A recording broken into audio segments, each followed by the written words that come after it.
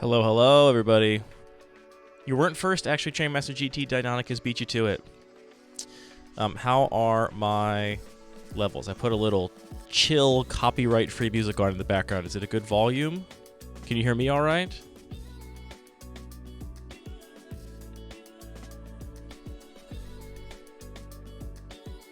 I'm collecting all these deck lists real quick to make sure I got them all. Oh, here's one I missed. That would make some sense. This one goes here. That's the other two on the deck.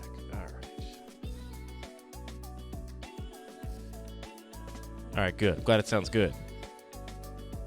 Wow, you followed this today, Che Gamin. I haven't streamed in like a year, but yeah, I'm gonna maybe try and do this a little more often, specifically doing like cube design stuff, because it occurs to me that, you know, I sit here at this desk sometimes and just spend hours thinking about my cubes, and why not talk through it? I love to talk. Talking is easy for me. Connection may be jittery. Oh, we hate that. I see on my end 0 dropped frames. So it sounds like your connection's jittery, the Oinkinator. Hello from France, Kraus Debate. I'm sure I pronounced that wrong. Hi, everybody. Hello, hello. All right. Here's what we're doing tonight. We are... That image is shit quality. Can I get the original? That is the original. Okay, someone's got a potato for a phone. We had the first draft of Sacred Geometry last night. Oh, that's a different... Properties.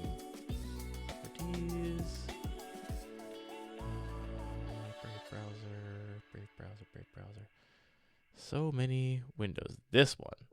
There we go. That's what we wanted.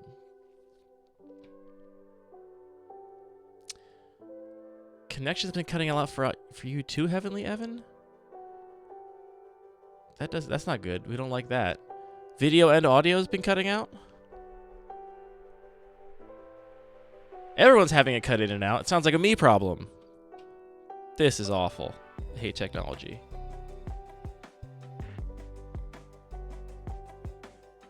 Okay, well, lots of disagreement in the chat as to whether or not I'm good, but I got this little thing here. It says 0 dropped frames, live for 3 minutes and 22 seconds.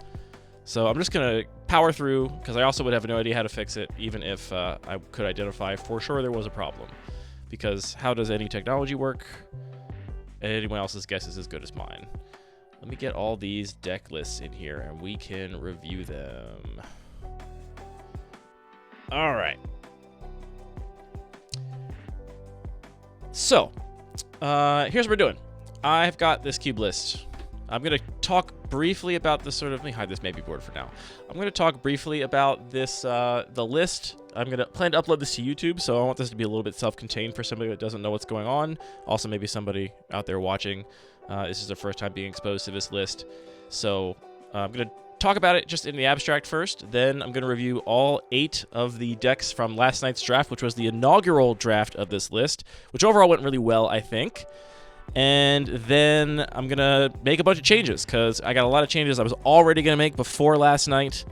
I'm sure there could be some other changes I want to talk through. And then I got to place my order for cards probably today if I want to get them in time for Boston Cube Party.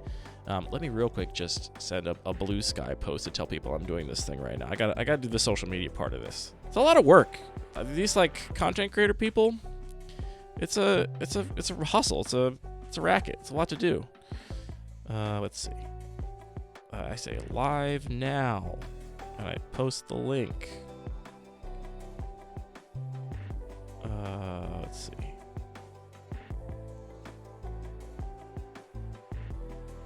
Copy. How's everybody doing tonight, wherever you are in the world?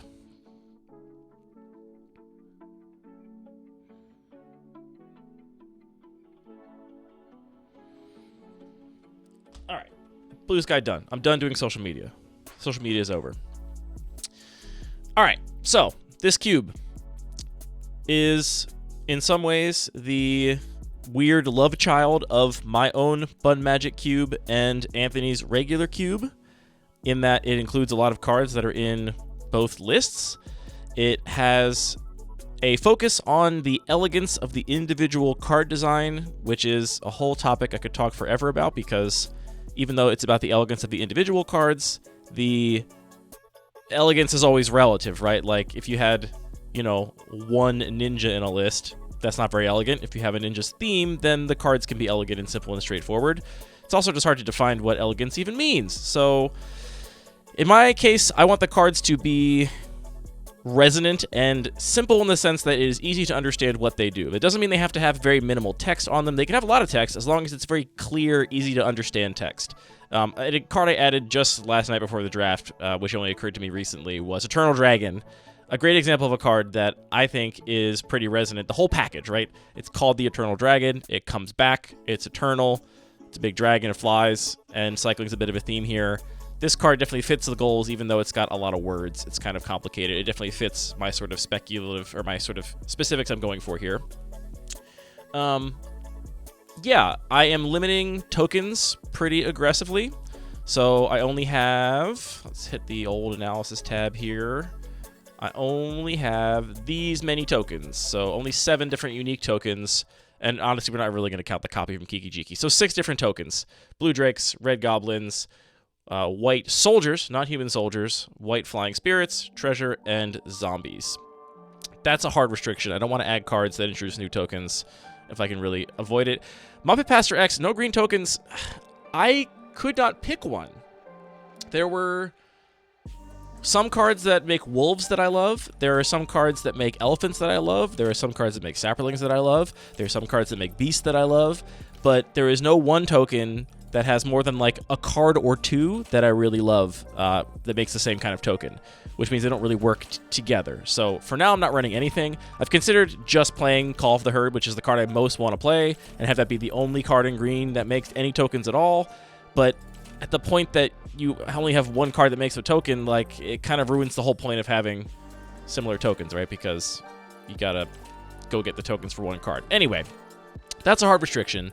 Other than that, I actually don't have very many hard restrictions. The other one is I want the printed card text to be completely unambiguous with the official Oracle text. Now, that does not mean that it has to exactly match word for word the official Oracle text. So, for example, here, like Manowar, this is not exactly the modern Oracle text because it says when it comes into play, not when it enters.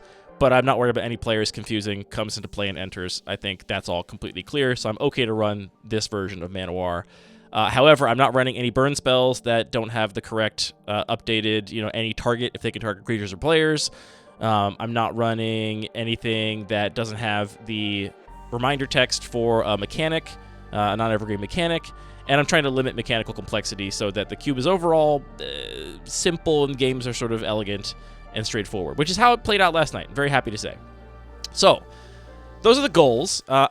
Preamble, before we get into the actual decks from last night, here's what I did. I've been slowly collecting all these cards, as one does for a cube.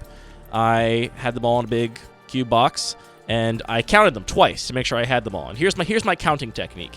I sorted the entire cube by color and type, and then I counted each section to make sure I had the right number of cards in each section. And when I counted each section, I counted in multiples of 5. So I lay out 5, 5, 5, 5, 5. And if I, do that a bunch of times and have 4 left over, I'm like, great, that's 29 creatures. Here's what happened. I was 5 cards short when I made packs for last night because I was missing exactly 5 blue instants, which is crazy. I don't know where they are. I still can't find them. But there were 5 blue instants that were not in the draft last night, and I had to replace them last minute with some cards I got out of the bulk bin at the LGS, which were all cards that I had considered at some point for this list. They weren't like egregious cards, but you'll see some cards in the deck list that were not actually in the cube list because of that reason. So anyway, my counting by 5 system failed. It's like, use the buddy system until both buddies go missing, and then it's wrong. Che Gaiman, for the emoji tags, there is a new feature where under the display menu, you can hit show inline emoji tags.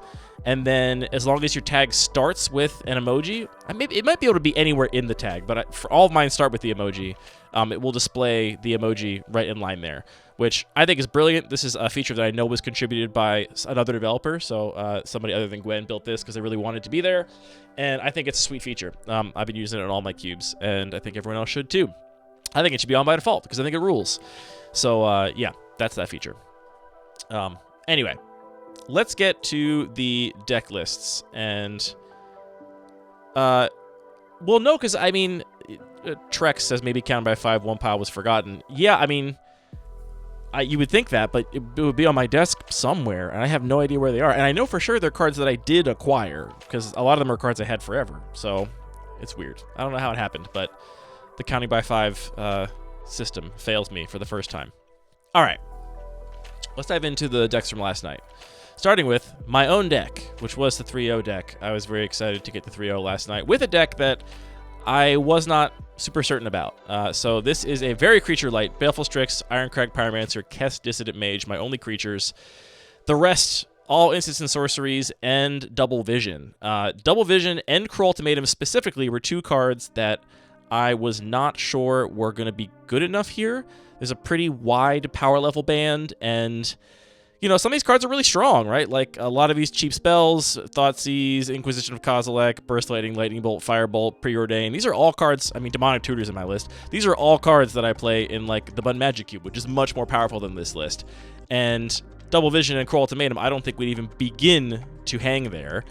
But Double Vision especially is a card that it's like, I can't imagine cutting from this cube because it is so, it's like, it's the peak of elegance, right? Double Vision, it refers to doubling a thing. Like, it's everything I want the cards in this cube to be. And Kess honestly fits that description too. Like, it does one thing. You know, cards doing one thing is a good way to sort of simplify that simplicity. So, I was not sure how good a 5 mana doesn't affect the board enchantment that you then have to follow up with other spells was going to be in this environment. And I was not sure how easy it was going to be to cast a 7 mana, no generic pip spell, and if it would even matter at the point that you get to cast it. Cruel Ultimatum, not the simplest card, but I would argue it is kind of elegant because Anthony was saying last night that he really likes Cruel Ultimatum because it is cruel. Everything about it is just very cruel, and all the other ultimatums, he was like, they're not, like, what's inspired about the Jeskai Ultimatum, right? Like, they're just powerful effects in those colors. It doesn't really have anything to do with what the card does. It's also, a lot of these cards are going to get a lot of points just for being iconic, right? Like, people know Cruel Ultimatum, and it's a card I want to put in here. So, like, a card being iconic and recognizable is a good reason to put it in here for sure. So, this is my list. Round 1, I played against a sort of blue-white tempo player. I should say all of my matches went to 3 games. The blue-white tempo player, I think their deck was a little unfocused. We'll get to them later. They ended up not winning a match all night. But they did take a game off me because they had the most counterspells of anybody at the table, and as you can see, my list is pretty soft on counterspells. If you counter Kess and Double Vision, I don't think I can win.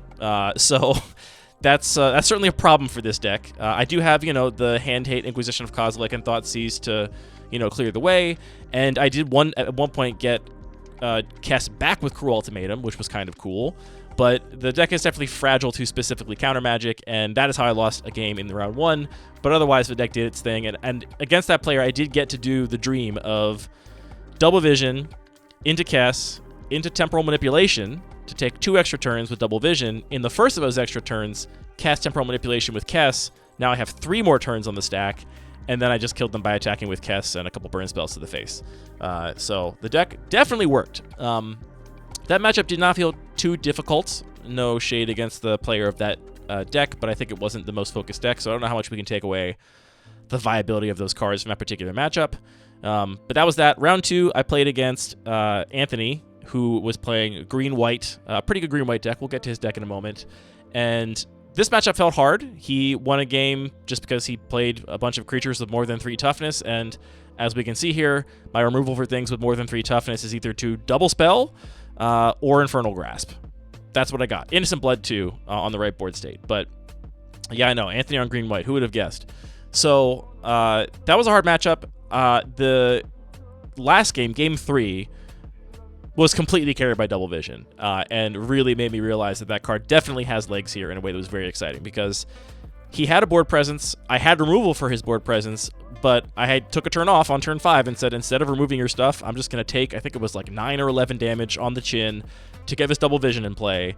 And then when I untapped from there, it was like double Demonic Tutor, on your upkeep, double Lightning Bolt. I cast double Pyroclasm in that game to just turn it into like a 2-mana Languish. The deck just sort of totally started firing on all cylinders after I got the Double Vision in play. And before that was not, like, I needed it. Otherwise, I was for sure going to lose that one. So that was the second game.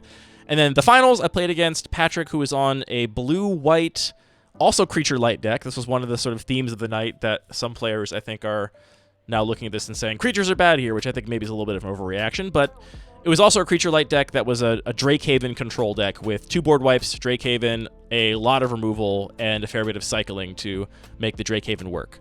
And that matchup was actually, I think, very interesting. I think Patrick was a little bummed at the end because I ended up winning games by burning him out with double vision, basically. Because what happened was he had a lot of removal in his deck, and it was mostly dead against me. And I had a lot of removal in my deck. Like, my burn spells were not good against his creatures because they were all, Drake tokens or whatever.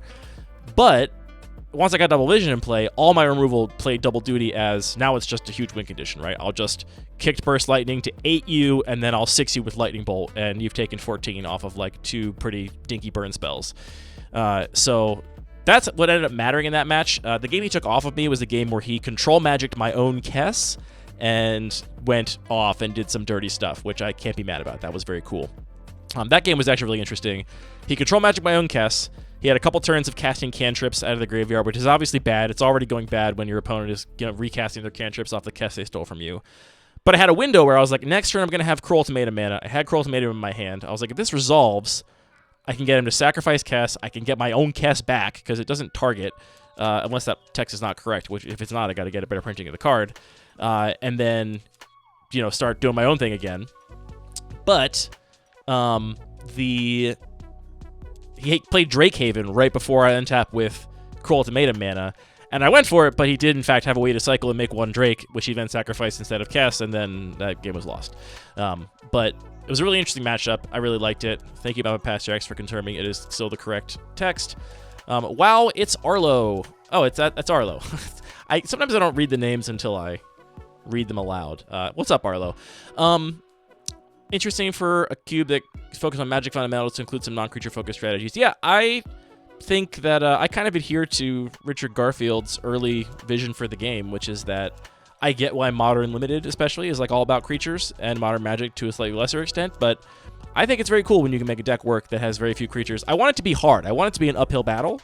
This list has no planeswalkers, no vehicles, none of the sort of things that are the easy ways for proactive, aggressive, and mid-range decks to be insulated against control, and so that's maybe something I got to think about. But I should say these felt really hard. Like my games were not easy. I felt like I could have gone one. I mean, my first match maybe aside, but playing Anthony and playing Patrick, the matches felt close, and it felt like again, like if Patrick had a counterspell at the right moment, I don't think I would have won that match if Anthony had deployed his threats slightly differently or drawn slightly differently. It was really tight games. It was exactly what I wanted it to be. I will also say that I did not feel that Demonic Tutor was toxic at all. I don't think I ever got the same thing with Demonic Tutor twice. I cast it a lot, and it was always getting different stuff. I was getting, is it Boilerworks with it if I needed mana? I was getting, Pyroclasm was huge in this deck with the decks I played against. There's a lot of small creatures floating around, and so just having Demonic Tutor in your deck made Pyroclasm feel like such a different card, where like normally maybe you think it's a sideboard card. It's probably not in a deck with only 3 creatures, only one of which dies to Pyroclasm, and that one's Baleful Strix. But it was so good having it in my deck with Demonic Tutor in there.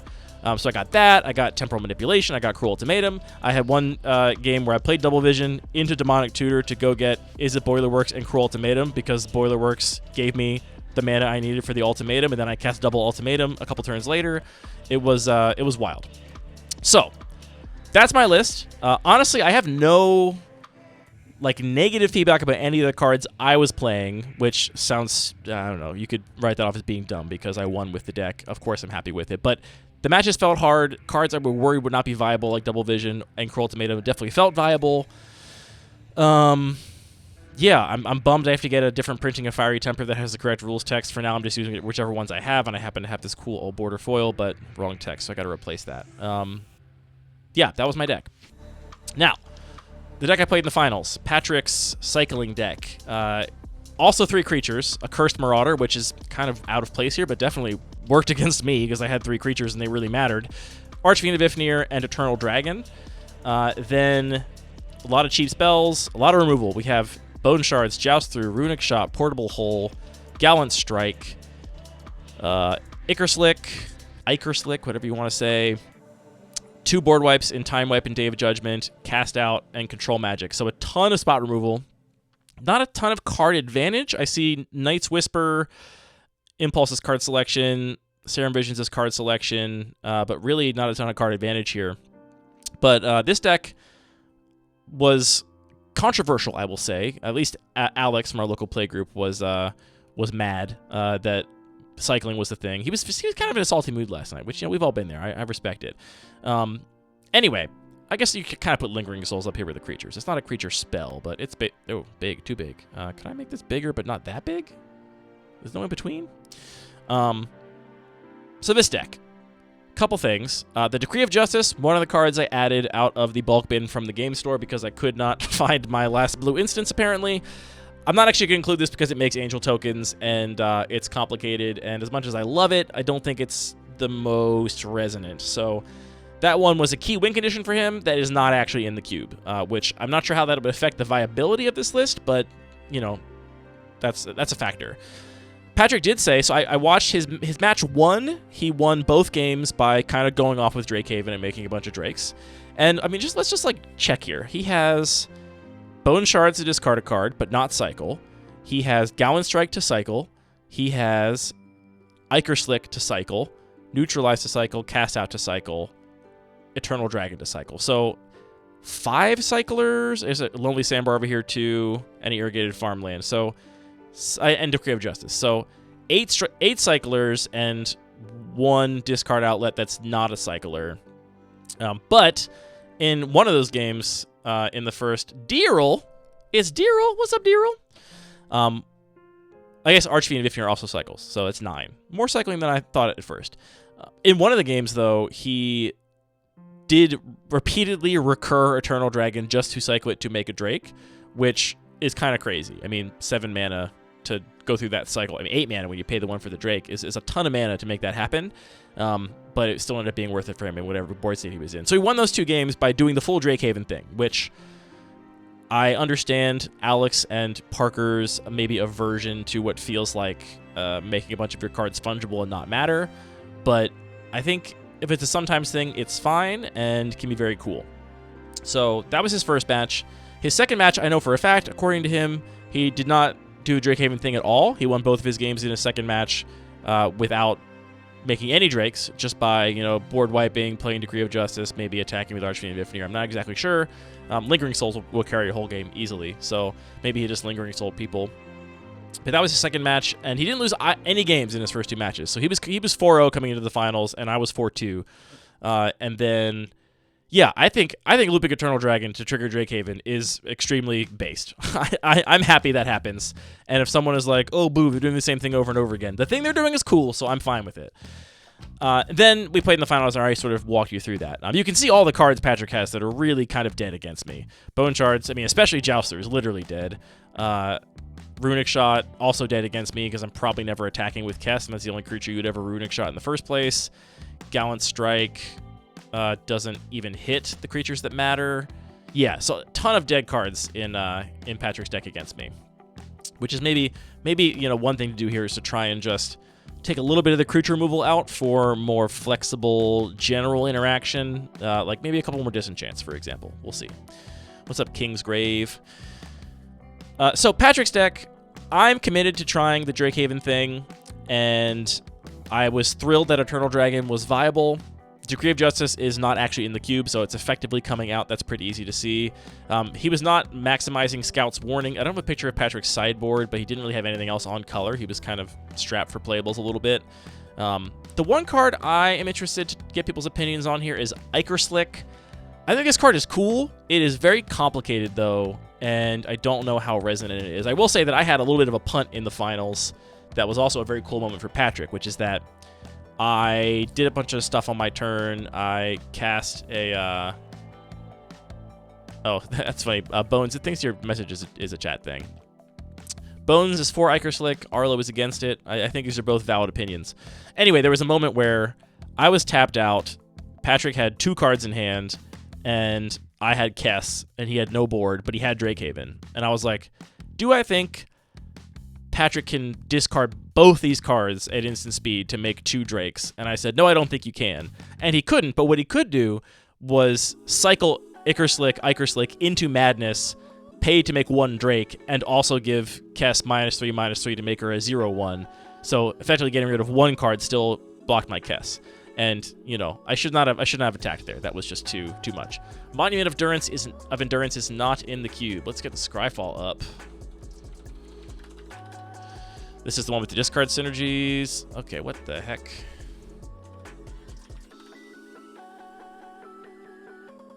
It's not called Monument of Endurance. What's it called? It's definitely called something Endurance.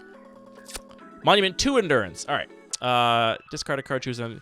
Yeah, this is an example of the kind of card to me that I don't think fits my bill of elegant. This whole, like, it does 3 things and they're all kind of random. Like, what's the story here? Like I don't.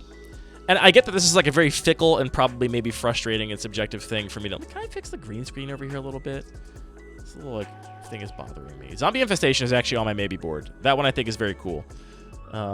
Real quick, I want to see if I can fix this. Chroma key. Green. Can I get me a little better? Fix that. Make it a little smoother. That's okay. It's not terrible. Well, I guess actually I can also maybe... I'll figure it out in a second. Yeah, choose this turn is also obnoxious. Yeah. Because me, I'm a ghost. Whee! So yeah, Monument to Endurance, not going to make the cut here for my weird, fickle, subjective sense of what makes a elegant card. But I do think that Iker Slick is potentially on the cut list. Everything else here I'm pretty happy with. I mean, it's worth noting that Lingering Souls is definitely going to be a power outlier, but I had a moment last night where Patrick cast and flashback Lingering Souls, and I untap with Double Vision and cast Violent Eruption to have the first copy destroy all of his Lingering Souls tokens and the second copy deal 4 to him, and it felt very good. So I'm keeping it for now. All right.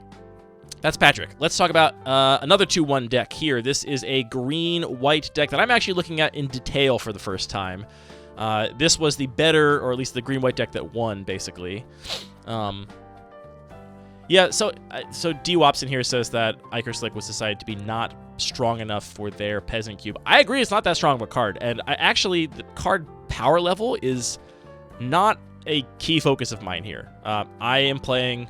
you know, some kind of janky stuff like Somberwald Stag and Double Vision alongside Demonic Tutor and Swords to Plowshares, and I'm fine with that. So for me, it's not a question of is it good enough to hang. I think people will play it like Patrick did last night. Like, it's going to get played.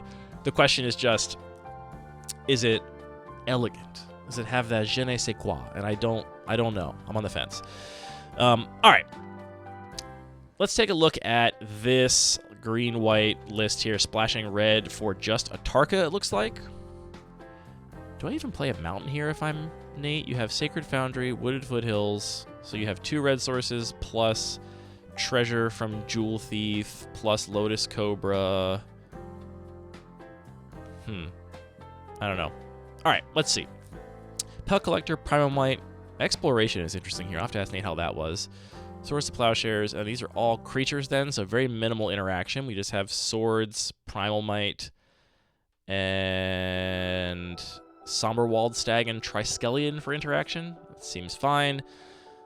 Both Thalia and Vryn Wingmare. Wingmare was one of the cards I pulled out of the bulk box last night, but it's one I've considered before. Here's a question for the chat. Is it... Oh, cool. What's up, Armada? I'm glad that I'm providing the perfect content. I strive to churn out the perfect content at all options, at all venues. Man, I can't. It's been a long day at work. Here's a question for chat. Vryn Wingmare, alongside Thalia, Guardian of Thraben. Is it more elegant because there is precedent for that effect and having redundancy is clean? Or is it less elegant because it's just kind of like worse Thalia? Discuss. Oh, it's Sylvia. Hey, Sylvia. Congratulations again on dumpstering everybody, and welcome to the chat. Elven Farsight over Abundant Harvest. Let's take a look at Elven Farsight. Scry 3 is upgrade if it's a creature card, draw a card. Well, I will say that right away, the Universes Beyond frame is kind of a challenge for me. I wouldn't rule it out completely because of that, but I don't love that. And then on top of it, this being able to just totally whiff, the ones that can totally whiff are really rough to me. Really, really rough. It's a cool card, but I don't know. Abundant Harvest is one of those ones that when you actually read it, it doesn't read that elegantly, but like this is a block of text. But once you know what it does, it's very clear. We're not currently on second Thalia Deinonychus. She does a few too many things for me. What's up, Ryan Overdrive? I kind of think I'm with you, Ryan. I think having more of them is nice. I think it makes it resonate a little bit more. It's like, yeah, this is a thing that white does here, and so having a couple more of it is fine. This just seems like a pretty solid mid-range deck to me. I will have to ask Nate if he ever got to cast Dragon Lord Atarka. Question number 1. Question number 2, how is Exploration for you? I don't like Exploration in this list at all, personally. We have no bounce lands. We have basically no card draw aside from Oracle of Moldiah and Beast Whisperer. And I want one of those two things, or I want a way to play lands out of the graveyard and have a bunch of fetch lands if I'm playing Exploration. So I don't know if Exploration did anything here, but I'm curious to know. Core Skyfisher with what kind of ETBs do we have? You can pick up Untamed Kavu to kick it later. You can pick up Jewel Thief to get another treasure. You can pick up Inspiring Overseer to draw a card. Pick up Reclamation Sage to ruin my deck's whole day. Pick up anything to re-trigger Beast Whisperer. Yeah, I think that's fine. There's some bot deleting things from stuff. Click to show. What was the thing? Oh, can I tell it to not do that? I'll post the link. I'll see. It'll probably let me post a link, right? Here's the cube link. Anthony's here, and I'm told he did cast the Atarka. How was that for you, Anthony? Rude, you say. Okay, great. Hey, pick up a land, play with Exploration. Now we got there. Okay. So, cards that are in this list that I am on the fence about and considering making some changes in the cube list for. I don't love Abundant Harvest, as Chad has picked up on. Not my favorite. Avatar the Resolute was actually not in the cube. That was another bulk bin add, so that one is out, I think. Conclave Mentor, I think a couple times when I've been working on this list, I have fallen prey to the Siren Song of Synergy, and this is a good example of that. This card actually sparks no joy for me. It's cool when you get to do the synergistic thing, but this whole, when it dies, you gain life equal to its power, dumb, don't like it. So that one's probably going to go, and I think there's enough reasons to be making +1/+1 counters. I think it's totally fine. Other cards I'm considering axing from this list. I guess we talked about Vryn Wingmare as a potential option. Oracle of Moldiah is a great example of a complicated card that I think is maybe iconic and like resonant enough people get it. Like it does a lot, but there are related things that it does, obviously, and I think people are used to playing with it, so maybe that kind of works. Don't enjoy casting that card. Seed of Hope. Yeah, I don't. Seed of Hope really doesn't do it for me either. Yeah, Mildew. Yeah, like you whiff on a permanent, it sucks. I mean, obviously this deck is never whiffing on a permanent. Like it's almost statistically impossible, right? Like Nate has 1, 2, 3. There's 3 cards in Nate's whole deck that would whiff on, so you'd have to hit 2 of those 3. I'm not on Adventurous Impulse. That's a good shout out, Bones. I also really wish that a lot of these old cards that reveal the top card of your library would just have the, Bolus of Citadel text of you can look at it at any time if you want. I think it's just bad to play with the top card revealed. But both Oracle and Future Sight are in the list currently because I love them both in spite of it. So the thing I really hate about it is, I like looking at my top card every time. What I hate is playing against somebody who's playing with a top card revealed, especially if they're not a chill opponent that just then keeps those cards revealed. So I have to try and remember what those things are. So anyway. Yeah, this list seems reasonable. I actually did not see any of Nate's games. I know that Nate won against Anthony and Noria. We haven't seen either of their decks, but we'll see them later. And lost against Patrick. And when he lost against Patrick, Patrick was not doing the Drakehaven thing.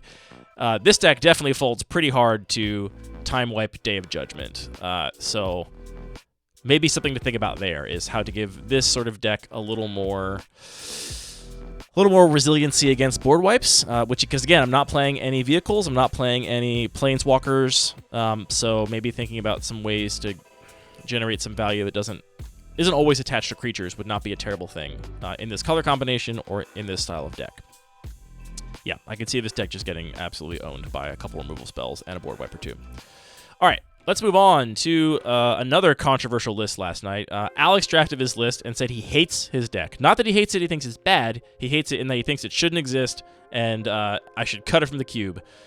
Forgive the quality of this picture. This is the best one I got, so this is the best Alex could give me. This is a Mardu Aristocrats deck with token generation in the form of Doomed Traveler, Sky Knight Vanguard, Goblin Instigator, Mogwar Marshal, Baird Argivian Recruiter, and Heroic Reinforcements, Goblin Surprise, and sack outlets in the form of Goblin Bombardment, and that's the only sack outlet, I guess. And then Mayhem Devil here, obviously pretty messed up. Mayhem Devil and Bombardment feel so much more powerful than anything else we've seen. Bombardment, I don't know. I think Goblin Bombardment is a weird one. People sometimes rate that very, very highly, and other people like me kind of feel like I don't see it. Like, just give me a card that does 3 damage to my opponent without having to sacrifice my creatures. I don't know. Yeah, so let's talk about Mayhem Devil, because this is a card that I was really gripey about when it was in Anthony's regular cube, because it was just so fucking annoying to get punished for fetch lands, get punished for sacrificing a treasure, get punished for sacrificing a clue, get punished for whatever. It is inarguably also the most elegant version of this effect compared to like Judith. Judith is that's a clunky card. So clunky. Ugh. +1/+0, and it's only and then I have to read it all the time to make sure that she's only buffing other creatures, not herself, to see if she cares about other tokens getting sacrificed, or if she cares about herself getting sacrificed, if the damage is a target. It's a mess. So let's talk about this deck and whether or not it makes sense. So I also don't tend to like Aristocrats. Wobson says, I find Aristocrats play very poorly and not be fun at all if you don't have some sort of creature who dies. Draw a card. Yeah. So this list went 2-1 and lost to Anthony's green-white list, which we'll get to, which was a big mid-range list. So this deck had a hard time dealing with just bigger creatures, which makes sense. Have I considered Witch's Cauldron? Jury is fairly. Let's see. Jury.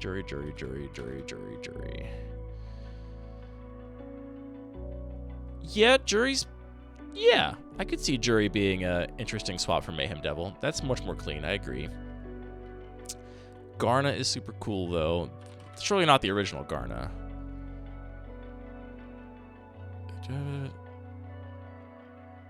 That's kind of interesting. These are all good options. You know what? Let's start putting stuff in the maybe board. We're going to have to be doing this all night, baby. Display, show maybe board. And the other one was Fury, Master of the Review. Cool. Anyway. I think this deck has the potential to be kind of toxic. I would prefer that the sort of Aristocrats things be a sort of light synergy and not like an all-in committed deck. And this is actually exactly what Alex talked to me about. Alex was like, oh, at the beginning I was kind of like, I'm getting a couple cool, like a little bit, like a light sprinkling of Aristocrat stuff, but then I like wheeled Blood Artist, and what was the other one he wheeled? Maybe he got a late Bombardment, and he was like, oh, this is just a whole deck, right? Like, I'm just kind of a little bit feeling like I'm on rails here. I'll tell you one card that is definitely getting cut, and it is Blood Artist, and I'll tell you why. It is my least favorite of this kind of effect. I think the fact that it's on an 0-1 stinks. At least, Mayhem Devil also brawls. Like using a removal on Blood Artist feels terrible, but oftentimes you have to. The gaining life, I think, also stinks. I'm a longtime hater of gain life. The biggest reason, though, is that there is currently a combo in this cube that I want to be careful to meter, which is Gravecrawler, Warren Soul Trader, plus some outlet. Gravecrawler, Warren Soul Trader gives you as many casts of Gravecrawler as you have life -1. It also gives you a bunch of sacrifice effects because you're sacrificing a creature, and then also the treasure token every single time. This just kills your opponent with Blood Artist, and that didn't happen in this draft last night because those cards didn't all end up in the same deck, though the Warren Soul Trader combo did end up in a deck we'll talk about in a second. But I don't want that to be entirely self-contained in black. So cutting Blood Artist is a nice way to mean that you've got to go a little bit outside of your sort of comfort zone to make it, or outside of your color combination rather, to make that combo happen. You have to get a payoff that's, something more direct, like you got to go into red to get the Mayhem Devil, or you're doing something a little more clunky, like you're doing a Headless Rider or Diregraph Colossus thing, where every time you do this loop, you're getting another token, which is undoubtedly strong, but also loses to Pyroclasm or loses to Board Wipe, or, your opponent still might have a way to beat that. So Midnight Reaver, I like that suggestion. Is that already in my baby board here? It is not, and it should be. That's a good one. Bombardment is the one. I wouldn't cut Bombardment either. Vran was actually a card that Alex recommended. It's a great example of, it just feels so... you gotta care one or more other creatures, doesn't trigger on itself, and then it's a 2-life drain, triggers only once each turn. It feels like a lot to keep track of. Sylvia says, I'd posit Judith is more elegant than Mayhem Devil, keeping track of opponents' basic actions that normally slide by, fetches, etc. keeps one hyper-engaged to the point of being on edge. I agree with that. Same deal from the opposite side of the table. Keep in mind, you can't just do stuff you know what you think about. I agree with all that. I don't think, to me, that doesn't affect the elegance that I'm talking about. I think the elegance of, anybody sacrifices anything, 1 damage anywhere, is, very clean. You don't have to worry about, remembering or, rereading any of it. All these other ones, they have these important for game design and balance, limitations on them, or, different types of context where they actually work or don't work. But having to keep track of that is just kind of rough. Kingsgrave, you asked about Insist a couple times now. That's the one that just says the next creature can't be countered. I don't think this kind of just straight up cantrip in green, I don't think this is comparable to Seed of Hope or Abundant Harvest. I don't actually think just straight up drawing cards in green without any selection is necessarily any good. And it feels to me like a hate card against counterspells, which I don't feel like I need, basically. Yeah, what Abundant Harvest is doing is a problem with the green-white deck that Anthony felt very keenly last night. Sometimes you just draw the wrong half of your deck. It's you draw all mana acceleration and no payoffs, you draw too many lands, and you have no way to get past them. This doesn't really help with that the same way that Abundant Harvest does, where it finds you whatever you need in that moment, which is what I like about the card. I think that's what's elegant about it, is it just finds you whatever you need. So anyway, Blood Artist is gone. Mayhem Devil, I would say for me, is on the watch list, and always has been, because I notoriously don't love that card, but it is very elegant. Anthony would have loved a Snakeskin Veil. You do love a Snakeskin Veil. You know what? Just for you, it's going in the maybe board. Weaponize the monsters. I'm not worried about Bombardment being too good, and I agree with, I think it was Deinonychus earlier that said that God Bombardment is probably the most elegant of all the cards discussed here. I totally agree. It's so elegant that I can't see cutting it. And I don't think it's the problem here. I think if there's a problem here, it's Blood Artist or Mayhem Devil. But that's, again, still up for debate. I like the games where he has to win with Heroic Reinforcements or Goblin Surprise. I think that's cool. Exactly. If we have Swords of Plowshares, Bombardment is not an issue. I don't think either. I mean, we have Demonic Tutor and, some kind of messed up stuff in this list. So, yeah. So anyway, Blood Artist is getting cut. Mayhem Devil on the watch list. Alex was pleasantly surprised by War Leader's Call. Are you married to 1 mana for green smoothing? I'm not married to 1 mana for green smoothing at all. In fact, I will probably be looking up the Mumble. Malevolent Rumble, I guess is what that means. Look at me just typing whatever people say. Okay, so this one makes an Eldrazi spawn. So that's not going to do it for me, because that's a unique token, and I don't want to do that. But I know this card to be strong. Yeah. Hey, 1990 quadrillions detones. I don't know. Boy, being in a position to have to pronounce a handle on the fly is rough. I'm glad you enjoyed that stuff. I would love to make some more video things. I think it's a question of whether Anthony and I have time in our busy lives to do it. And I think it's actually better, too, if it's a little bit edited. Don't apologize for your French. I apologize for my inability to pronounce the French correctly. Grapple with the past is also suggested. This was in a version of this list prior, and I think it works, but it also doesn't speak to me. It doesn't speak to me. Yes, Oath of Nissa is a perfect green ponder that is also extremely inelegant. Kelly loves War Leader's Call. That's the reason to keep it. We are trying to get the Kelly market with this cube.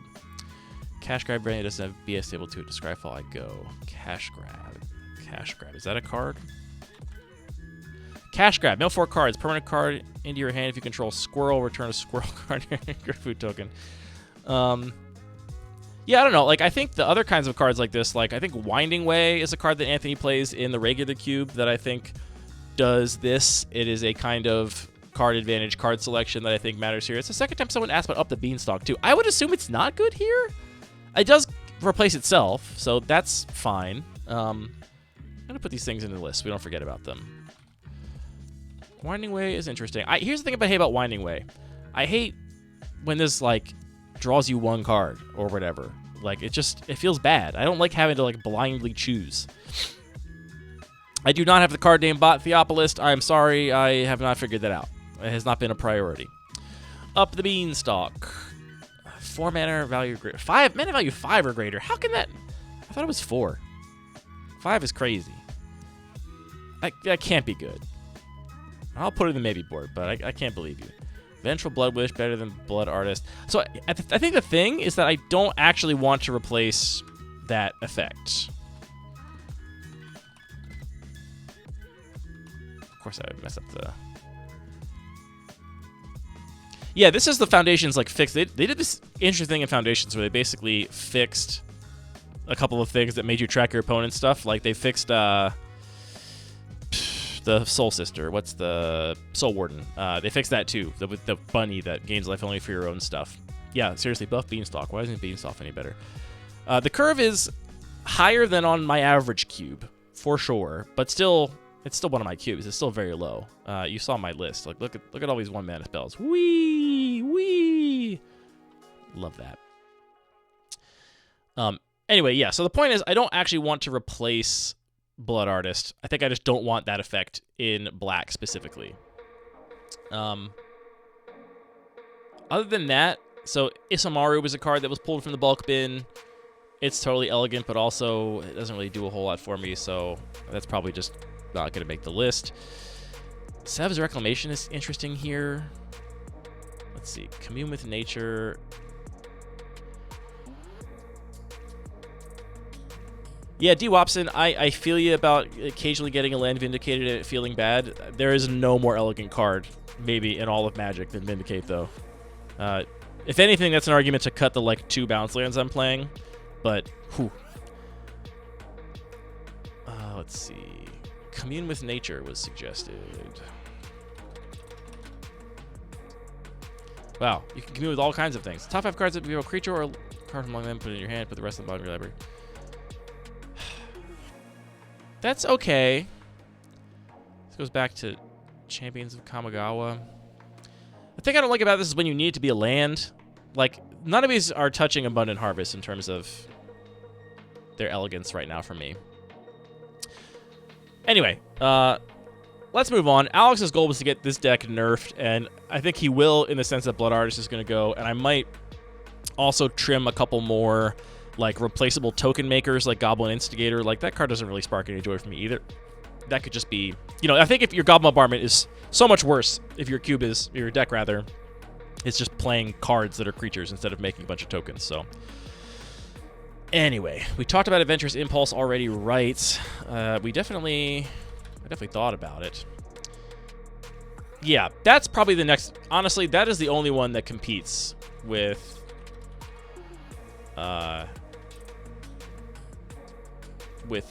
Abundant Harvest in terms of its elegance. Is there only one printing of this? No, there's a bunch of printing of this. Yeah. Kind of like this Ikoria art here. Yeah, the colors are nice on this one. I don't like this, whatever this thing is here. Cutting off that corner.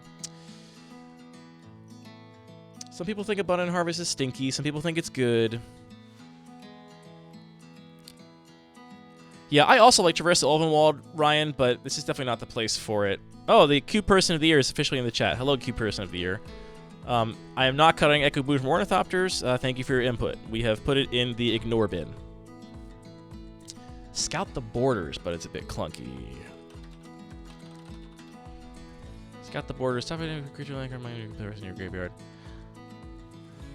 Why can't we just get like a green stock up? Like, why can't we just get this, but like top 5 cards, get any number of creatures and lands into your hand? Give us that. That's what I want. Hey, shout out to Alex doing the dishes. Bond of Flourishing. Bond of Flourishing. I'm about to just add Harmonize to the cube. I mean, Harmonize is very cube. We have look at Seed of Hope. It's cringe.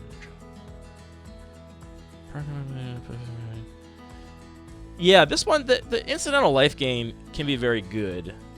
We get a Harmonize Rips, a Harmonize Rocks, a Harmonize is sick. Chat, everyone loves Harmonize.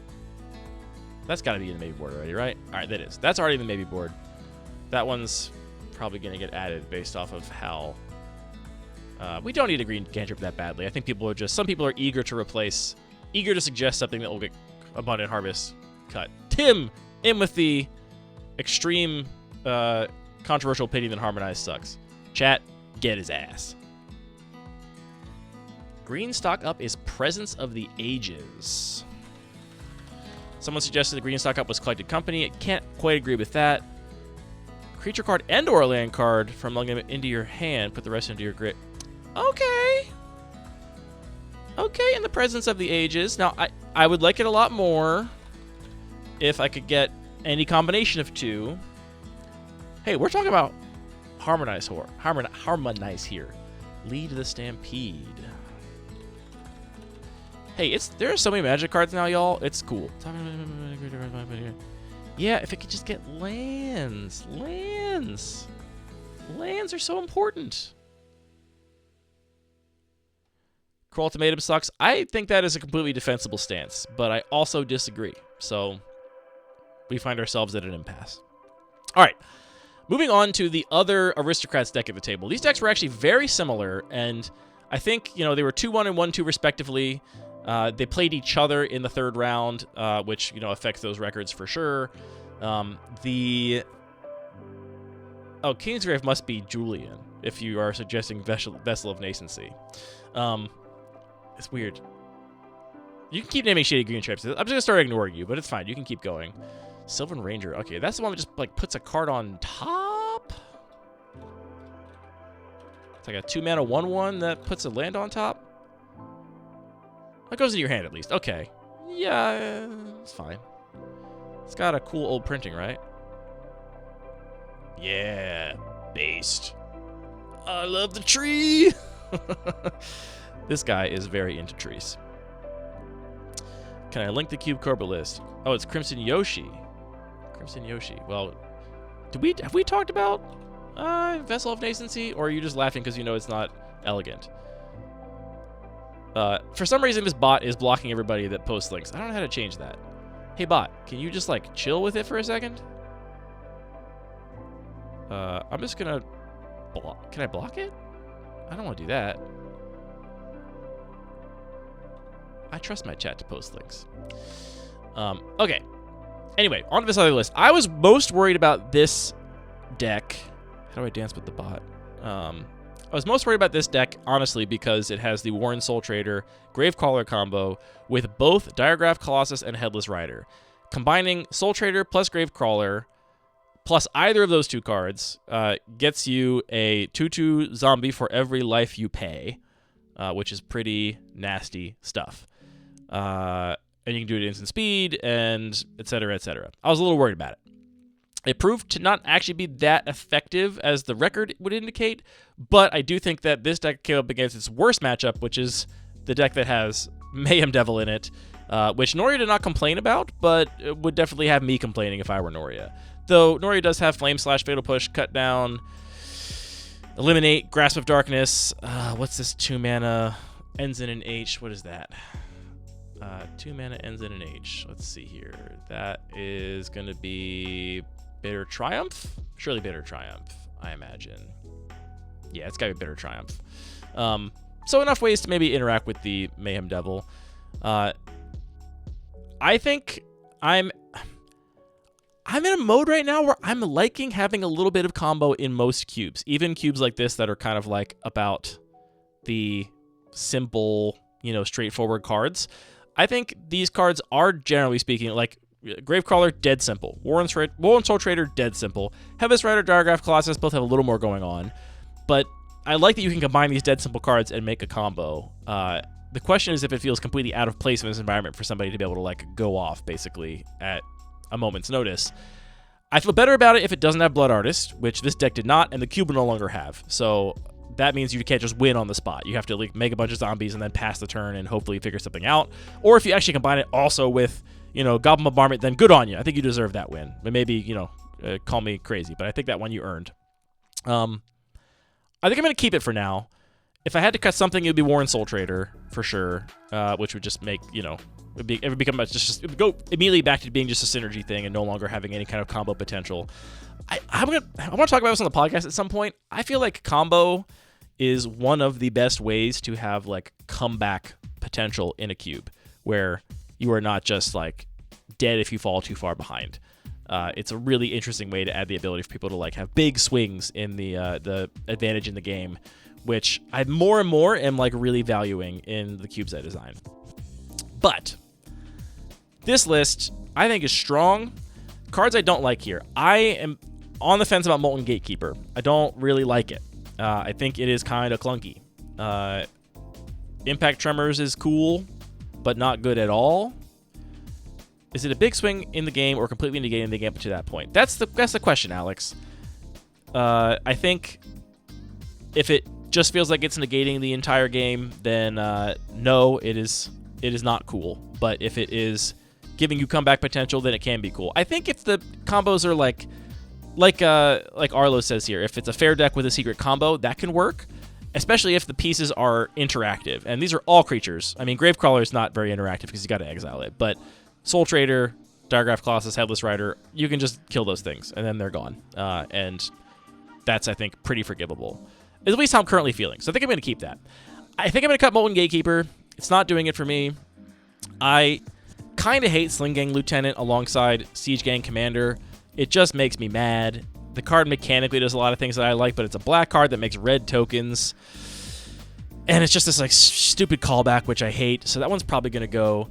Ransack the Lab is a card that always kind of bums me out to cast, and I can't explain why. Siege Gang Commander is so much cooler. There's no doubt about that. Siege Gang Commander is swagged out compared to Sling Gang Lieutenant, which is kind of disgusting. So there's a bit of a lack of creature you could summon. Ogre Battle Driver has been in a previous version of this list and might still be in the maybe board. I probably didn't put it back in the maybe board after I cut it, but I'll put it back there now because I agree Ogre Battle Driver is cool. This card is cool.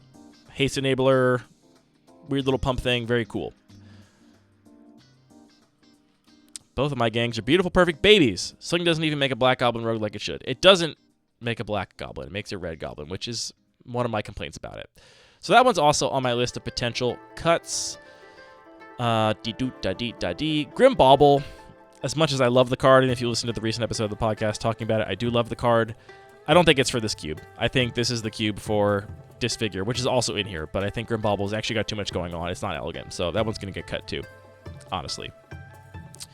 General Crete. I will never do that art. I'm sorry. Sorry, General Crete. If memory serves, you're actually a cool card, but yeah, I cannot do this little, like, waifu lightning bolt guy. One more goblins you control attack, make a goblin attack. Yeah, I mean, that fits the bill, but yeah, can't do it. Mortician Beetle. Mortician Beetle, one of the famous cards to be downshifted from rare to common, right? There's only like a handful of those that have ever been downshifted from rare to common. Yeah. Honestly, I'm putting it in the maybe board. It's cool.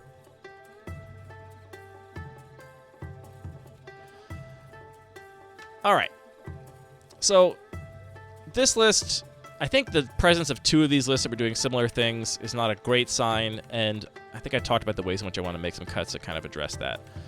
I will say this deck is lacking in like card advantage, which is a real thing. You've got some virtual card advantage in Headless Rider and Diagraph Colossus, and to a lesser extent, the various gangs at the top end. But it's kind of like a aggressive synergy deck. Doesn't seem like a bad deck, though. I think, honestly, Nori maybe hit a rough matchup for her third match and could have very easily had a better record at the same table if things had broken a little differently. Oh, a Dark Confidant is here, too. This deck's actually, I think this deck's pretty solid. But I don't like the Gatekeeper. I don't like Sling Gang Lieutenant. I don't like Grim Bauble. Yeah. I have a fair use chill beats going on in the background. Alex Snowtorch, doing my best. All right, let's talk about Anthony's deck. First of all, let's all thank Anthony for a good, legible deck picture. We stand in Anthony. This is another green-white mid-range deck. Compared to Nate's, Anthony went harder on ramp.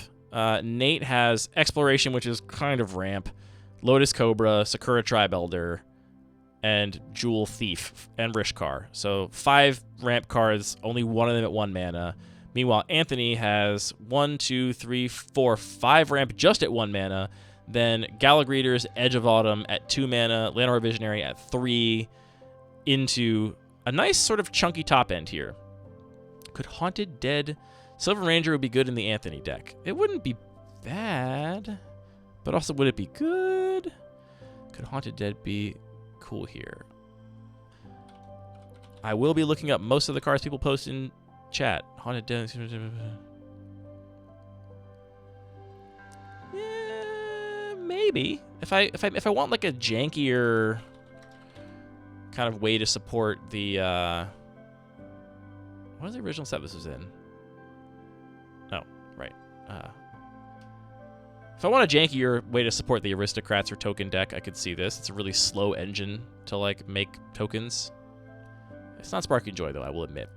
I like the look of Anthony's deck, to be honest, a little more than Nate's. Anthony, if you are still here, do you want to speak to how this matchup went for you? It sounds like maybe you drew pretty badly, is what I remember you saying at the end of the night, is that you maybe had to mull pretty hard or just drew like crap in one of your games, but Anthony's got a little more removal. It's softer removal. Glass Casket, Pacifism, Captured by Legax. The fight cards, Territor, Allosaurus, Ripjaw, Raptor, though no clear way to trigger the Raptor. Thorn Mammoth. I don't think I have any notes on this deck, though. Looking at this deck list, it makes me wonder if Edge of Autumn is... Oh, you wish that Captured by Legax didn't say support? Yeah. I don't know how I feel about that. I am on the fence so much because it's spelled out right after it. I would obviously never include it. Didn't build a deck that can handle bad draws. How many lands are you playing here, Anthony? Is it a full 17? 1, 2, 3, 4, 5, 6, 7, 8, 9, 10, 13, 15, 18, 21, 20. Yeah, you are playing 17.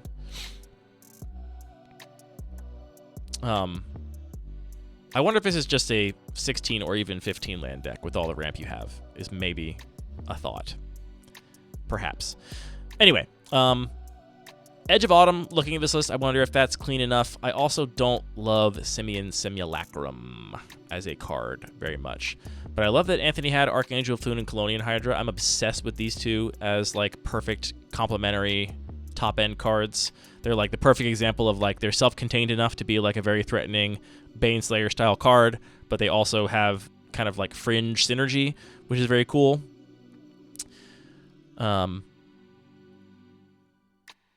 Yeah.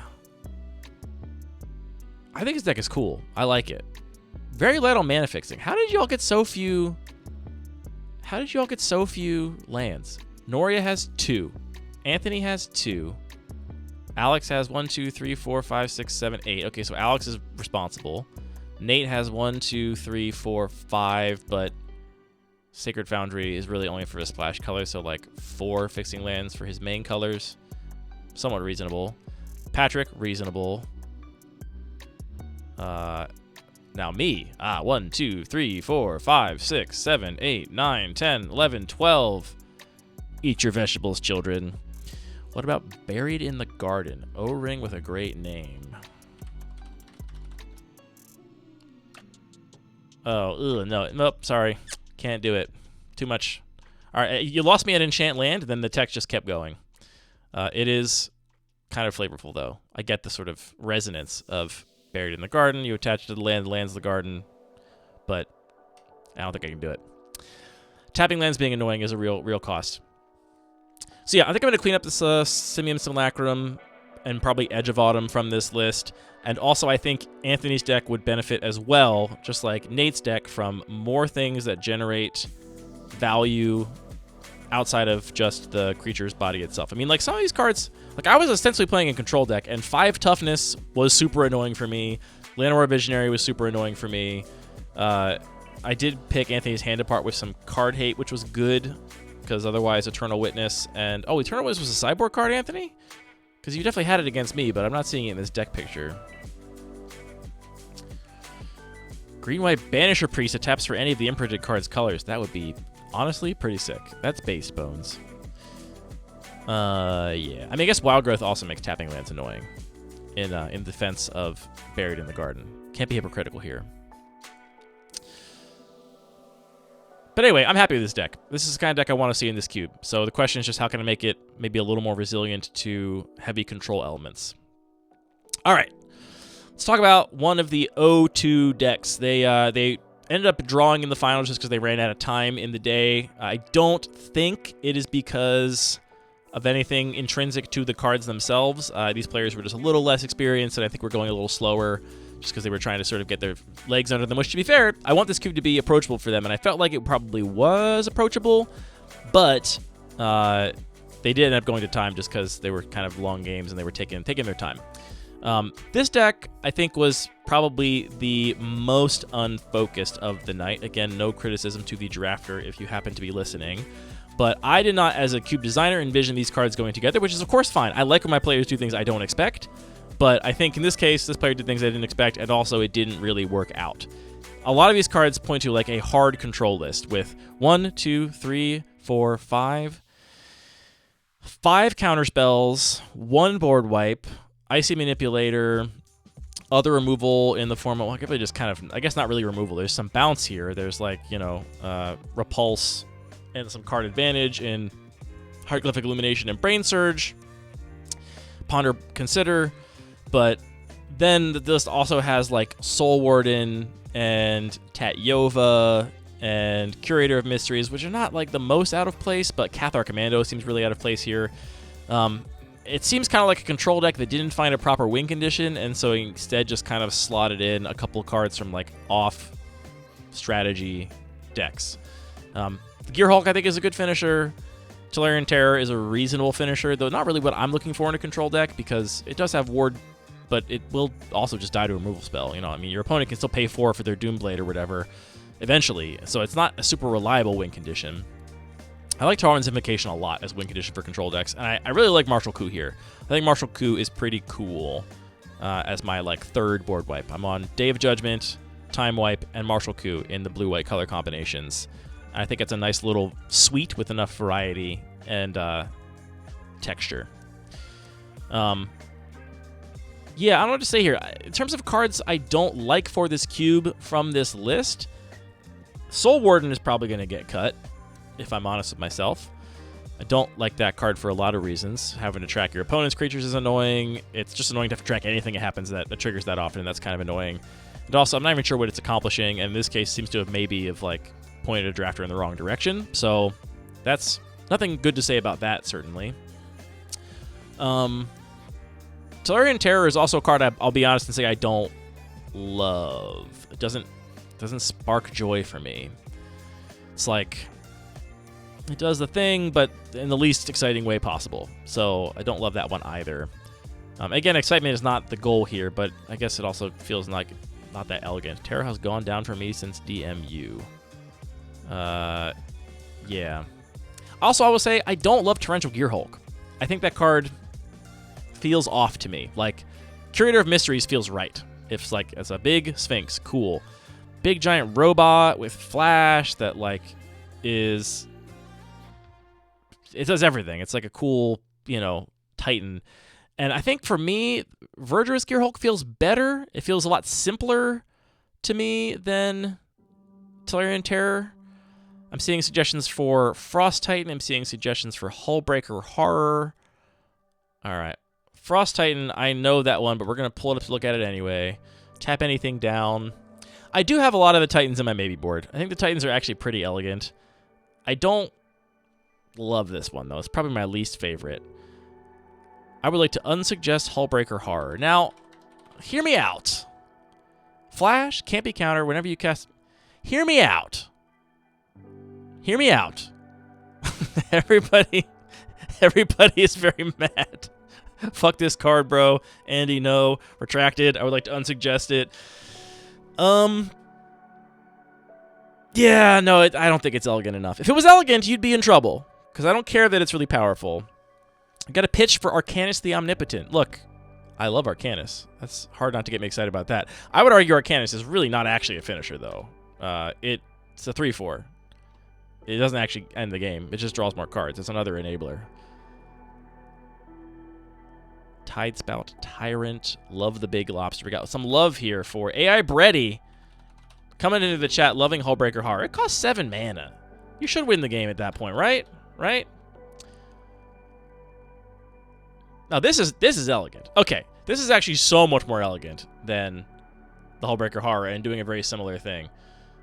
This art is egregious. What the heck is this? Oh my goodness gracious. Yeah, Dream Trawler is also honestly kind of elegant too. Arcanus ends the game, making it impossible for you to lose. Yeah. Yeah. This art sucks, but this card is definitely way cooler than Hullbreaker Horror. It also costs 8. Does it have to cost 8? Dragonlord Ojutai was in an original version of this list. I like that card too. I'll be clear, I don't think we need a big blue control finisher, but if we do have one, I really want it to be a Sphinx. I want it to be a Sphinx, y'all.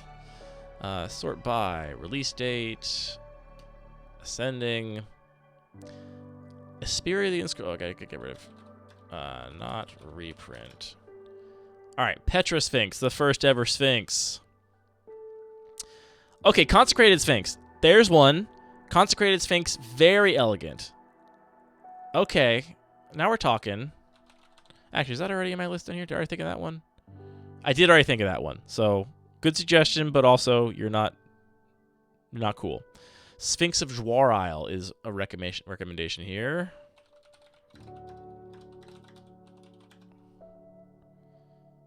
Shroud. Ooh.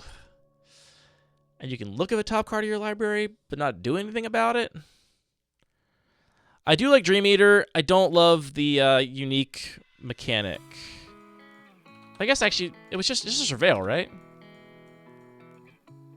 Ah, too much text. Too much text. I like the card. Too much text though.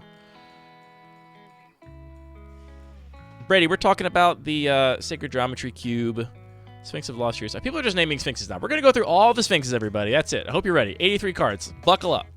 All right. None of these. Nope.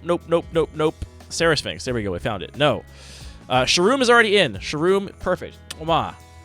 No notes. I love Sharoom the Hedramon. That one's in the list, and it's not going anywhere. They're Sphinx posting. We are, in fact, Sphinx posting. All these gold ones are not what I'm looking for, so I'm skipping those. Sphinx Ambassador. It is from a core set.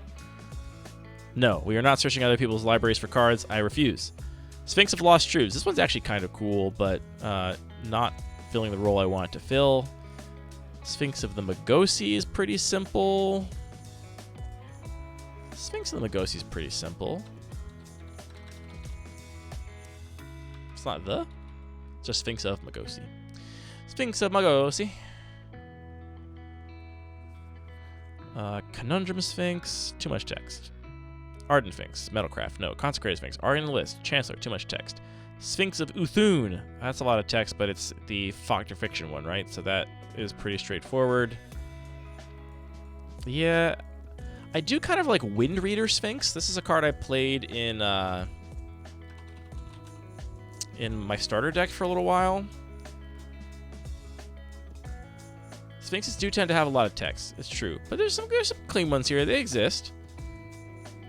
Prognostic Sphinx. This card used to be played in a lot of Power Max cubes. Discard a card, give it hexproof end of turn, tap it. Okay, hear me out. Prognostic Sphinx. Discard out for Drakehaven. That's something. ETB Scry 3. Only 5 mana.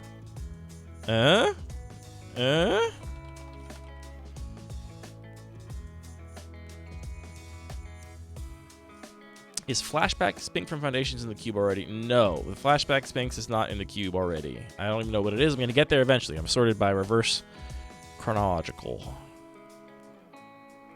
Mana by the Angels. This card is just cool. I remember getting into Commander and being like, oh, this card is cool.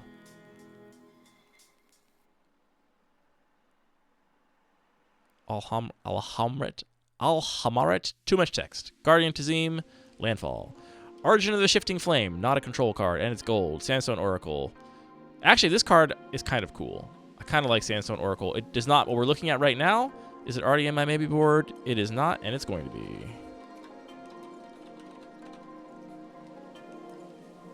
Welcome to my process, people. It is putting a million types of links. Does Prognostic Sphinx actually end the game faster than Arcanus? It's got flying, and instead of you having to bounce it to your hand if they try and remove it, then you get to keep it in play. I don't know. Okay, Sphinx of the Final Word is pretty elegant. I don't think I like it, but we have to admit that it is elegant. I've always loved Glyph Keeper, but Embalm is not for this cube, but I think this card is very, very cool. It says Scry 3. It does say Scry 3. That's true.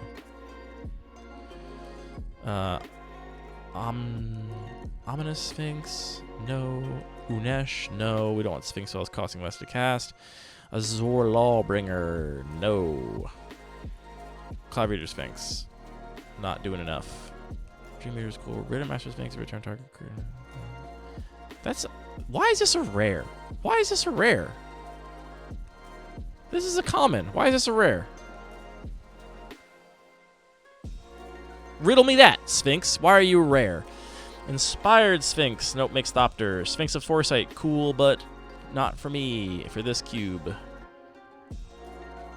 Atemsis All-Seeing. Draw 2 cards, discard a card.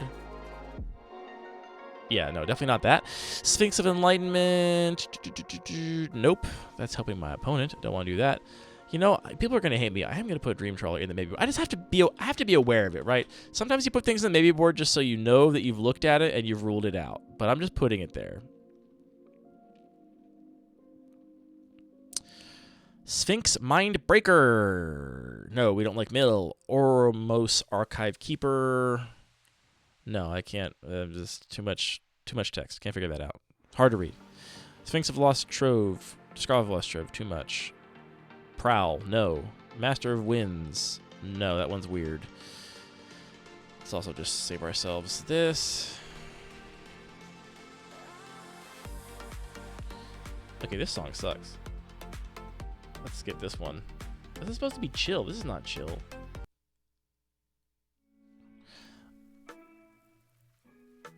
That one's got Partner, so no. Sphinx of a Second Son, no. Dazzling Sphinx, no. This one's Sphinx, no.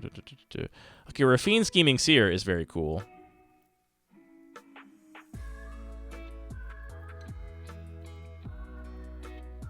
Defiler of Dreams, no. Sphinx of Clear Skies, Flying Word to Domain, no. Serum Sovereign, Oil Counters, no. Watcher of Hours, Suspend, no. Agency Outfitter, not enough to be a control finisher here. Oh, Sphinx of Forgotten Lore is the Flashback Sphinx. That's the one you're talking about. This card's actually very complicated, though. It's got a lot of text on it. I mean, it's... think it's in my maybe board, maybe. Yeah, it's here in the maybe board. I don't know. We'll see. I could see it fitting. What I really want the card that just feels like it is the peer to Archangel of Thune and Colonian Hydra, which are the perfect. Yeah, I do think it does simplify down to be pretty clean, but I think it takes a little more reading at first than I would like. Like, if this is an example of a card that, like, if this became a constructed staple or something and everyone knew it or was very well known, I would be much more likely to want to put it in here, but as is, I think it requires a lot of reading. Cool new flash guy steals a spell. We'll come back to that. All right. We still haven't reviewed all these lists. So this deck was lacking, I think, a good win condition, and I do want to cut Torrential Gear Hulk. So, yeah. Other than that, this deck was just missing a bunch of cards that were the 5 blue instances that for some reason weren't in the cube, so that's a bummer. Last deck here, this was piloted by a less experienced player who is actually exactly the kind of player I want this cube directed at. So I want players like us to have a good time.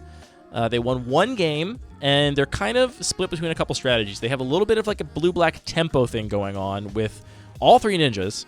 Both Ninja of the Deep Hours, Moon Circuit Hacker, and Ingenious Infiltrator, and then things to pick up with them like Manowar, Ravenous Chupacabra, Venser, Virus Beetle. Those are all fine. And then they kind of melded that half and half with a Artifact Matters theme with the Ravager, Patchwork Automaton, Steel Overseer, Virus Beater, Scrap Trawler, Filigree Familiar, and then some cards like Languish and Sheffet Archfiend just feel kind of out of place here. I talked about how much I like Sheffet Archfiend on a couple podcast episodes, and I do still like it, but I think I'm going to cut it for just a more committal demon, because just having cycling on your big thing, in this case, it's a density thing. Like, I like cycling a lot. It's a mechanic I really love, but I do think at a certain density it becomes a problem. New players love to run the board up in the mid-range deck.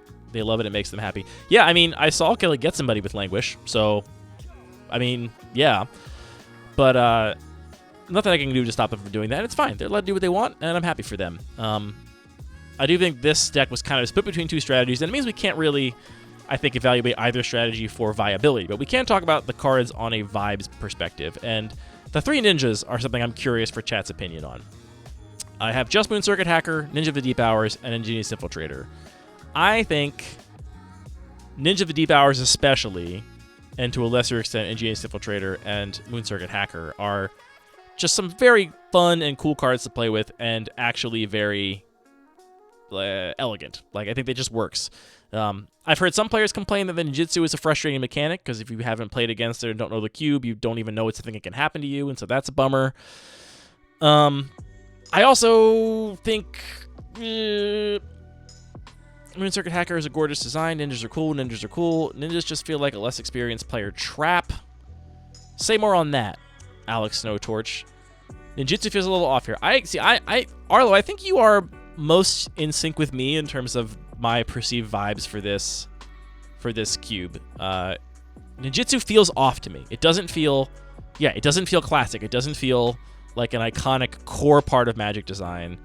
They don't have many ninja neighbors. That's true. They don't have many ways to get in with the ninjas because they don't have a lot of evasion. There's just Fairy Vandal and List. Then you grab the failure is enough for a full deck. I see. So you think, well, in this case, I don't think it's what happened to this drafter, but Alex is saying that, seeing those 3 ninjas, you go all in, and then it's actually not a fully supported deck. Yeah. It's an iconic part of the lower power cube design, which is maybe why it felt appropriate. I don't know if it ever felt appropriate to me. I just like it. I like playing this deck. Again, I said this is kind of like the love child of the Bun Magic cube and the regular cube. One of my favorite decks in the regular cube is the Blue Black Ninjas deck, and so I kind of wanted to put that in here. But as the vision has evolved, I think maybe all 3 of those are going to go. So that'll open up some space too. All right. That's a review of the draft night. Overall, it went the way I wanted it to go. It was generally a great draft night. I got a lot of ideas for cards to cut, a lot of ideas for cards to add, and let's just start doing that now. Yeah. All right, look.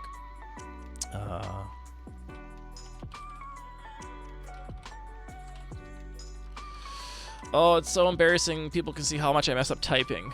It's so embarrassing. Yeah, I think I had a moment at Saltbox, actually, where I had an opponent that had not played against ninjas enough, and I was playing a ninjutsu deck in the Kamigawa Remastered cube, and they waited until attackers were declared to try and use a removal spell on one of my creatures, and I was like, after the game, I was like, do you want a tip?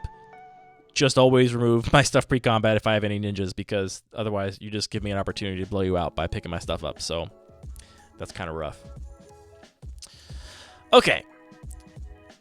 Let's just go through and start cutting cards. See how much room we can make for ourselves. Let's cut the cards we already talked about. Soul Warden, you're gone. You're donezo. I liked Soul Warden just because it's so iconic, but I don't like it mechanically. I never have. So that one's easy to get rid of. You're out of here. Let's see. These cards, I think... Priest and Captain is one I'm leaning towards cutting, perhaps. It doesn't spark joy. But what are you going to do? These are the cards I think are all fine. Sword Warden and Andy Cube feels wrong. It's extremely not an Andy card. Absolutely not. I think white is actually one of the sections I'm most happy with. I will say that there's a whole other conversation to have. I'm going to put a pin in the conversation about the Arcbound creatures. Prototype, Mauser, Javelineer.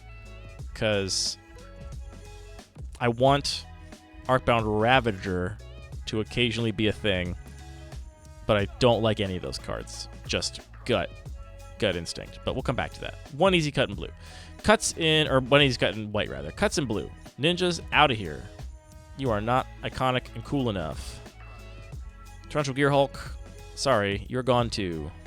Tolarian Terror. I'm going to keep Tolarian Terror for now, but it's fine. Fine, everything's fine. Thought Scour is also a card I'm going to cut, I have decided. Bye-bye. Nightbot deleted Ollie Beak's message. Yes, goodbye, Gearhulk. Why would it delete that? Nightbot, can I just... I don't want Nightbot in my cube, in my chat. Ban. Alright. You can now post whatever you want. I banned the bot. Nightbot doesn't like yelling. You're allowed to yell in this chat. Nightbot has been eliminated with extreme vengeance. Hot take, dumb question. Is Brainstorm elegant? Yes. Moving on. A lot of the iconic cards get a big pass for a lot of things. Andy made legal yelling. Let's fucking go. Indeed. Bones, have a good draft. Other cards I'm cutting here.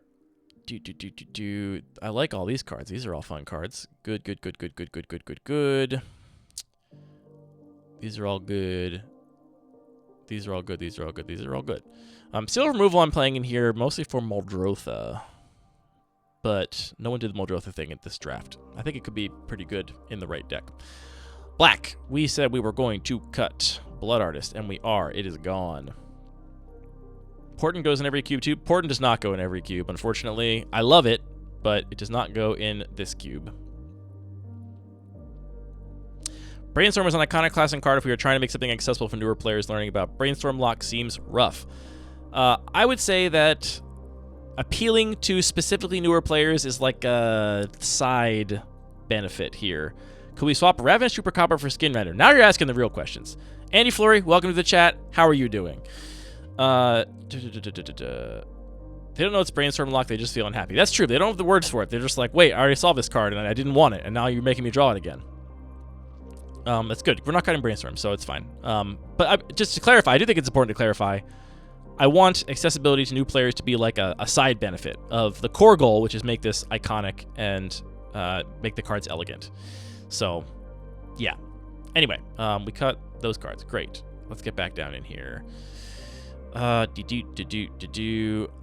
wish I like Virus Beetle was another card. I put a lot of cards in here that were artifacts incidentally because I wanted to support the artifact deck more, but like Virus Beetle is so stupid compared to like Liliana's Spectre. Liliana's Spectre is so much cooler, and I feel like I gotta just go more towards the coolness factor. Ravenous Chupacabra versus Skin Render. Okay, I want zombies. Chupacabra is maybe more elegant, but here's the cut I'm actually going to propose for Ravenous Chupacabra. Boom. Look at this. Shadowborn Demon. That's what we're doing here, baby. I think this is the Shadowborn Demon cube. You versus the guy she tells you not to worry about. You, dog. Ben or Chupacabra, I guess. Is a Chupacabra a dog? I don't know. It looks like a dog. Weird, messed up face, extreme underbite, mangy. The guy she told you not to worry about? Flaming skull. Kick-ass illustration. Incredible composition. I think I kind of really like this here. This demon to me, is this also the same set? Is M14 also the one that had... Was M14 just cooking?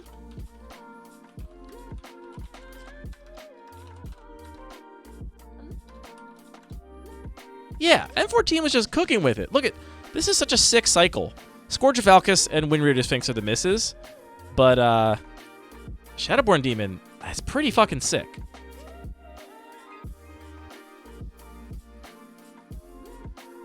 Maybe I want to play some M14 Limited. Maybe that's what I want to do. Anyway, this card is just so cool, and I got to get more demons in here. Ravenous Chupacabra being a beast horror is my least favorite thing about it. The card is definitely iconic. People know it. It's been around a whole bunch. It's also a 4-mana 2/2, and it's a beast horror. It's not doing it for me. Now, that's why I like both Skin Render and... Ooh, boy. I've never seen this one before. That's pretty upsetting. That's really upsetting, actually. Skin Render is cool. Now, -1/-1 counters. Let's talk about that real quick. I do have Archfiend of Ifnir in here, and I can't imagine this leaving because I love it. But does adding more -1/-1 counters, is that inelegant? Is it hard to track? I feel like most of the time, Skin Render just kills the thing. The vast majority of the time. But sometimes it doesn't. But the fact that it's a 3/3 that actually brawls properly, the fact that it's a zombie, I think makes it so much cooler here than stupid Ravenous Chupacabra. All of this to say, I'm cutting Ravenous Chupacabra for something. So let's get it out of here. We'll figure out what's coming in for it later. Slinging Lieutenant, I feel like I also want to get rid of you. You're gone. You donezo. Chef at Archfiend, also donezo. I found a lot of cool demons. We're going to be doing this. The tracking will rarely matter. The ceiling on a Skin Render is kind of a benefit. Yes, Skin Render is incredible.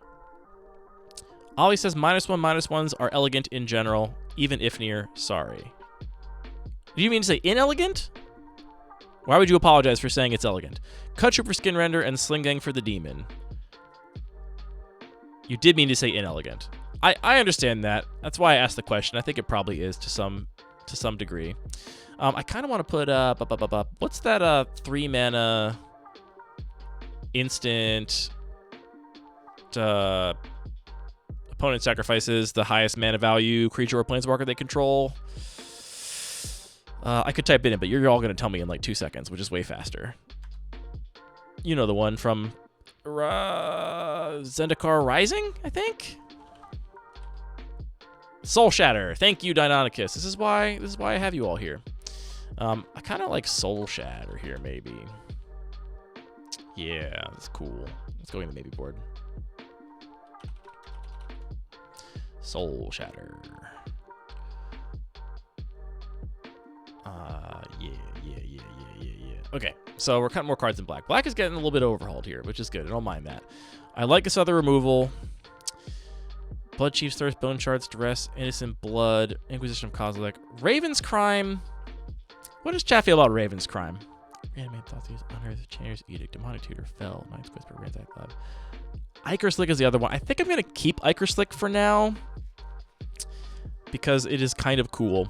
It's a place to spend a little bit of the complexity budget. Perhaps. Yeah, I think Grimbubble's got to go. It hurts, but it has to go, I think. I'm going to hide the maybe board. Well, I can't. Here's the thing that annoys me about Cube Cobra. You can't hide the maybe board and also add cards to it in the same edit, which is a little bit annoying. For me, I always have huge maybe boards. I got to scroll all the way past them. Big Raven's Crime gamer, but it's not really elegant.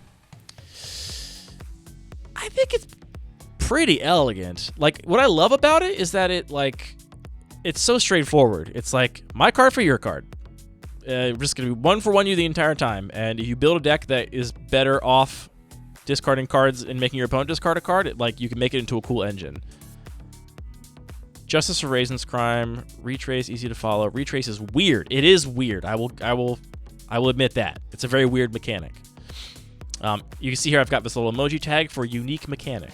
It's the only card in there that has this mechanic, which is a downside. The little finger is a downside. Same on Fatal Push, Revolt, Boo.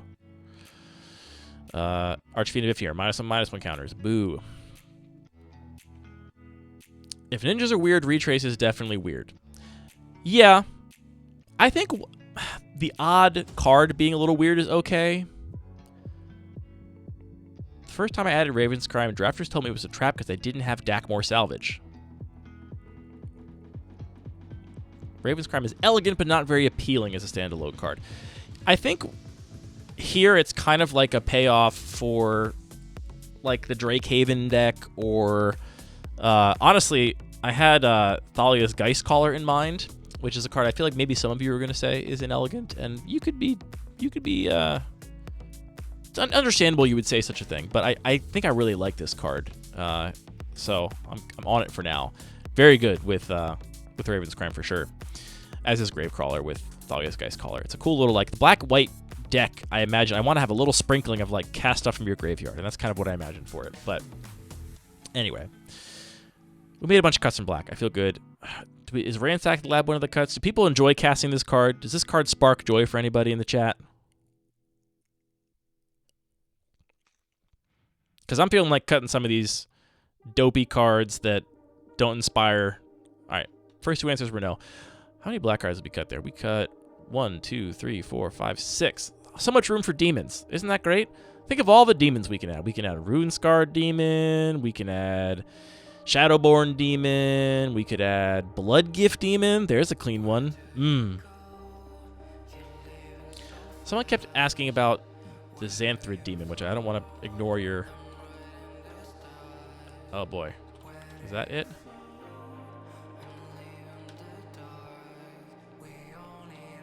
Alright, just for Zan. I know it began with Zan. It didn't? What the... What was the demon someone was mentioning a bunch of times? Zathrid. Let's see here. 6 mana Flying Trample. Beginning of your upkeep, sacrifice a creature other than Zathrid Demon. Then each opponent loses life equal to sacrifice a creature's power. If you can't sacrifice a creature, tap it. So it's a Lord of the Pit that drains your opponent. It's just an improved Lord of the Pit. It costs a more reasonable amount of mana. Gormond, I don't know if good, but cool.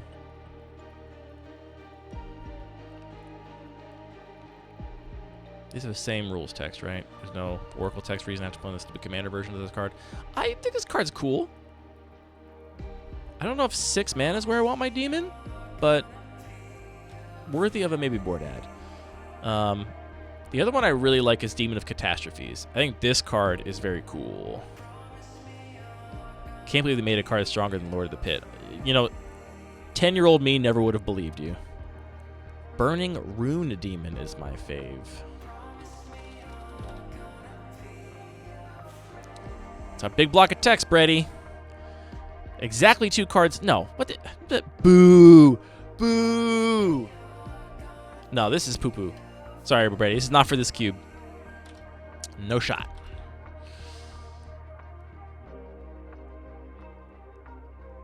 Okay. So we got plenty of room for new demons. That's cool. We love that for us. And also maybe a Soul Shatter as a treat. Let's talk about red cuts. I am not feeling I think I said Goblin Instigator as like just making the Aristocrats deck a little worse by cutting the uninspiring cards. I think Mogg War Marshal is elegant, even though Echo is a notoriously just horrible mechanic. Are there anybody in chat that wants to disagree on that? Wants to fight me on that point? Molten Gatekeeper, you're out of here too. Surly Bowdersaur, you spark no joy.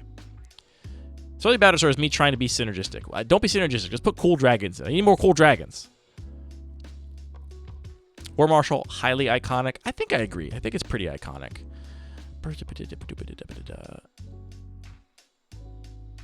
Okay, here's another one. I'm cutting Demand Answers for Thrill of Possibility. Thrill of Possibility is such a more, like, elegant card. The name describes it. Thrill of Possibility. Yes. Yes. You. Here, I'm just going to do this right now. Main board. Thrill of Possibility. And I don't want... I want the version with the cool art. Where's the cool art?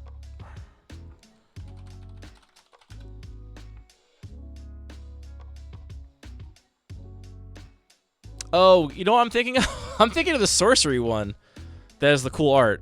What's the sorcery throw possibility? There's no throw possibility with cool art, unfortunately. That's a bummer. Which is the least uncool art? Tormenting Voice, yes. Tormenting Voice is the cool art one, but I do like it more as an instant, and I like the name Throw of Possibility a lot. What's going on in this art? You got somebody climbing a beanstalk and reaching for a glowing orb versus somebody levitating a piece of a pot? What's going on here? I guess I'm going to do the Theros Beyond Death printing.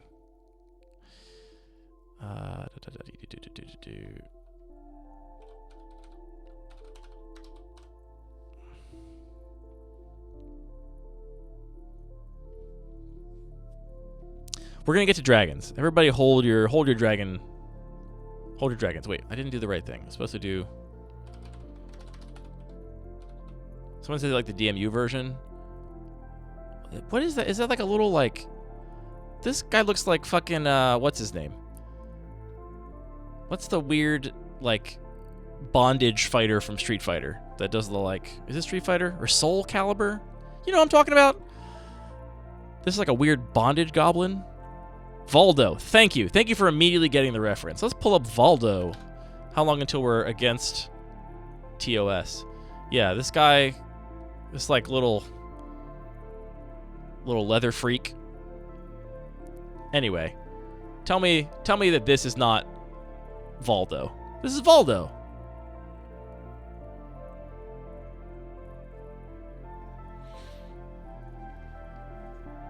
Little freaky goblin trying to get an egg. Yeah. Anyway, we're going to go with the Theros Beyond Death version. And we're going to remove Demand Answers. You are not clean and iconic. We all got Valdo on our mind. The goblin is not innocent. Look at that pose. Look at the freaky garments. I bet David Auden Nash is a big Valdo head. The fact that I knew what you were talking about, even though you said the wrong game, confirms it. Right, everybody knew immediately, even though I said the wrong game, because I haven't played any of those games since I was a child. All right, back to cuts. We love to make room. Krenko's Command. That's a pretty boring one if I also want to further nerf Aristocrats a little bit. Doesn't really spark any joy. I like Goblin Surprise more. Hordling Outburst is cooler than Krenko's Command, too. Got two people saying, don't you dare cut Krenko's Command. Seems like I'm doing it.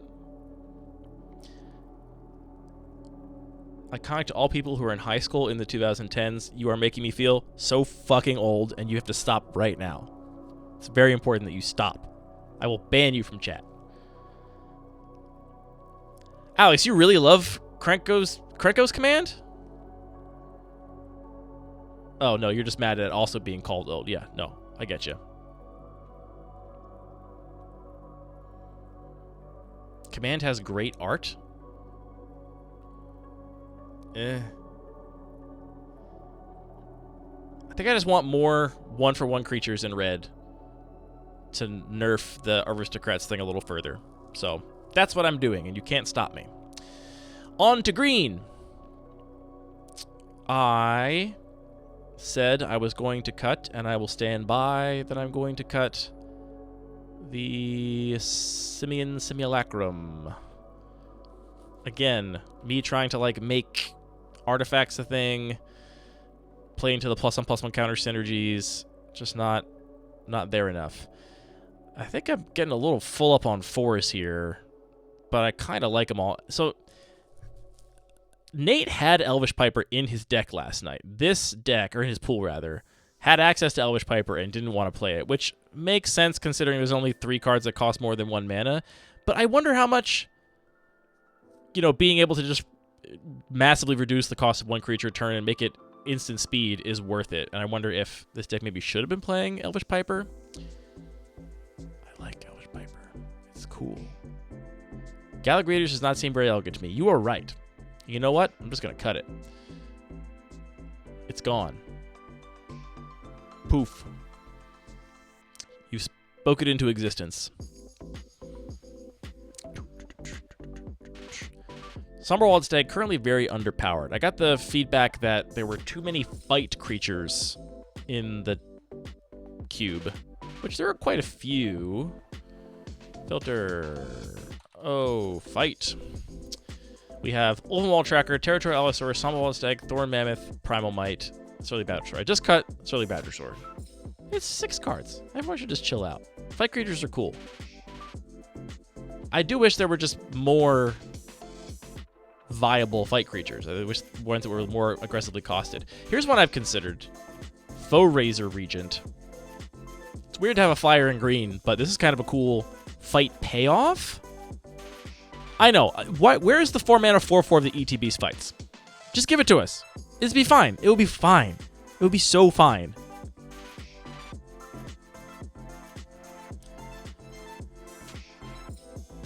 Back on to cuts. All this talk about Abundant Harvest. I also hate the art on Abundant Harvest so much. It would be a really good Flame Tongue Kavu. It's 2025. You're allowed to have a good Flame Tongue Kavu. It's fine. This has got to go. It's happening. That's going to get cut for Harmonize. I do hate the Abundant Harvest art. I really dislike it. It's so shallow. And, if it reads as unfinished to me. I don't know what to tell you. Good Flame... Yeah, see, Pyroglyph is so much better than a 4-mana 4/4 ETB fight would be. So much better. And it's also not fine. I agree. Pyroglyph, not okay by my metrics. Abundant Growth, Exploration. I do have the Abundant Growth in here for the core Skyfisher value. Good night, Alex. This list does not have FTK. FTK, not elegant. Empty board kills itself. Not elegant.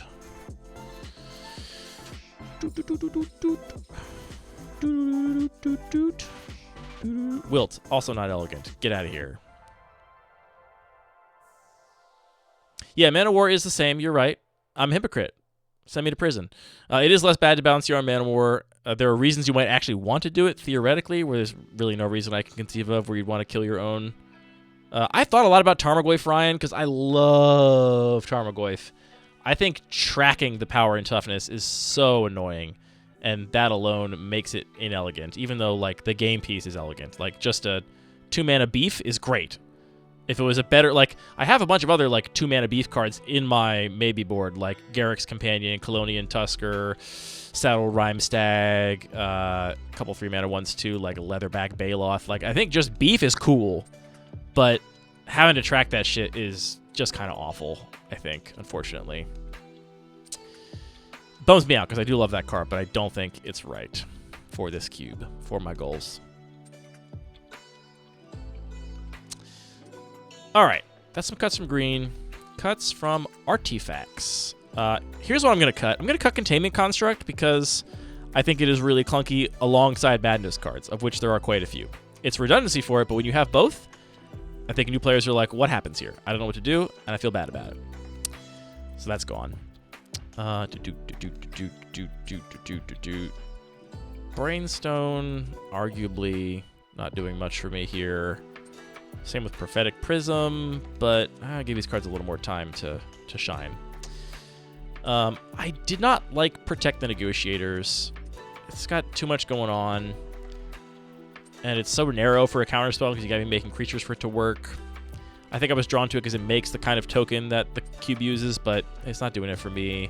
We said we're gonna cut ninjas, get out of here. We got some room in Dimir. Everyone prepare your Dimir recommendations for your favorite, most iconic. Plumeveil is actually in my my maybe board up here. I think it is fascinating, is what I think about Plume Veil. Psychotog will not be happening. Thank you, Arlo, for your suggestion.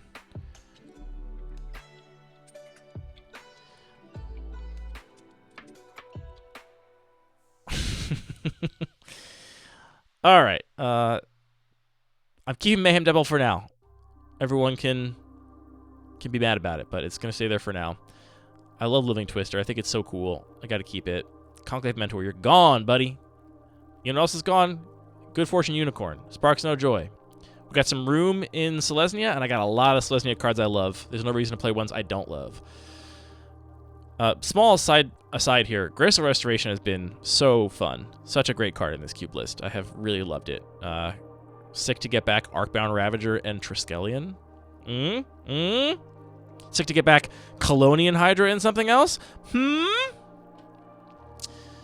Alright. Prophetic Bolt and Slick Sequence are the only Izzet cards I really love. It's funny, like, I love Izzet cards in every cube. But for some reason, most of them don't really feel super clean to me. I did, whatchamacallit? Where'd it go? The, my brain's failing me. It's such a long day. Sprite Dragon. Sprite Dragon is one I'm considering for this slot. But a lot of them are, like, cool cards that are actually not super elegant. Love both of these. These are great value. I'm so thrilled with my Boros section. I'll be hard-pressed to, like, change or cut any of these cards anytime soon. Baird, Sky Knight Vanguard, War Leaders Call, Heroic Reinforcements. This is the perfect amount of, like, these cards relate to each other, but they don't feel on rails, and they all, like, work with other kinds of cards in the cube, right? Like, Baird is kind of a token card, but it's also kind of an equipment card or a +1/+1 counter card or a combat trick card. They don't have to be spells, matters, and no, they can be any kind of cards. I'll tell you what I'm really tempted to play. One of my favorite clean Izzet cards, clean-ish, Izzet Parent. Honestly, if it didn't have Can't Be Countered, this would be, I think, for sure in there. It's just so cool. The emoji are just things that are the little. They're for tags. Creates tokens, wordy, cool. Introduces counters. Currently, I have the wrong printing of a card. That kind of stuff. Let's see. Boros is great. Simic is fine. I don't love Joint Exploration, but it does the thing. But it does the thing so much worse than Growth Spiral. Yeah, I'm cutting this one too. Doesn't spark joy. Sharoom, great. Cast and Crow Ultimatum. I don't love having two Grixis cards, but I love them both. They're both great. Muldrotha, great. No complaints there. I have not thought too hard about the lands in this cube. I currently have no utility lands at all. I have the cycle of 1 mana cyclers, and I have 5 cycles of... I have a bunch of cycles of just fixing lands. Pond Prophet. What about the MHV Ghost Spiral? Is Balmor too good? Balmor's probably not too good. Is Balmor clean? Let's find out. I can't remember. Balmor's clean. Yeah, Balmor could be considered.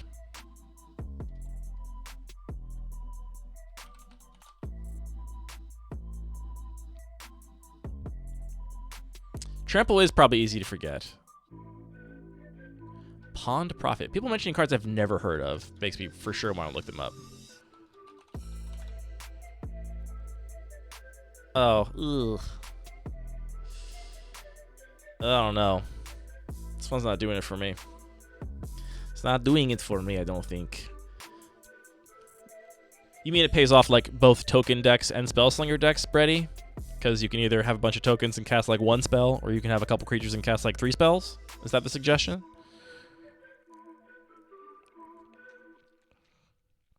Yeah, okay, I see that. All right, we cut 25 cards. That feels pretty good.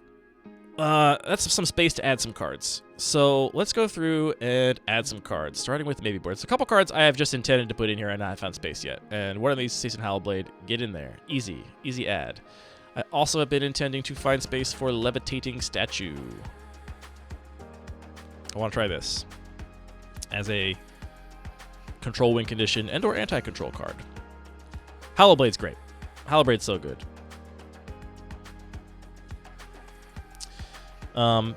Other cards that I just really want to play. I want to play Shadowborn Demon. Get in there. And you know what? I also really want to play... Maybe Board Change List. Actually, I guess I never put Skin Render in the maybe board, but I do want to play Skin Render. I just do. That's just how I feel. I don't think I could bring myself to... Out of battlefield... They both... So none of these have the correct rules text of just enters. They also enters the battlefield. It's not the end of the world. That's clear enough.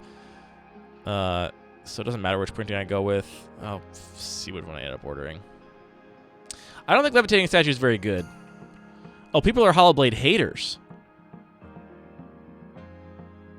I think Hollowblade is very cool. I'm into it. Skin Render's in there. Great. We love that for us. All right. We cut mostly from, let's see. So we cut one card from white, and we've already replaced it with Season Hollowblade. I'm not super worried about color balance, but I want to try and just keep an eye on that as we're working here.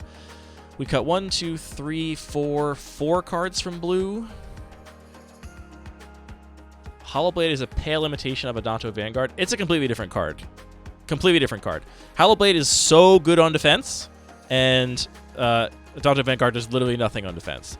Hollowblade is also a sick discard outlet for cards that care about that, or for decks that care about that. Just a completely different card, in my opinion. I see the sort of superficial similarities, but I think if you play with both of them a lot, they don't feel similar at all, frankly. And I actually think that Hollowblade's way better than Adanto Vanguard, even if you're attacking. But that's neither here nor there. Blue cards to add. Let's take a little tour down a road I call Blue Dragons. Oh, I'm sorry. Color equals U. I forgot we do that here. 39 cards. Not digital. I gotta sign in again so it doesn't keep this stuff. All right. This card is cool if it didn't cost 8 mana and have the words Project Image written on it. I kind of like Astral Dragon. Very cool art. Very, very cool art. Adventures, I'm not going to say they're too complicated, but I am off them for right now. I think they're not clean. Just like tracking a new zone, just too much, in my opinion. Dragon Turtle. Drag Below. Hammerhead Tyrant. Whatever you cast over. Okay, hold on a second, everybody. We got a brand new card here. Is this the guy? This one's kind of cool. I think I'm kind of into Hammerhead Tyrant. I don't know that I'm ready to just... Also, this is for... It's not even over here yet. Skin Render dies on an empty board. That may be true. You know what? I'm being so hypocritical, and I'm going to continue being hypocritical, unfortunately. Picked a bad time to look at dragons. This is... So, I really like this. I will probably test this. I think because I am preparing for Boston Q Party right now, and will likely not be able to get a copy before Boston Q Party, or it will be a challenge too. That's something. I saw people recommend Irmrith before. One downside, hard to pronounce. I already don't like that. Ward 4 as long as it's untapped. This is basically like the mono blue Ojutai, right? Does very similar things. Draw a card. If you win 3 cards in hand, draw cards, a little bit difference. I'm going to maybe board it.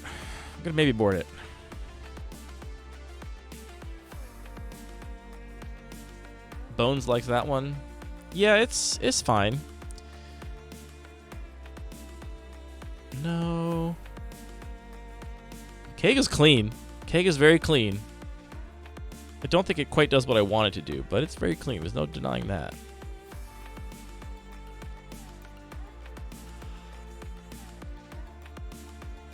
I almost like Quicksilver Dragon.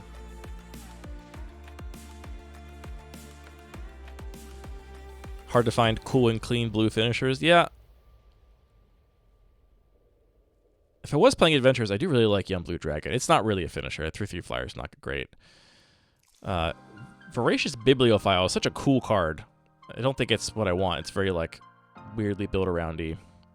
Transcendent Dragon, new card. Flash Flying. Enters if you cast a counter-target spell. Spells can access by putting it in your zone. It's great for them to cast without paying its mana cost. So, just, more recommendations for the Sphinx Factor Fiction. Maybe we're not going to get a blue dragon. Oh well, we had our hopes. Let's dive into what we sort of pulled aside here. Wind Reader Sphinx, not really a control payoff. Sphinx of Magosi. Triple blue. Instant speed, draw a card, put a +1/+1 counter on it. Big ol' Baneslayer energy, which is not the worst thing. I honestly am leaning towards Consecrated Sphinx. God, why does this have to cost $1 zillion? I guess it's still great in Commander, huh? That's a bummer.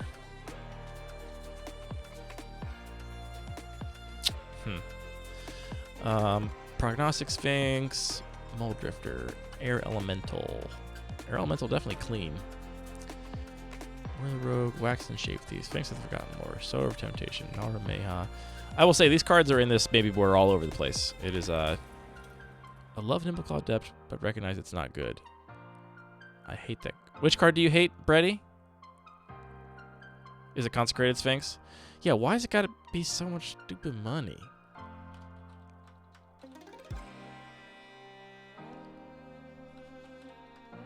No, no, no, no, no.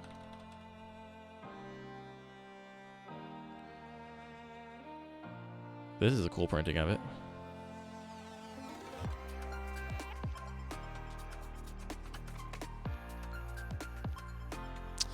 That's the one I'm honestly most interested in of all the ones we've looked at.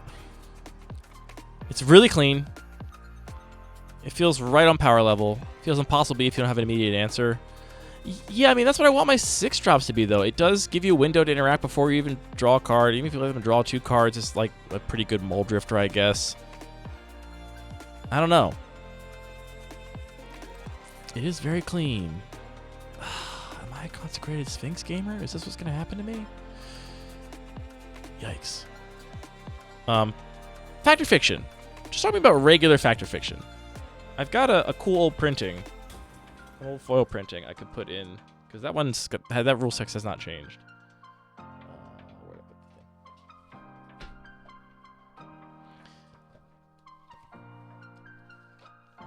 put the thing? Where's my old Factor Fiction? Sacred Geo is just 2020 MTGO Vintage Cube now. Take it back. I'll ban you. There's definitely cards that I think were in that list because they wanted them to be good. Because they're cool and fun to play with. And that's the cards I want to capture here. So having some overlap with old school Vintage Cube is not the end of the world. Nor entirely unexpected. But it's also very different. We're also playing, you know, Mox Center Clean. Yeah, they are. It's true. It's true, they are. There's my Factor Fiction. Literally the last card in this pile. Yeah, I know you're trolling. That's how you get banned. Let's add Harmonize. Everyone was very excited about that. And it's certainly clean, so get in there. Not that printing, ever. I think having that frame in there is probably not very clean. Probably not very clean, as much as I love it. I don't want to have just one card in that frame. Ooh, look at that art. That's new to me. What the fuck? What the fuck are we even doing here, people? What the fuck is this? What does that have to do with harmonizing? Jesus Christ. I think this is actually pretty fucking cool. I mean, obviously this is not the cube for textless cards, but I've never seen this one before, and it is very cool.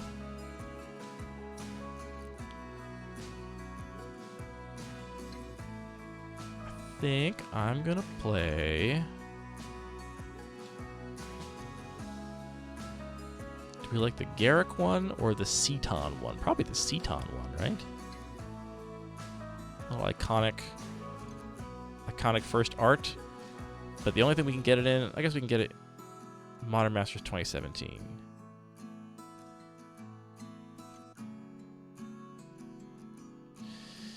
MM3. To main board with you. Did that revert my change of printing? Maybe it did. I don't know. That one's getting in there. That's pretty easy. No one said anything about Factor Fiction. Do people not have strong feelings, one way or the other? Is it still fun to cast Factor Fiction in 2025? Many people want to know.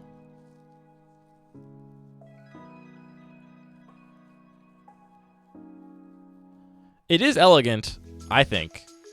The card name refers directly to... All right, people are into it. Fact or Fiction's going in.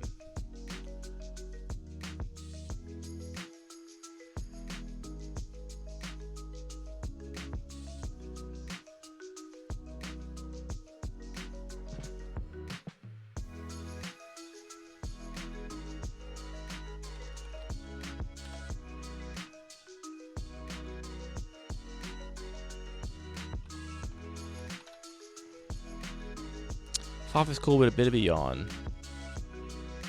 You got attacked for saying Fact or Fiction sparks no joy for you?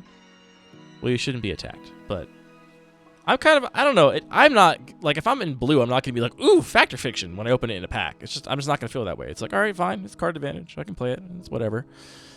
But it doesn't do it for me either. But I think I will add it. TBH. Because it feels, it's not even the mini. Here it is. Real top 5 cards. How different is this from the actual Oracle text? Wow. I would not think Fact or Fic would return so many. What? Oh, it's Fact or Fiction. Of your library, an opponent separates them. And the original card said, an opponent separates those instead of them. Easy. It's close enough. Definitely close enough. Boring or transphobic art. Yeah, I don't love any of the arts for Fact or Fiction. For such an iconic card, not really a great printing to be found. TBH.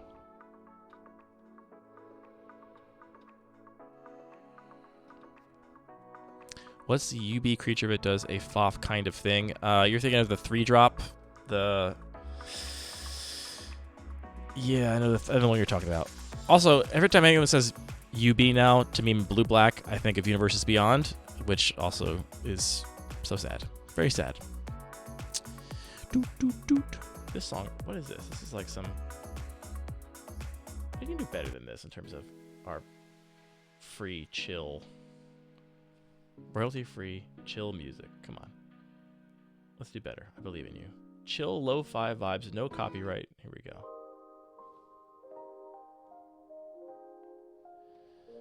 Transphobic because of Therese Nielsen. The artist is a famous TERF. Yeah. She sucks. Anyway, we're back to adding cards here. We were looking at blue. Trying to fill in some blue cards. And we got Fact or Fiction. I don't know if I need more creatures in blue. I am tempted to add Serendip Ifrit. Very cool and iconic. All right, let's talk about Laboratory Maniac. How... It's clean. There's no doubt about it. It's iconic. There's no doubt about it. How cool is this as a, like, completely random, very hard to pull off side quest? Is it just a trap? Is it mostly a trap, and even if you do it, it's not cool? What are thoughts? Is bait?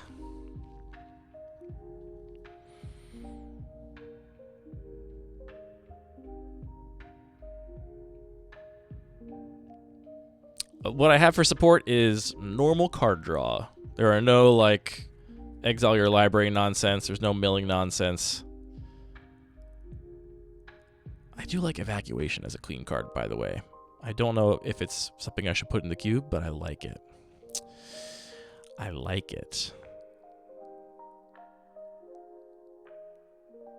Evacuation is a cool card. I don't know, is it just a buy time as a control deck kind of card? Do you ever build around it and play a bunch of ETBs and blow out your opponent's token deck? I just don't know. I think it's very cool, though. Very, very cool.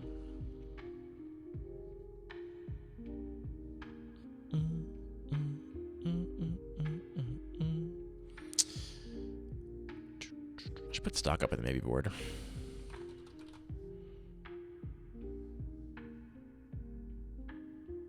Very modal, you say. Well, you're talking me into it a little bit, to be honest. Let's keep moving. Like, here's...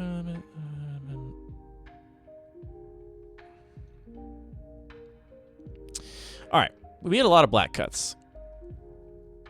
6 mana blue enchantment is not... I think you're looking at the maybe board here, Brady. The 6 mana blue enchantment is not in the cube. That's all maybe board stuff. The only enchantments in the cube, future sight, control magic, Drakehaven, seal of removal. Unruly Krasis. Probably not for this cube. That's the, like, really pushed, like, 3 mana 4/4. Yeah. Yeah, adapt. Not going to be for me for this cube. Alright. We cut a lot of black cards. Let's just indulge ourselves in adding some black cards to the cube from the old maybe board here. I kind of love Apprentice Necromancer. It's a fun card. I think some Mesmeric Fiend variant is going to be good and reasonable to add here. I'm currently on no Mesmeric Fiend variants. Deep Cavern Bat, don't love Lifelink, but I really don't like Mesfiend itself because of the stupid you can get rid of it with the trigger on the stack thing. So Kitesail Freebooter is the next one that would be reasonable, which is actually not in the maybe board here. Let's add it.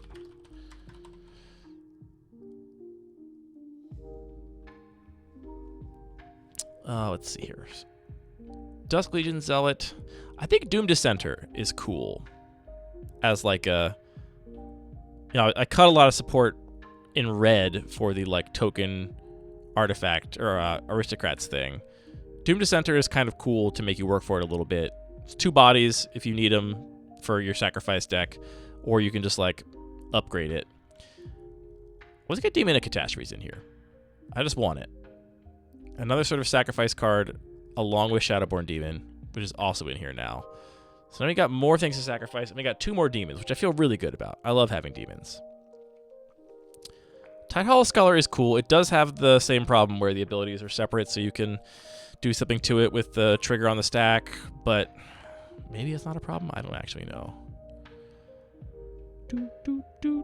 All right.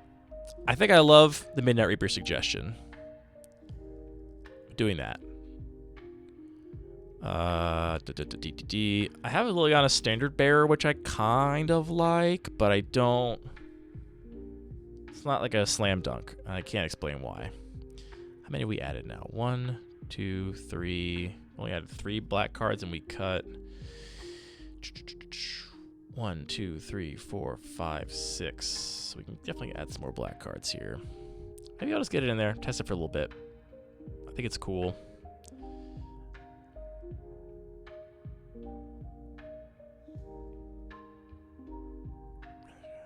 Shoulder of the Apocalypse is very clean. Would you run Brain Maggot? I guess that is just the fixed... fixed Mesfiend, right? Yeah. Always hated this art, and the other art is even more upsetting, right? Yeah, they're both so upsetting. Like, really, why'd you have to do that? They're also enchantment creatures. That's not clean.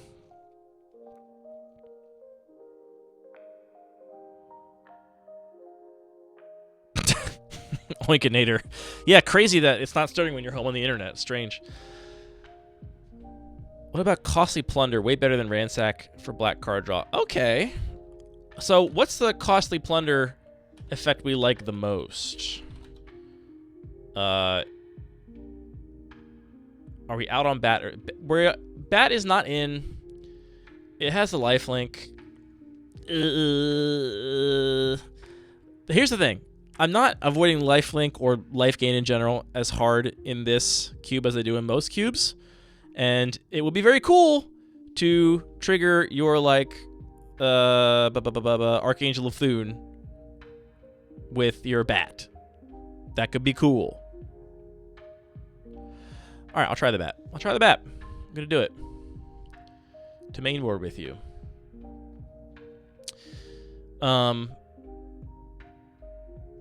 Viscerator's Insight, I think, is actually maybe one of my favorite Dispute Kyle cards. Deadly Dispute is fantastic. Let's add just that exact card here.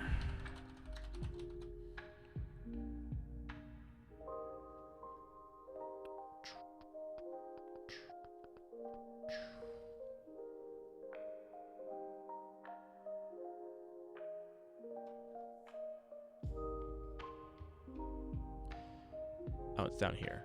Deadly Dispute, yeah. Yeah, okay, I do have treasure tokens in here. We could Deadly Dispute. We could do it. It's a possibility. Bad is very elegant, no weird edge cases. That is true. I like that it takes anything, for sure. How do we feel about Blood Gift Demon? Can you tell that I'm on a real demon kick right now?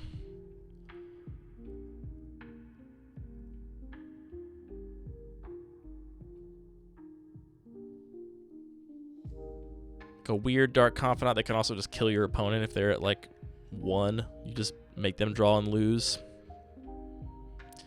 Seems like a demon out of 10, so not inspiring anything in you, I see. Not inspiring anything in you. We added... All right, let's maybe just get Soul Shatter in the main list, huh? How about that? We got Demon of Catastrophes, Midnight Reaver, Standard Bearer, Deep Cavern Bat, Shadowborn Demon, and maybe Soul Shatter. Yeah, Soul Shatter. It's like it's the whole package, right? Like this art is just so good that it makes this card so much more appealing. All right, we're gonna call black done for now. Moving on to red. We got a fair few cards from red too. 1, 2, 3, 4. Okay. Okay. The cube is the Sacred Geometry Cube. Boop. That one right there. All right. 4 ads in red. I want to get more dragons in here. I need a couple more dragons. I need them bad.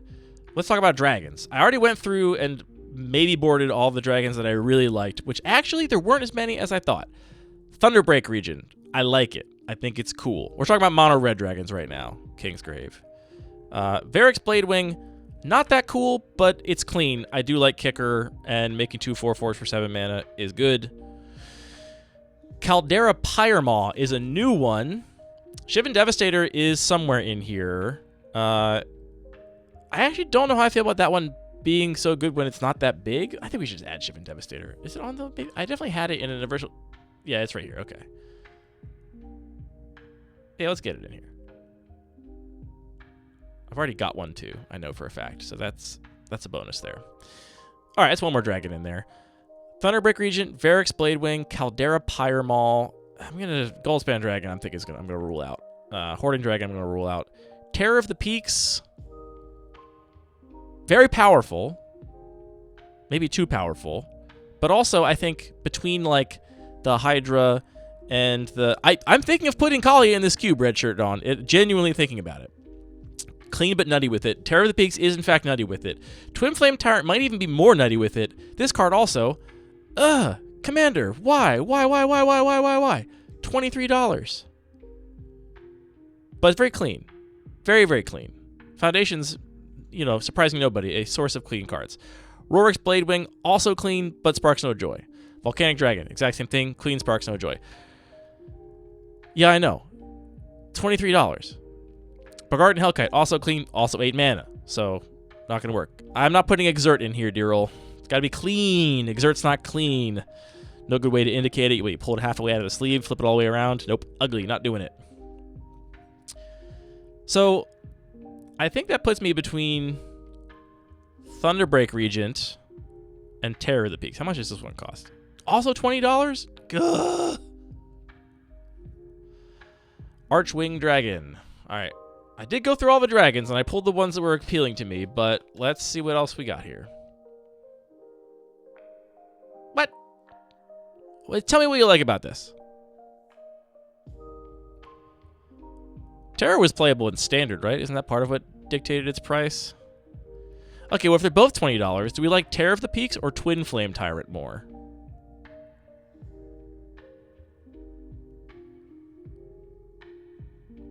So many people have said Rakdos Pit Dragon. I think I hate this card. Gains... Yeah, no. No. Ugh. This art is so uninspired. Hellbent. 2 different activated abilities. Nah. Not for me.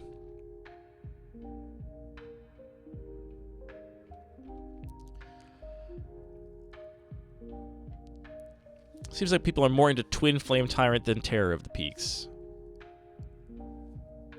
It fits the vibes more. Terror of the Peaks is like, does too much, I think. Twin Flame Tyrant does one thing, and it does it pretty well. Alright, get in there. We need dragons. It's very important to have dragons. How many red cards did we just add? We just added just 2, right? Devastator and Twin Flame Tyrant. It is like a creature double vision. Plus double vision is pretty sick. You kill somebody with like 1 lightning bolt from there. Alright. Do we want to add... We already added... we added Throw of Possibility, but that was also a direct swap, so that didn't count towards our count of 4. So that's fine. I kind of really want to have a fork effect in here. It just feels right. Which could be Reverberate, or it could be Dual Caster Mage. Or you all could tell me that I'm crazy and I should stop trying to fit this janky effect in here. But I feel like I want one. Is there a copy spell infinite in here with fork plus double vision? I can't imagine. They both just copy the first spell you... Double vision is only the first spell you cast each turn.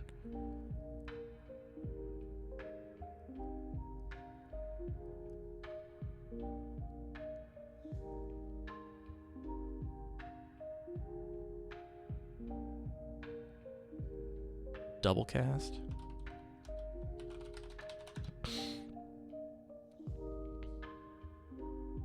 Yeah, it's basically the same as Reverberate, except it can't copy your opponent's spells. I think it's cool to be able to, like, Reverberate your opponent's counterspell. I think that's cool. And that's a perfect example of, like, it's the kind of emergent complexity which I actually like, where I don't think a new player would be upset by seeing that happen. They'd be like, oh, that's cool. And the text is actually shorter when it doesn't have that. Wish the Otter didn't have Companion, such a good card. Yeah, the Otter, I honestly have basically not even thought about it or played with it at all because it has the word Companion on it, so. It is a good dual caster mage, though. I really love Finale of Promise. I love it so much, I've considered putting it in here despite this huge block of text. I really wish it didn't have the stupid 10 or more text on it. I think it would be basically the same card without it. Pyromancer's Goggles, also very cool. Very cool. But I think it's either Pyromancer's Goggles or Double Vision. It's not both. So, and I like Double Vision a lot more. No real consensus in chat about whether or not a fork would be interesting, it seems. What else is speaking to me here? All right, let's come back. I haven't done any real looking to see, like, what I need in terms of, like, density of different types of effects or anything. This is pure vibes right now. We're going to go back and do a little closer read of what we might need more of. Twinferno is the best copy effect, for sure. Why not just Electro Dominance then? I don't love fireballs in a cube like this. How many green cards did we cut? We cut 1, 2, 3, 4. All right, so here's what we're gonna do. I'm also just putting Disenchant and Naturalize in this cube. Easy. Done. We get to pick printings. They're clean. People wanted more answers to enchantments after Drakehaven and Double Vision ruled the day. Oh, I want this one. What do you cost? $11? Yes. See, I would so much rather pay $11 for this than $20 for a Terror of the Peaks. This is sick. I'm into this. Friday Night Magic 2003, FO 2003. All right, Disenchant FO3. Add. There are not very many printings of Naturalize. But I mean, not very cool printings, I guess.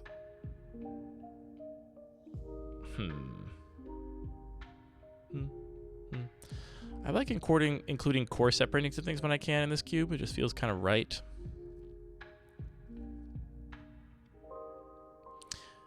There's just not that many unique arts or anything. What does the foil Naturalize from 9th edition cost? I can't do white borders, but it doesn't seem like it's much if I can get a lightly played one. Oh, okay. We're going to do 9th edition Naturalize, I guess.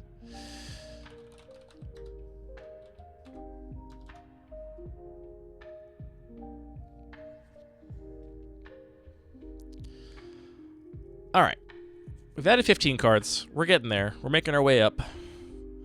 Making our way downtown. Faces past. And I'm homebound. So the other thing we talked about needing is some 2 winding ways. Get out of here. Clean up this sideboard. The other thing we talked about needing is a way for the green mid-rangey decks to have answers against... I'm just putting Call of the Herd in. I'm just doing it. I love the card too much. It's so good against the targeted removal control decks.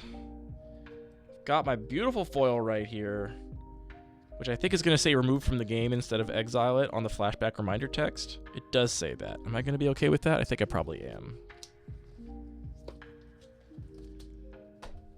I need to get 2 elephant tokens then, but Call of the Herd is just so fucking sick. I love it. So here, let me show you what I mean here, right? Can I go backwards? If I go here and then click on this token, will it tell me all the cards that make this token? It will not. So we have to just search for 3/3 green elephant creature token. Tell me if any of these other cards seem even remotely interesting or playable to anybody. If I was playing split cards, Assault Battery would be fine. This has Saddle 5. This makes 2 other tokens. This one is just a massively overcosted Call of the Herd. Elephant Guide is honestly maybe one of the next most interesting ones. Kazendu Tuskcaller has Level Up. March of the World Ooze, I don't have to explain why that doesn't work. Salva's Charge has Parlay. Trumpeting Herd has Rebound and is also just Call of the Herd. Like, Terrastodon is the next most interesting card that makes elephant tokens. But I love Call of the Herd too much. I'm going to do it for now. And no one can stop me. It's my cube. Boop!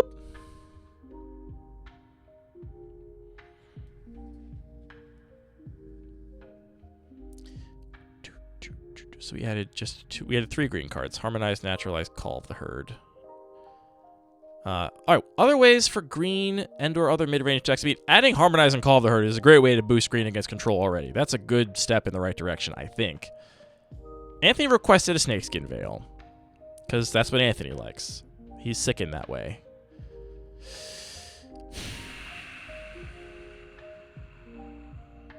I don't like it.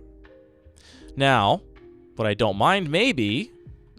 No, but I hate Regenerate, though. I was going to say, like, a Thrun-style card I think is actually good, but I hate Thrun. And Troll Ascetic or Ascetic is the same. Also has Regenerate. Let's search for type creature. Color green. Equals green. I don't want gold cards. Hexproof.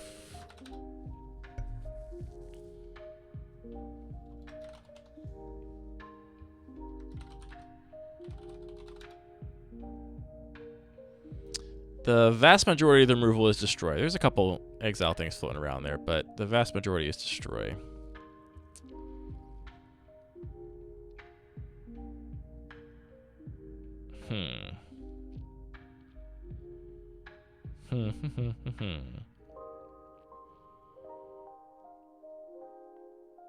Like, Barkhide Troll is kind of interesting. Maybe.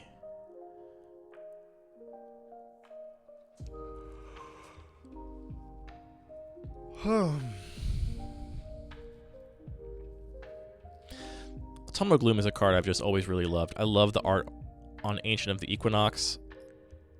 This card just does it for me. One of those flip cards that really sparks joy. No flip cards in this cube, obviously, but that one does spark joy. I mean, Witch Stalker, I guess, kind of fits the bill. What about Foster?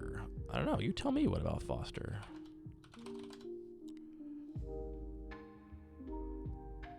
I don't think that's just very good, unfortunately. Hexproof is a little bit of a dangerous way to answer control. It's true, but it's an option.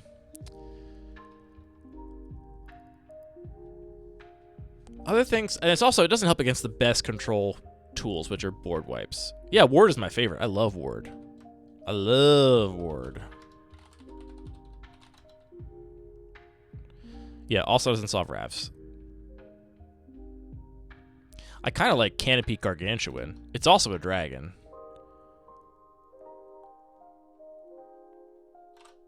Oops. Hit too many buttons.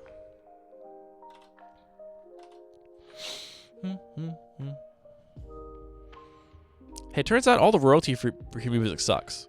Who would have guessed that the completely copyright and royalty-free music was not good? Couldn't be me.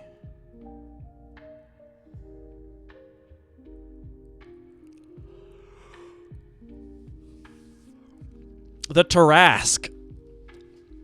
It's honestly kind of clean, but it's also 9 mana. Not happening. Not happening. Rancor is clean. Hold on. Is AI Brady cooking? Is AI Brady cooking with fire? Rancor is clean, and it is a nightmare for control. Is it too much of a nightmare for other things?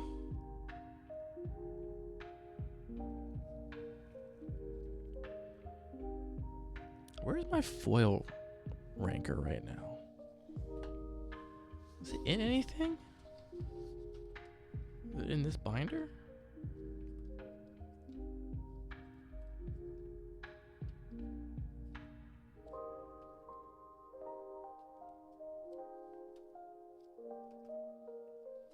I know for sure I have one. What would it be in?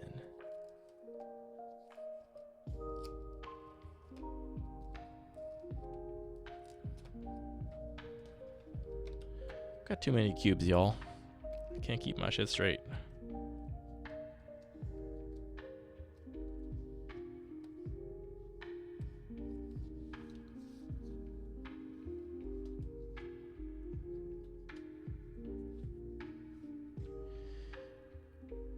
You think Goblin Bombardment? People are really high on Goblin Bombardment. I'm so shocked by the incredible high praise for Goblin Bombardment. I really love Wolfbriar Elemental. I wish Wolfbriar Elemental either made elephants or Call of the Herd made wolves, because those are two cards I want to run side by side, but I don't want to have all these different tokens.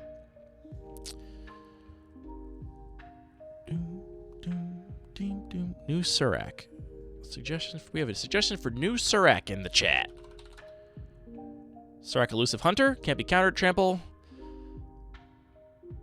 Yeah, actually, I remember thinking of this. I wish it didn't have the can't be countered text, because I don't think it really needs it. But I do really love this. Creature control. Target of a spell, ability, opponent controls, draw a card. I think that's very cool.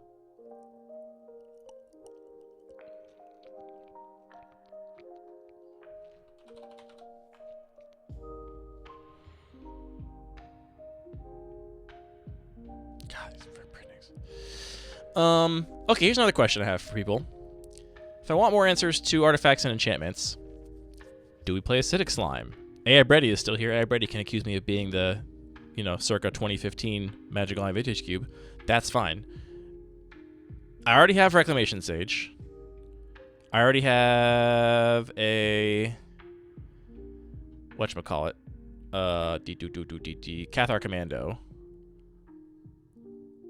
Oktabi Orangutan is an option. There is no repeated blink. There is no blink at all. I don't like a blink. I don't like the blinkies.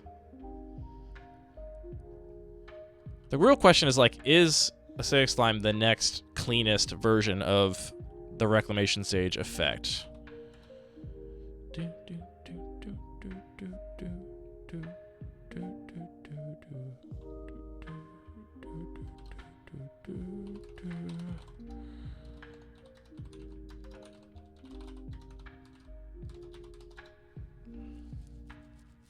Let's see. Conclave Naturalists. Yeah, it was 5-mana 4/4. Foundation Breaker, Evoke, no. Double-sided, no. Too many options, no. Idric Stomphowler, exactly the same as Conclave Naturalists, but cooler art. Kogla, too much text. Kasali Slingers, cares about types, no thank you. Ravenous Sailback, arbitrary options. I don't only want it on ETB. Manglehorn only blows up artifacts, though. I think enchantments are actually the bigger problems here. Thrashing Brontodon. I hate the art on Thrashing Brontodon. I can't tell you why. I just really dislike it.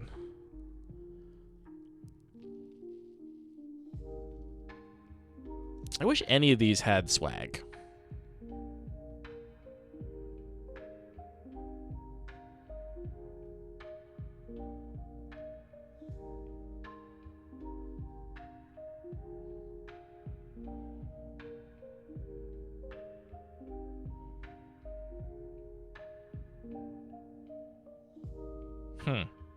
Never seen this card before. I think I'm gonna maybe board that, just so I don't forget about it. It's got the whole menu of options thing going on, which I'm trying to avoid. Pride Mage is gonna go in. Thank you for pointing that out, D-Roll. I cut other green-white cards that did not spark joy, and we are putting in Pride Mage, baby. That card does spark joy. It would be the only exalted card in the cube, but I think that's okay. It spells out the effect. I think it's clean. I'm also thinking of just adding Anthem of Champions. Knight of Om, too many options. I don't like that many options. Other cards, I really kind of liked Enduring Scale Lord a little bit when I was looking at it. It's like Conclave. Is Mold Shambler too bad? Mold Shambler.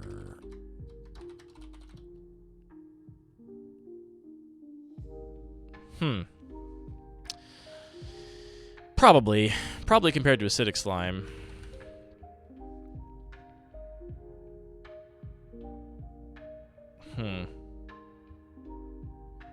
Insidious Fungus.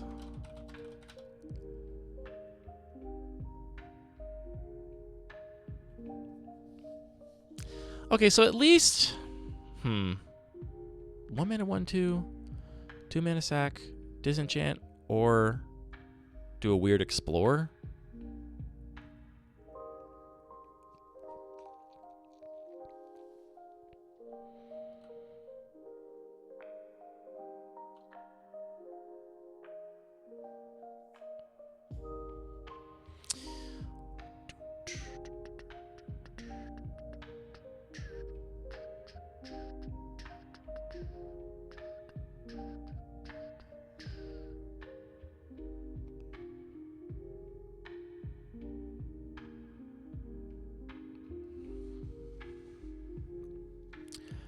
I think it's just gonna be Anthem of Champions, right? Uro trigger, that's a better way to put it. Well, Uro doesn't put it into play tapped. You just put the land into play with Uro, right?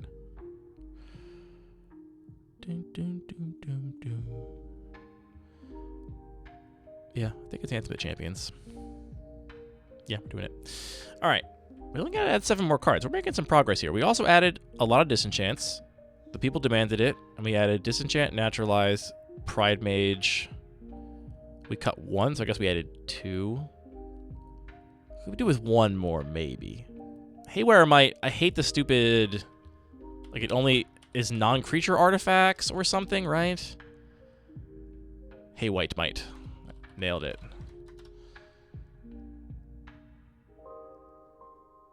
Haywire White. Jesus Christ. Haywire Might. Yeah, non-creature artifact or non-creature enchantment. The non-creature thing kills me, and having to remember the stupid trigger to gain 2 life. Yeah, +2 is a lot in 360. I agree. Maybe I don't need another one. I think you're right. You're right about that. You spitting over there. Okay. I cut gold cards from blue-black, too. It's another place where we need some more blue cards. All right. Counter Squall or Undermine? Undermine is so much worse than Absorb, but how cool is it to have them both as like a little kissing pair? Oh, Atris is the one we were trying to remember earlier. It is already in my maybe board, and it's 4 mana, not 3 mana. But that's the one people were mentioning here. Dreadmaw's Ire has been mentioned a couple times. Dreadnaw.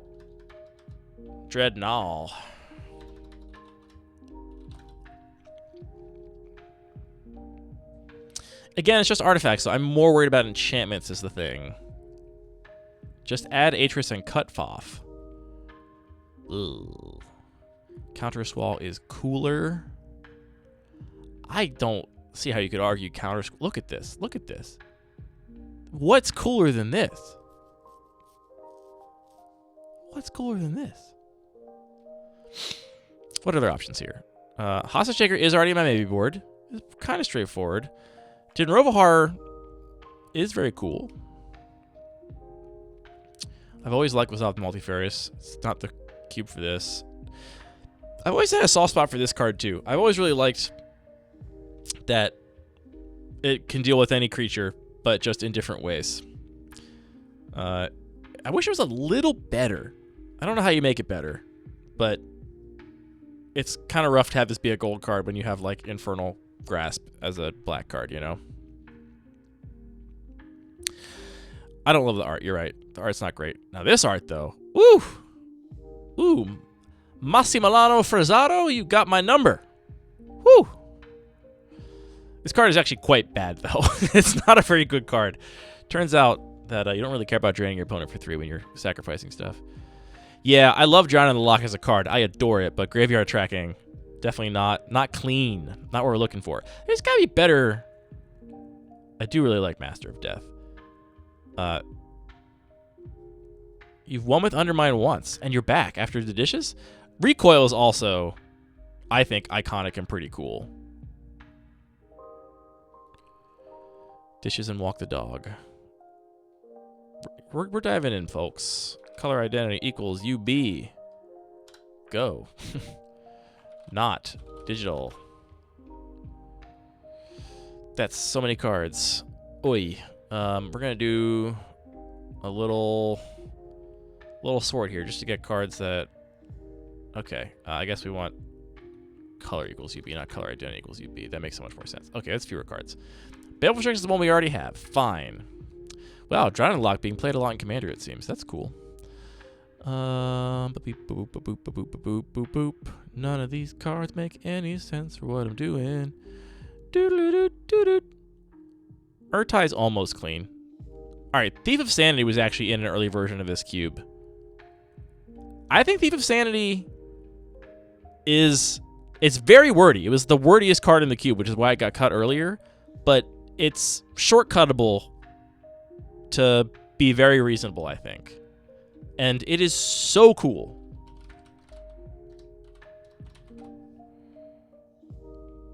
It's just so cool.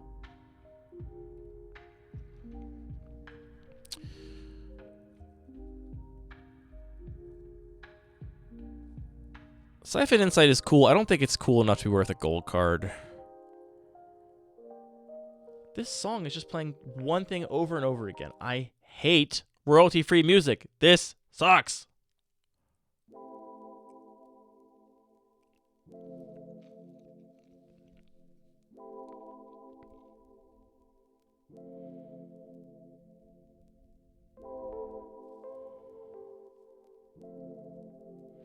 Is any video game music fine? Because it's all, people are like streaming it basically. I do love Sig, just emotionally. So I can put on like the Chrono Trigger OST and we're good with that.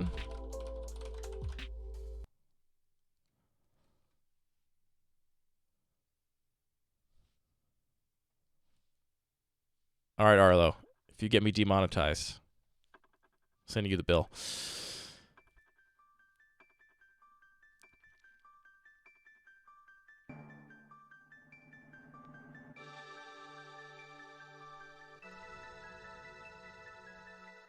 How do you feel about Master of Death? I kind of like Master of Death.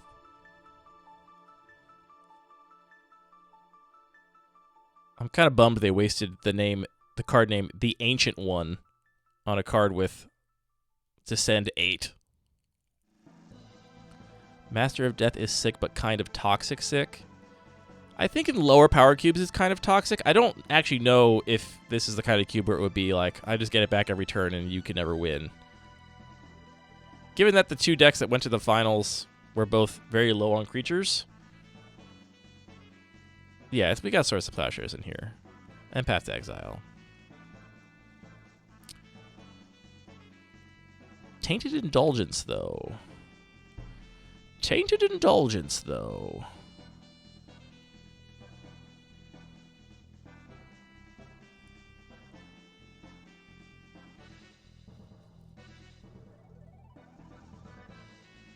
Prized Amalgam was probably the coolest, most iconic blue-black card there is. It is very cool. It also requires you jump through some hoops to make it even remotely playable. It did have Night Veil Spectre. Someone recommended this earlier. It's kind of cool. But I think between Night Veil Spectre and whatchamacallit, the one I just added again, Thief of Sanity. I think Thief of Sanity is actually cooler? Yeah, exactly. Like, Night Veil does not play clean. You're right. I kind of just want to add recoil. Do I just add recoil? Like, I would have for sure put recoil in my deck last night, in my Grixis Double Vision deck. I know it's, like, not as good as most of the other cards we're talking about, but I would have played that for sure. Is target lands a problem? There's a couple bounce lands right now. I think there's 2 or 3. That would be quite punishing. Quite punishing. But I would sooner just cut those. How do we feel like mill? You know, Boomtack, my first gut instinct when you said how do we feel about mill was I was going to say terrible. But then I thought about it for another half a second. And I think currently, in the current version of this build, Glimpse would be a trap. But I could imagine a world, probably not before Boston Cube Party, where 5 or 6 cards get changed, and now you have both like a Labman deck and a Mill Wincon deck, possibly? Because it is an iconic part of Magic. Like, milling is a very iconic thing to do in Magic. And it feels like having some amount of it would not be the worst thing in the world. Let's turn music up a little bit.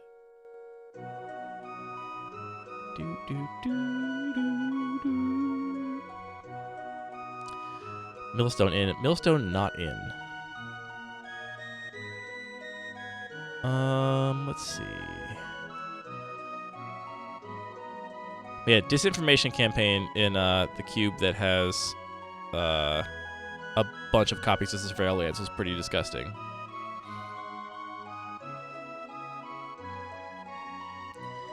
I agree with you, Boomtack. It is iconic, simple, and also speaks to the imagination to have that deck available. I just don't think it's currently available, is the thing.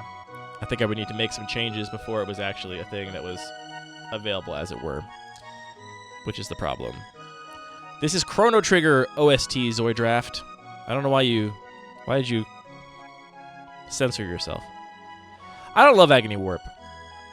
I do love Slither Wisp, but this cube does not really support it. I also kind of love Lockmere Serpent, but this cube also not the place for such a complicated card. Dimir Spybug also broken in the cube that had tons of Surveil lands. It's kind of messed up.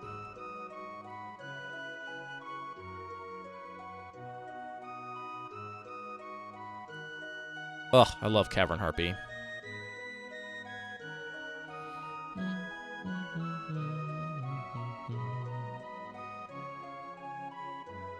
I just love Recoil.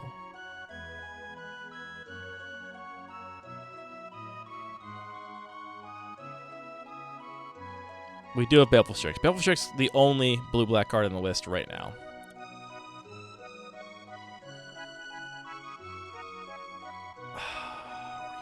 Recoil, my sweet.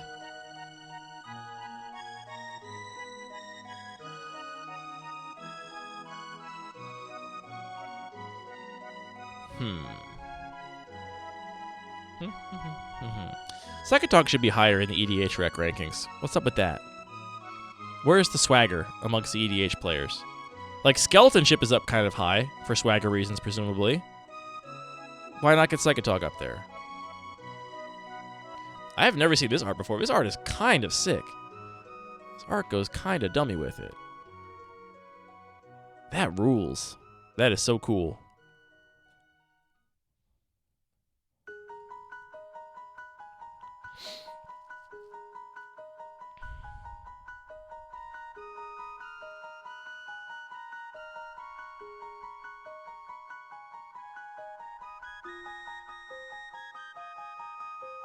I don't think we're going to find anything else. Chat. So I think it's just going to be those two for now. Baleful Strix, and I think I'm just going to straight up main deck Thief of Sanity.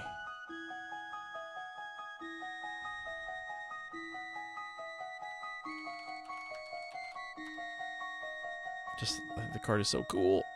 It's so cool! And then, in the future, honestly, I think Recoil is the next card I would add, to be totally honest. Alright. How many cards we got left to fill? 6 slots left. What are the gold cards did we cut? We cut 1 blue-white card, but we don't have a ton of those. We cut a blue-green card. There's gotta be another good blue-green card for us. What do I have already pulled out aside? Cure's Follower. Edric. Edric is very clean. Snake, very clean. Urban Evolution, it's just another Harmonize. I actually kind of really like this Serpent. Alter Ego's not for me. The clones are rough. They're so feast or famine.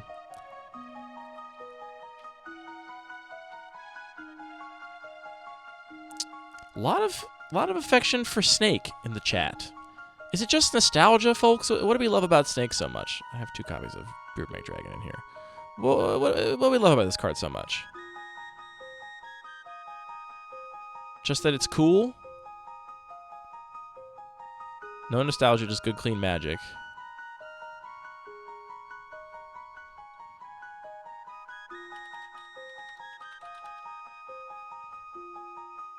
Cool mana cost.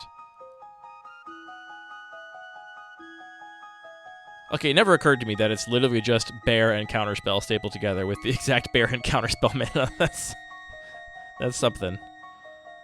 Ugh.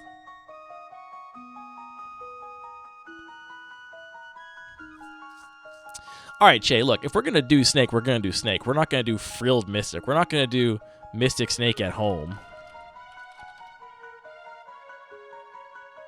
Nah. Nah. OG printing on this card or bust. Oh yeah, I'm definitely not playing the new printing. I probably would play the Time Spiral Time Shifted one, though, because I would want it to have the word Flash on it.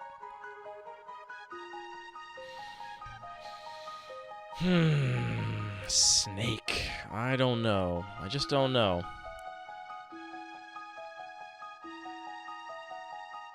Talk to me about AEC Tyrant of Gyre Strait. Do people just have a guttural... I'm on Growth Spiral and Tatyova right now. Those are my 2 Simic cards. Growth Spiral and Tatyova. People just see Commander when they see this card, right? It's just big Tatyova. For 1 more mana, you get big. Keyword big. I guess playing this and Tatyova would be kind of silly. And I am already on Tatyova. Got 2 of these too. Get out of here. I also kind of really love Simic Sky Swallower, for what it's worth. I'm not putting another 7-drop in the cube, but this art is based. Commander players, like for Commander players, I imagine you wouldn't care about the stats very much. You just want it to be cheaper, so that makes sense. Is Simic into Regrowth in here? Simic into Regrowth. You're gonna have to clarify that one for me. I don't know what that means. I confuse. What do people think about Edric? Edric is kind of cool, because it lets your deck do a whole different thing. All of a sudden. Oh, does Simic want a Regrowth? There is a Regrowth in green. There's just green. Just Regrowth, because it's iconic. Edric rocks. Hate that it's written for multiplayer. Yeah. Because it says, yeah, I'm just playing regular Regrowth. I don't need to play the blue one. You think it's very weak, Oinkinator. This card would have been a nightmare for me. Well, I had enough cheap and rule for this thing, so I would not cover this. I lied. Just hard to be doing this thing in UG. I think you're basically splash this in a mostly green deck, right? And then you draw a bunch of cards off your little dinky dudes. It's undeniably clean, and it does offer like a potentially weird, different, like it's one card that can totally change the like how you evaluate the current board state. And simple cards with very simple amounts of rules text that can totally change your evaluation of the board state is like exactly where I want to be in this cube. I think it rules. I just don't know if this would actually do the thing. And it sounds like you're suggesting it won't do the thing.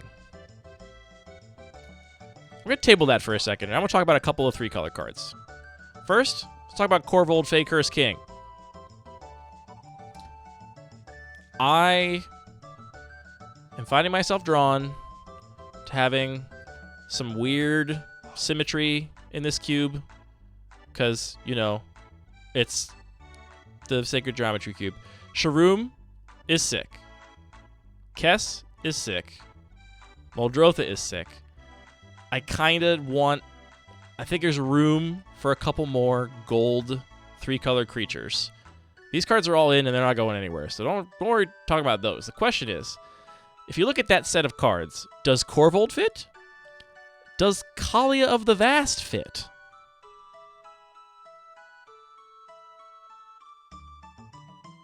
Those are the only ones I'm going to ask about. The other ones I don't care about. What's this?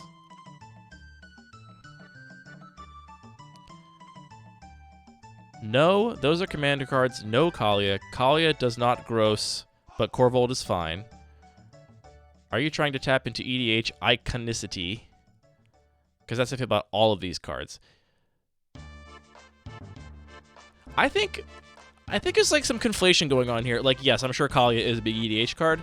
I think if this card is like an iconic kitchen table card, like this is the card you see when you are new to Magic and you're like, this is awesome. Of course I want to do this. I did just buff demons and dragons, but I don't think in a way that will like Kalia. I mean, if Kalia comes in, I might have to cut Dragon Lord Tarka. That would be like the one thing. It's so trappy. I don't...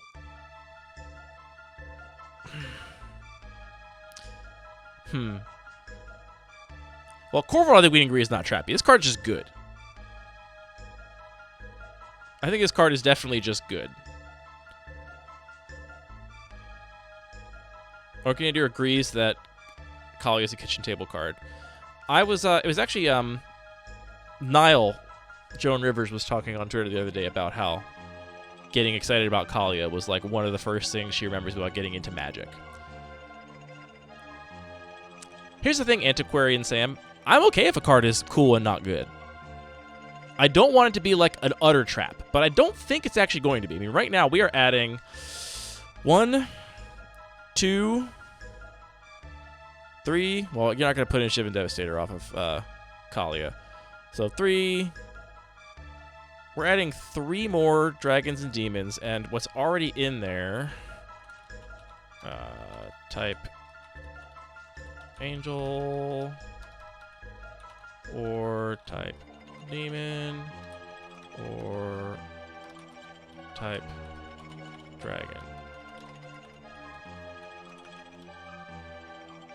So, Inspiring Overseer, Exemplar of Light, Archangel of Thune, cards like Eternal Dragon and Scourge of Neltoth are sick, I think, with Kalia, because they have other applications, and they're also just vanilla creatures when you put them into play. Like, it's not like your game is over because you put a 5/5 or a 6/6 into play for free. Honestly, it's later than you're going to get Scourge of Neltoth into play in a regular Scourge of Neltoth deck. But it's like cool upside. Archfiend is cool. Chef at Archfiend's coming out. Did I already cut that one? Is that in the cut list? It is. Great. Backdraft Hellkite, Dragon Lord Tarka.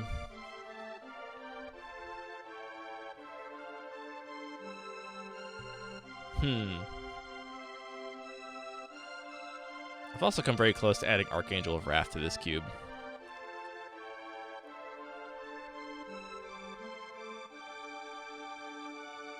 I just like Kicker.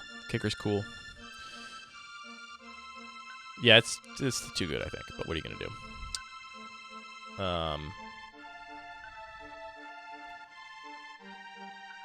So, to recap the outstanding questions, people's general feelings towards Corvold and Kalia seem to be commander cards, which I don't love. I don't want commander cards. I don't want people to have the response, oh, these are commander cards. That's not what I'm going for here. I'd love to get a couple more artifacts in here, especially artifact threats. What do we think of Lodestone Golem in this context? There is sack stuff, D-roll. It's not like overly committed to sack stuff, but the sack stuff does exist. You can sacrifice things for value. Lodestone Golem is not a threat. It's got 5 power. It's a lock on a clock, as the kids say.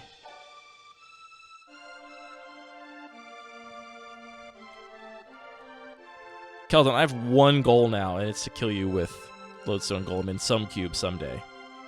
That's all I want from life now. Dare you speak that way about my boy.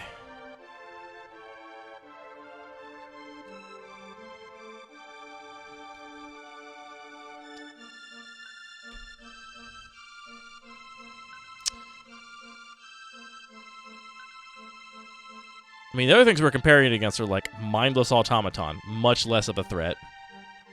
Or Bottle Golems, probably much less of a threat. I have considered Traxos. I hate that it triggers on historic spells. And not just artifacts. For this cube, specifically.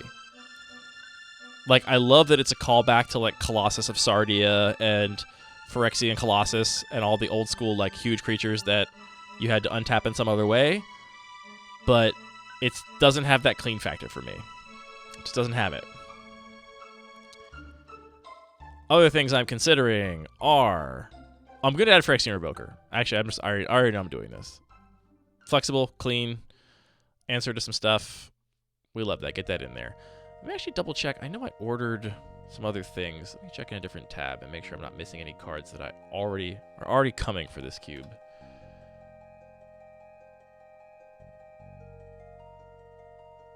Hey, can we talk about how TCG Player refuses to ever actually save your sign-in information? You check the box that says, don't ask a missed device, and what does it do? The next time you try to do anything, it asks a missed device. Every single fucking time.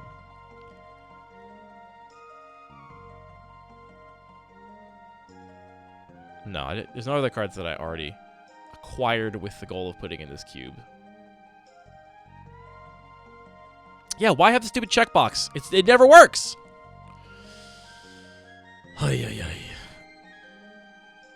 How do I feel about these changes? I'm just reviewing them now, thinking my thoughts.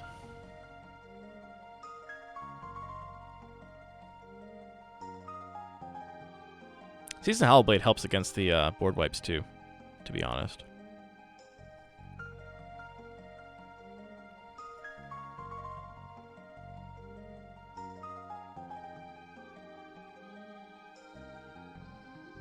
Eater of Days is clean. I do love Eater of Days. I enjoy that card. I'm not going to lie. I'm about to add Chronomaton, though, so you better give me some better options soon. Otherwise, you're going to get Chronomaton. I've considered putting Ornithopter in here, too, and just figuring out some way to make it do something, do anything. All right, here's a question. Here's a very focused question.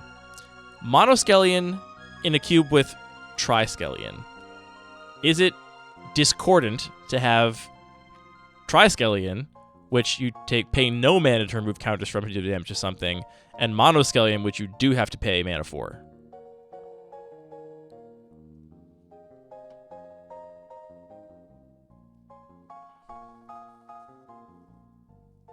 Gotta go one or the other. I mean, Triskellion's not going anywhere. I love Triskelion. And Triskellion's the same reason I'm not playing Walking Ballista. Triskelion is just clean Walking Ballista. I know it's way worse, but I don't care about that for this cube. And also it's got edge cases. You can, you know, Graceful Restoration Triskelion. Baby version, so it's worse. Logic checks out. Yeah, I mean, it makes sense that it's worse. I honestly, this could be a better card. You could totally convince me this is a stronger card in this meta, because it doesn't cost 6 mana. But it is way less cool. It's got less swagger.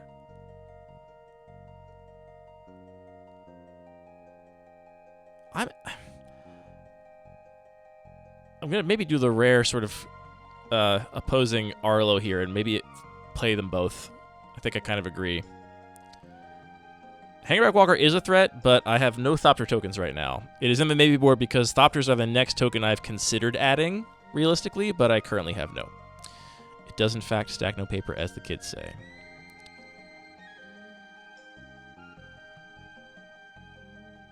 Ancestral statue, Arcbound Crusher.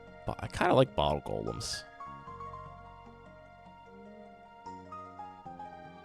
Yeah, I'm pretty aggressively limiting the different types of tokens that can be made in this cube. I think I'm gonna go. Meteor Golem is just too expensive to be relevant. I think I might drop a Lodestone Golem and a Monoskelion. And we're 3 cards short of having caught up.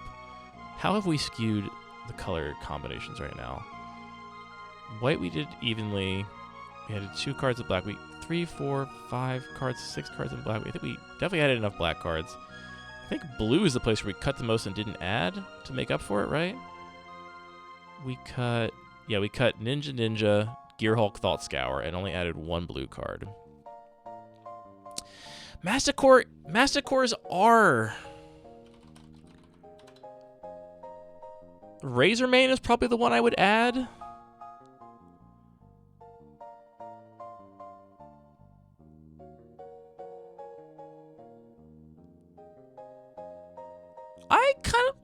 I kind of like Razormane Masticore. I've got discard themes going on here. I've got madness stuff.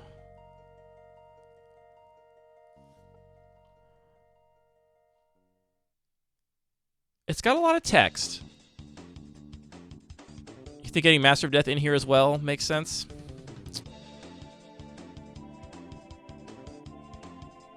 It's that battle music, though. Battle music. Okay, fine. Razormane Masticore, you win. You win. It's too cool. How much is a 10th edition foil? Asking for a friend. $1.16? Yeah, buddy. Yeah, buddy. You know we're doing it. Oh, actually, is that the correct Oracle text in all ways?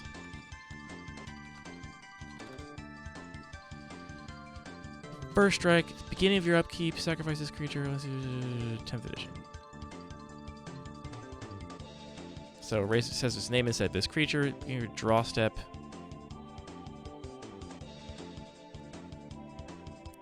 The art is so sick on this. Master of Death is sick with Masticore. Okay, okay, you know what? You are spitting. There's no doubt about it. There's no doubt about it. And I did want 1 more blue-black card to main board. I agree. The vibes on Razormane Masticore are extremely good. And worth all the text, I think.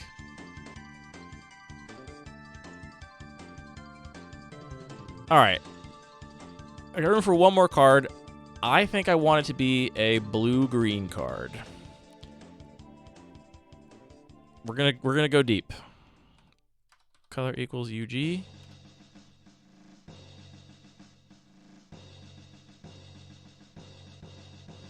No, I'm not on a Shoreline Looter. Not for me.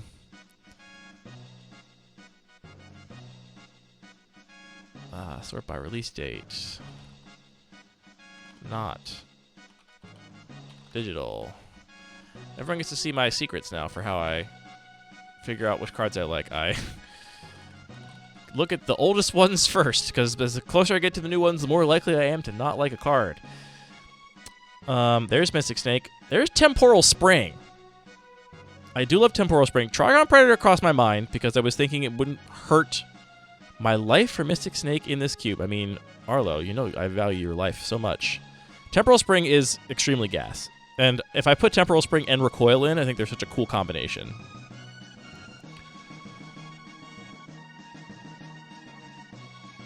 Coiling Oracle is iconic. I never loved that card, though. It's so dinky. There's Trigon Predator. Man, I used to love Void Slime so much. Yeah, if I added Temporal Spring and Recoil, I would for sure have to cut the bounce lands, which is fine. There's only a couple of them.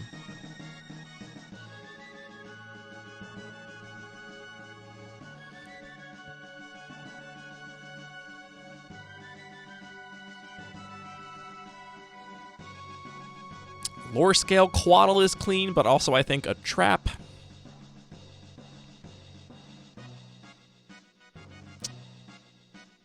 I do love Charlotte's Agent, but I'm not gonna do Cascade here.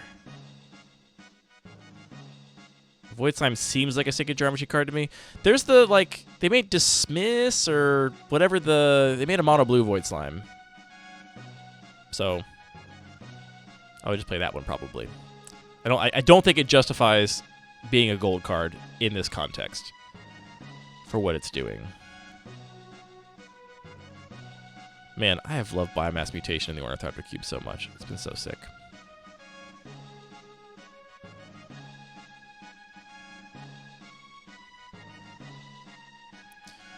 Curious Follower is on the maybe board. I think I saw Deerl mention Curious Follower. Thing is, there's not actually anything really cool to do here with it, except for untap Kiki Jiki, I think. Filter. Do they have the full filter for this? Like, can I do... I imagine I can't do... Okay, that does work. So, what can I do with Curious Follower? Mana. Overhaul Tracker, kind of cool. Fauna Shaman, kind of cool.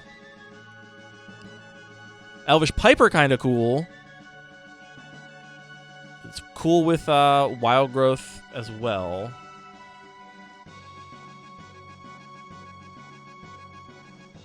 Disallow. Thank you, Boomtack. That's what it is. Man, I'm so bummed I gotta buy a different Merfolk Looter because this one doesn't say Rogue on it. Hurts me. Machias, kind of cool. I just don't think it's... I think that Curious Follower is just... I mean, I guess Icy Manipulator? I think I'm a few things to do with Curious Follower other than make mana short of being excited to put that one in here.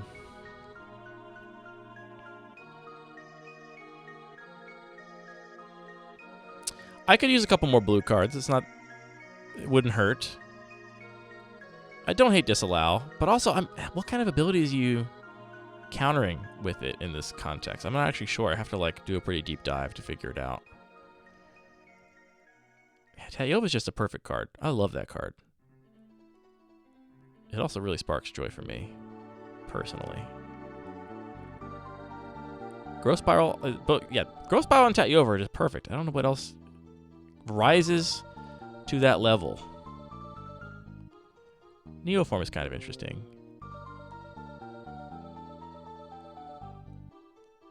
Oh, what's this Oko Thief of Crowns guy? He's kind of clean.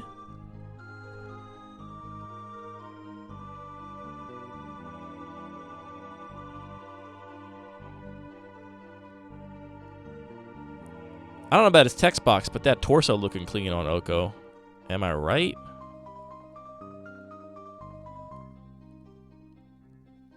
I guess it's true. I do have a couple of other cancels with upside here, and so if you look at Disallow as just a cancel with upside, it fits alongside like Refute and Neutralize. I could see it fitting here.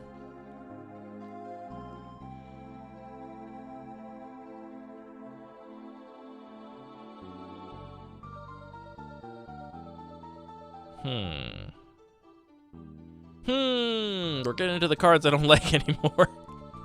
We're approaching that time. Some people love the Slogurk. Slogurk does not do it for me either, though. I do like Colossal Sky Turtle quite a bit. I don't think this is a space for it, but I do really like that card. The card is so cool. Other Tatyova. Nope. Land creatures is not a line of text I want in this cube. Skip over the 40k cards. Skip over the Ambassador Blorpity Blorp. Blorpity Blorp Boop. Oh my god.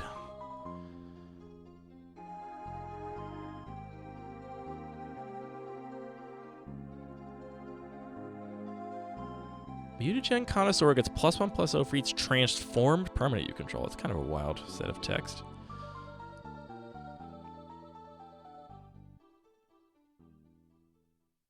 You honestly know, the other Simic card that I kind of like? It definitely fits the bill of being a commander card, because it's literally printed to be a face commander. But that one that cares about casting spells on your opponent's turn, or your first non-creature, what is it? 4 mana, let's see. Let's go back here somewhere. Roshmi, Eternity's Crafter. I kind of like this one.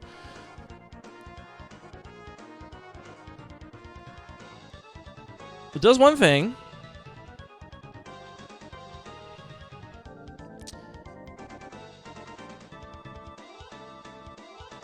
This was actually Aether Revolt. Yeah, you're right. This was not actually... This is just actually Kaladesh, original Kaladesh. Okay, I'm going to drop this in the maybe board here. I'm not ready to put it in the main set.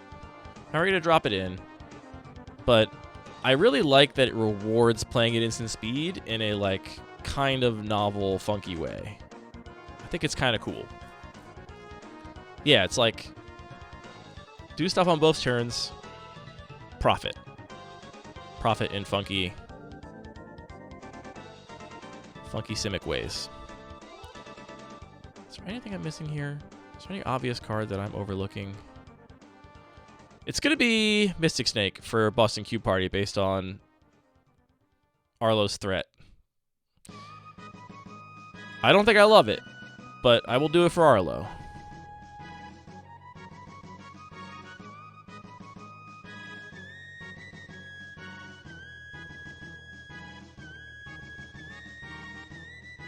And Planar Genesis is such a weird, complicated way to do a Grove Spiral.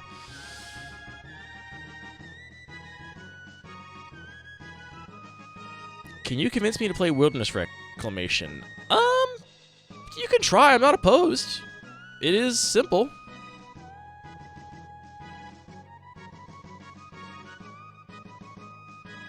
Which card Boomtack are you telling me to get one with the correct rules text?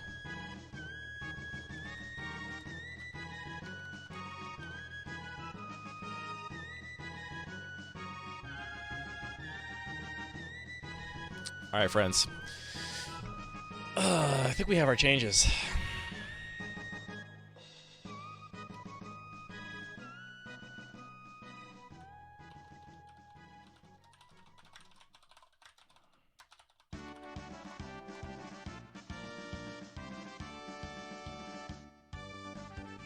Rashmi old version says CMC. Good shout out.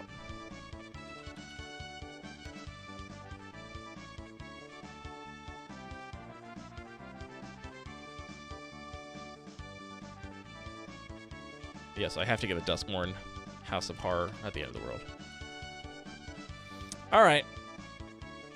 Let's do a little bit of writing about this.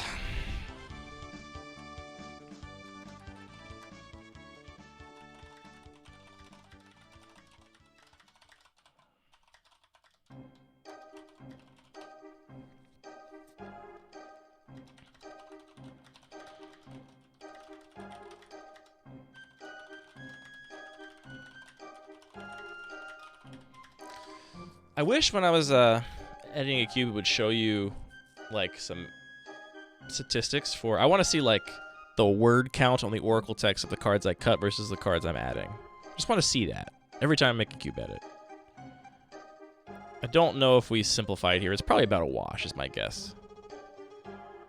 Oh, I always write a lot of my change logs, Boomtack. It's a problem for me.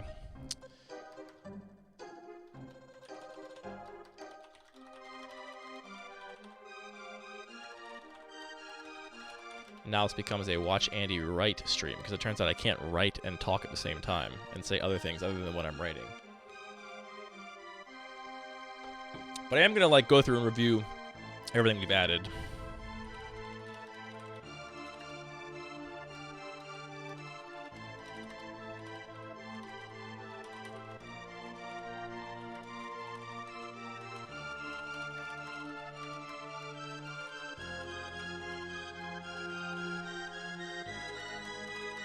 See ya, Keldon.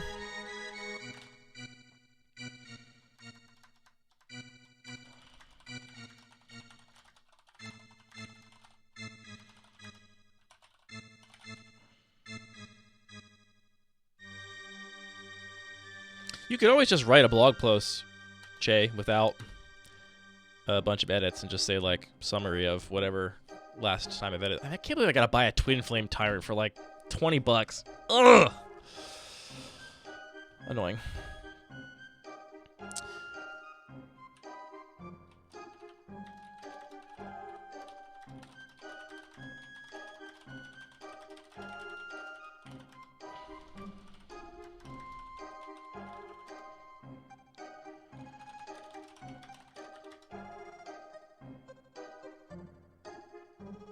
Oh, you're like Boomtack? Boomtack.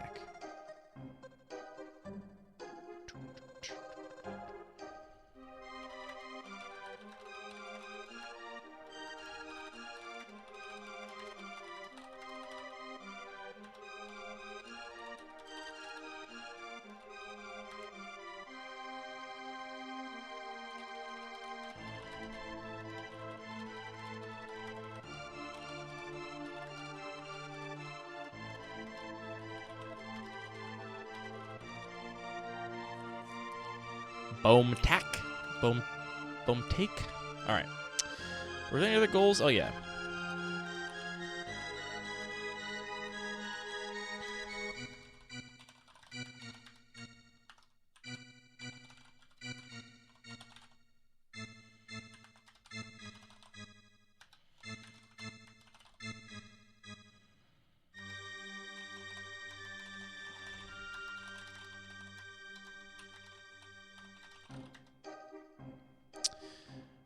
Yeah, sorry, my Dutch pronunciation is going to be off, unfortunately.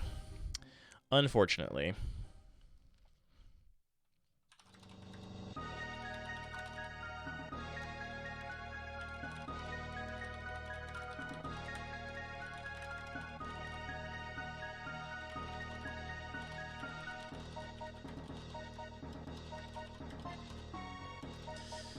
All right, let's sort these by color now.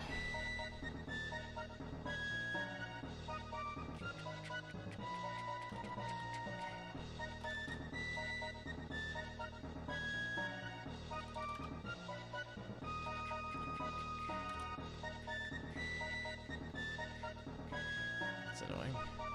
Just get anything to fix that. I'm actually surprised I didn't find that card X 100 times. It always does that.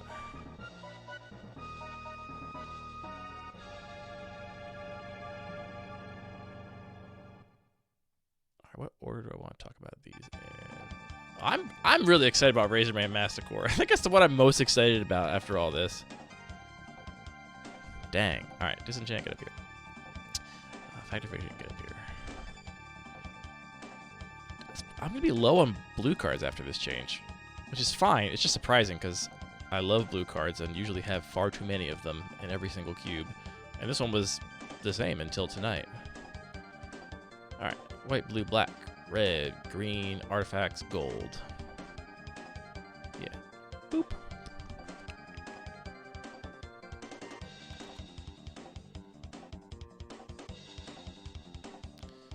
Actually pop into a text editor real quick to format this list.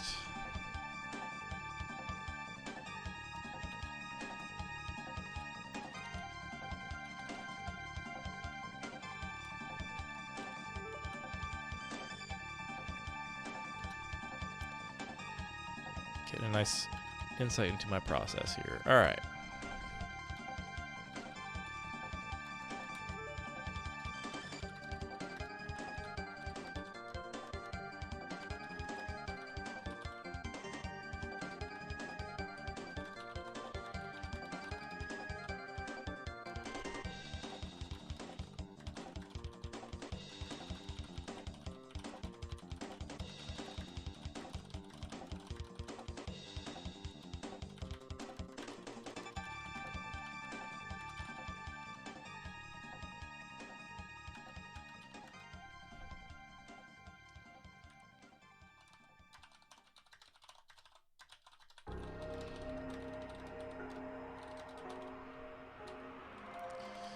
Shadowborn Demon. The guy that... Well, if you were Ravenous, how do I write that? The Chad to Ravenous Chupacabra's Virgin.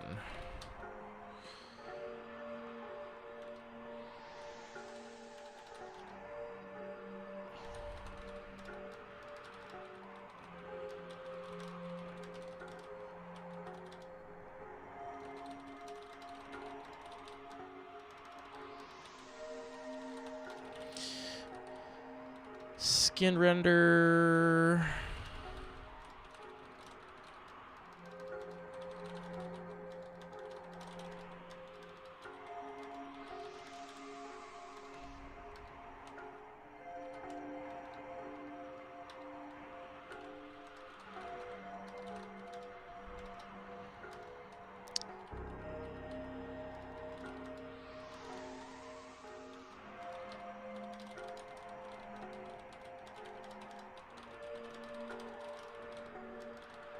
I'm just rediscovering all the things that Anthony already discovered about the regular cube about playing Skin Render over Ravenous Chupacabra, etc.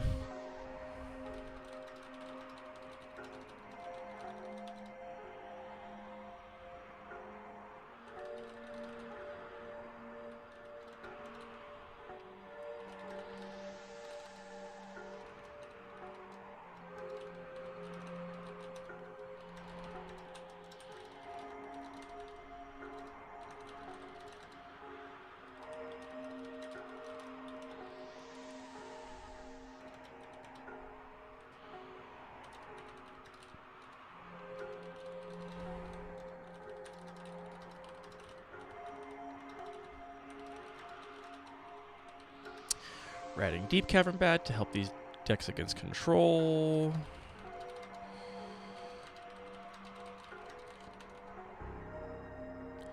Though honestly, I'm not even convinced it's that good at that job.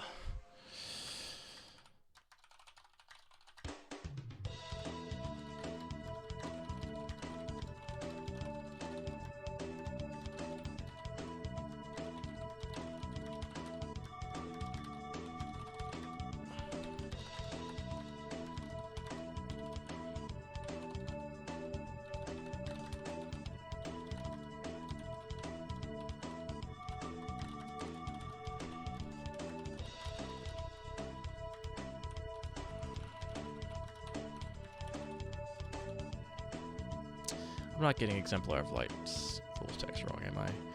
That does trigger whenever you gain other life. Exemplar of Light. Whenever you gain life, put a counter on this creature, draw a card. Okay, sweet.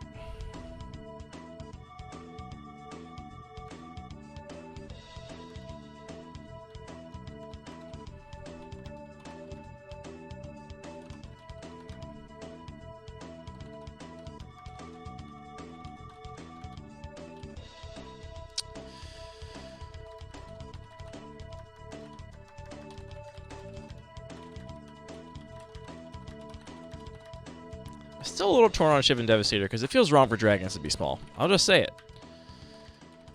Like, I think you're often playing this on X equals 3 or 4. 4 feels okay. 3 feels too small. But it's definitely clean.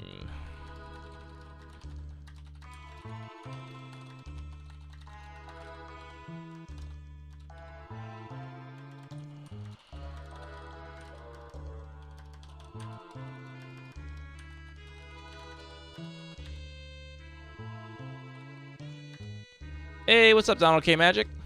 I think it's been very productive. I'd be happy to walk you through some of the changes we made. I'm just now typing up a change log. Our goals here was actually good. Good you came in. I can use you as a proxy for the audience here. Goals. After the first draft night, Alex's Aristocrats deck was not necessarily particularly strong, but he said it felt on rails in the draft, and so my goal is to make it feel less on rails by cutting some of the premier payoffs like Blood Artist, which I also just dislike, and also some of the sort of forgettable in-between filler stuff like Goblin Instigator, just to make this deck feel like it's less what you're supposed to be doing in that color combination, so it's more emergent. I want to add a couple more ways to deal with artifacts and enchantments because my 3-0 deck abused Double Vision, and Patrick's 3-0 deck abused Drakehaven, or Patrick's 2-1 deck, losing in the finals, abused Drakehaven. There are some ways to deal with them in the main queue, but not as many as I would like, so I'm putting a couple more of those in there. I'm also going to cut a couple of the swagless cycling cards so that the cycling deck is a little more work, and also people are triggering Drakehaven more off of discarding. Oh, you know what? Hold on. I want to find space for Careful Study. Careful Study, I think, is very cool, and it is not cycling. It is actual discard. So if you are doing it, it's got a big downside. I want you to get in my cube to main board. Yeah, so what? I gotta cut one of the cards that I was gonna add in that case. Which of these is inspiring me the least? I can't do Snake. I can't do Snake because I told Arlo I would keep Snake.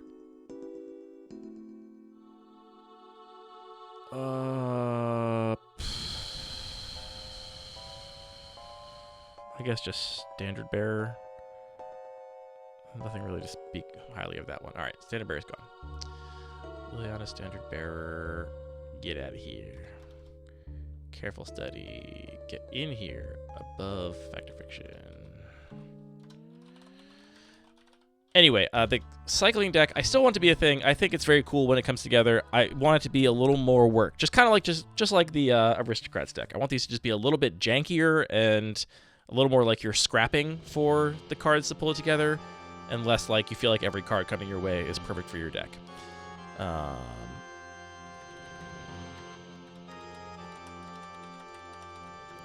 was originally off Careful Study because I was going to go all Modern Frame in this cube, then I decided not to. For card game careful study, the play patterns aren't very careful. Bad vibes. I think people that make the mistake of playing it just for card selection are making a huge mistake, but, you know.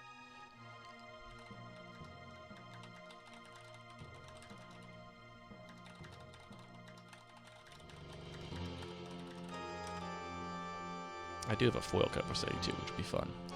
Love to play old, cool foils. Anyway, so that goal. Also, the mid-range decks, given that I have no planeswalkers, no vehicles, and sort of minimal token generation, I think some of the mid-range decks felt a little bit unfavored against control. I think this is one of the problems I've maybe fixed the least. Like, my ways to address this are basically like, well, let's give them a Harmonize and a Call of the Herd and hope that's enough. But I thought a little something for them, maybe. And maybe they can get there. I also want to make sure I added more iconic creature types, so I added a couple more dragons, a couple more demons. It feels like I want that here. And then I also just cut some cards that I added when I was thinking too synergistically and losing sight of my original goals of just play elegant cards. So cutting some of those to make room as well. I'm going to pay $20 for a Twin Flame Tyrant. More than $20. Stupid. To pay more than...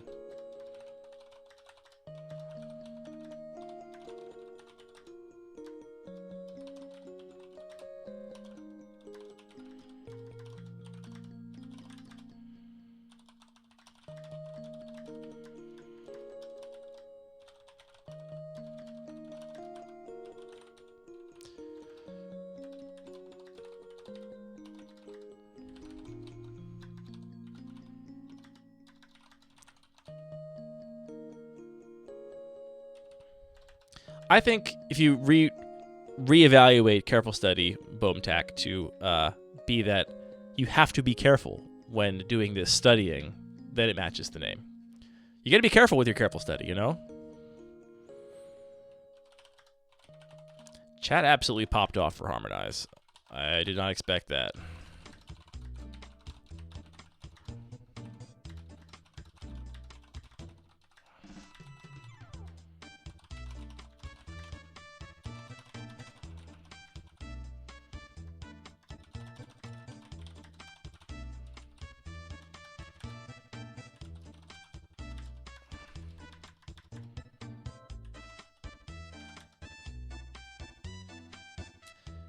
You're saying the card Harmonize is better than the mechanic Harmonize?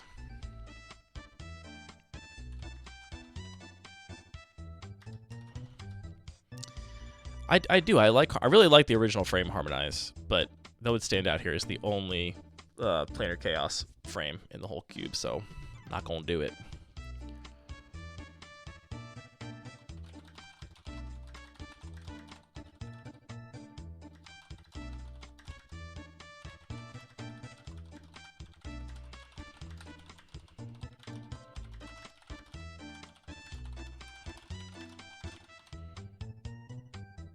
It'd be so sprizzy.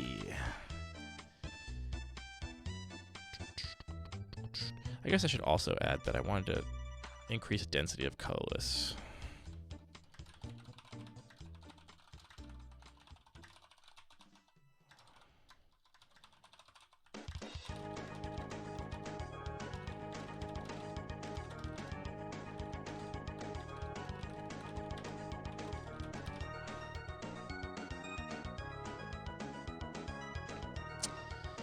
Yeah, something to be said about Harmonize. It's funny that Harmonize was seen as a color pie break, because I feel like today people wouldn't even see it that way.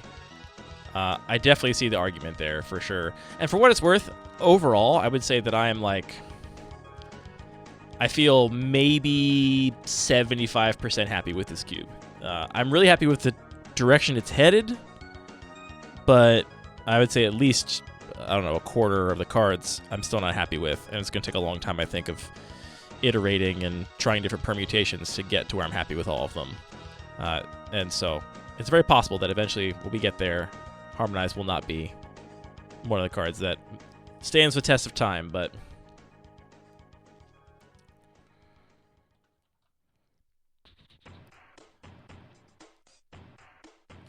Whatever, Perfection Roger.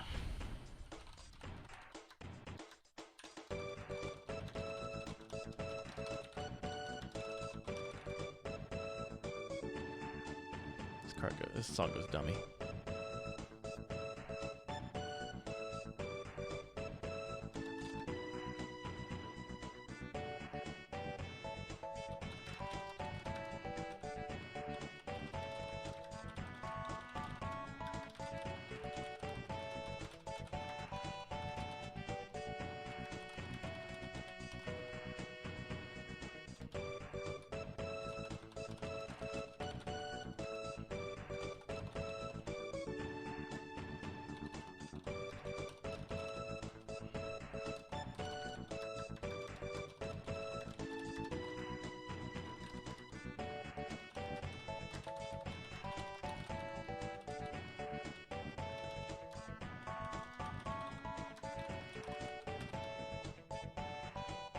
Ever an argument over Evoker being annoying in terms of rules around shortcuts? Say more about that.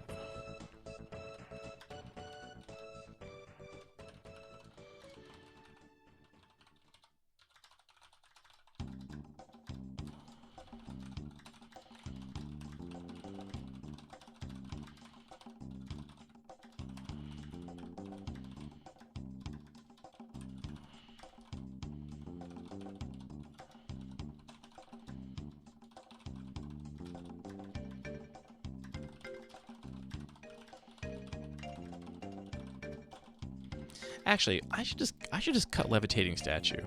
As I'm typing this out, this makes no sense.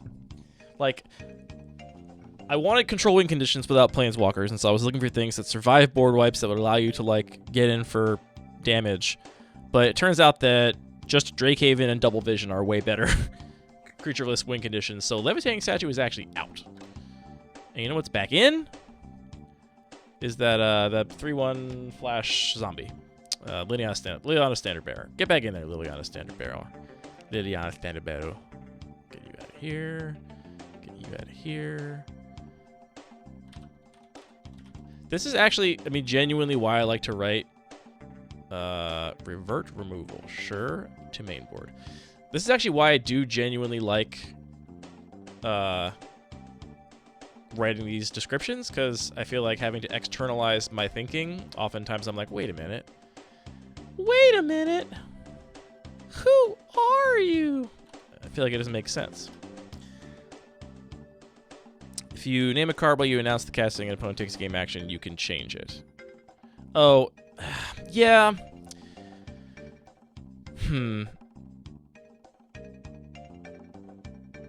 I mean, you don't get to name the card till it resolves. You can say whatever you want while you're casting it. It just doesn't count towards anything. Yeah, I think actually the interaction I don't love is that some people don't realize they can't respond. Like, newer players tend to not realize they can't respond once you've chosen. So they'll, like, sit there with their Icy Manipulator and wait. What do you mean it does count?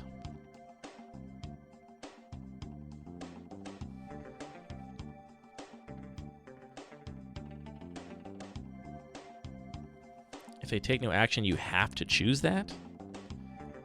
I don't know the details of the rules. I would imagine maybe it's because you're saying they just, if they take no action, then they've essentially shortcutted to the spell resolving. So that was the thing you named when it resolved, I guess is what you're saying.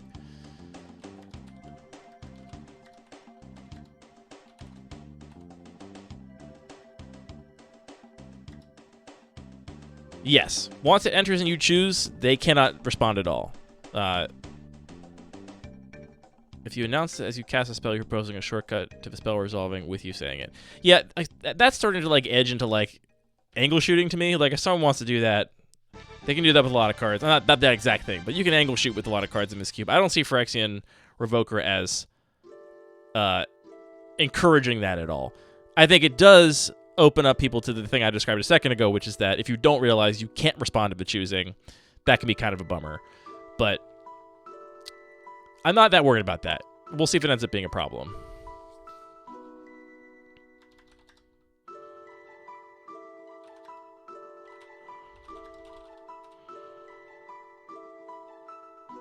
All right. I was on the fence about Monoscallion because it's slightly different than Triascallion.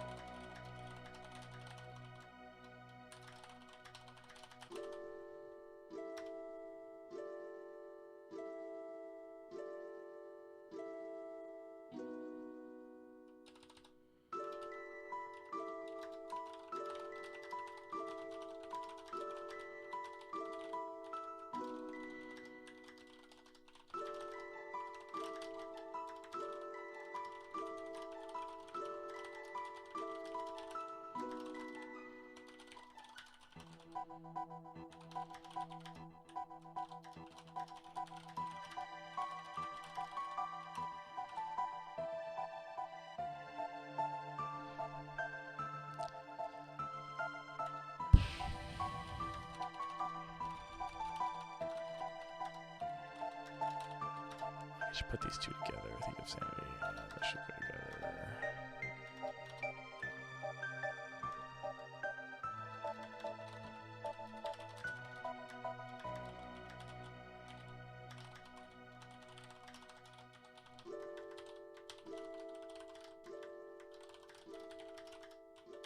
I think someone joked when added Master of Death that, you know, someone's trying to talk Andy into adding Squee. And I'm sitting here and I'm honestly thinking maybe Squee is a better fit for this cube than Master of Death. Squee is the definition of clean. It's so clean.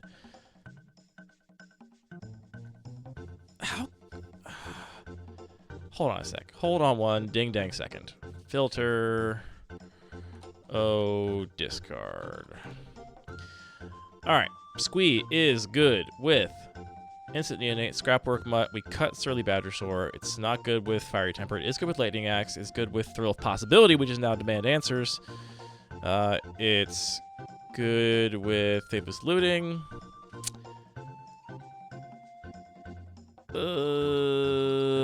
It's actually very good with Azure Oddsmaker because it's repeatable. Discard every single turn. It's really good with Merfolk Looter.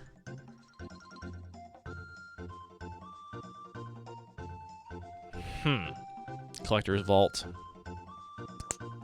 I think I have to do it. Because look, people are going to play Master of Death for sure because it's just good. I'm adding Squee to this cube. I'm doing it. No one can stop me. I feel sick with power right now. Master of Death, get out of here.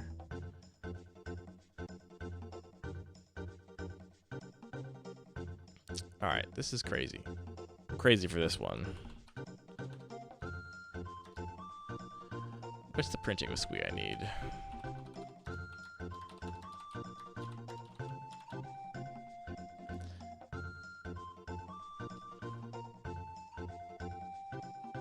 Okay, I can't get the original printing. It's extra wordy for no reason. So I guess we just go 10th edition.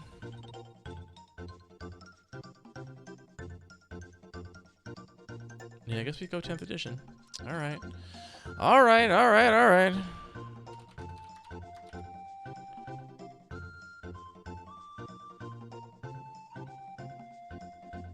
Dang, this is crazy. This is crazy.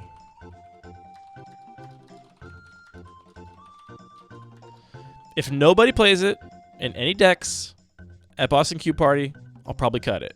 But if anybody does anything with it, probably stays.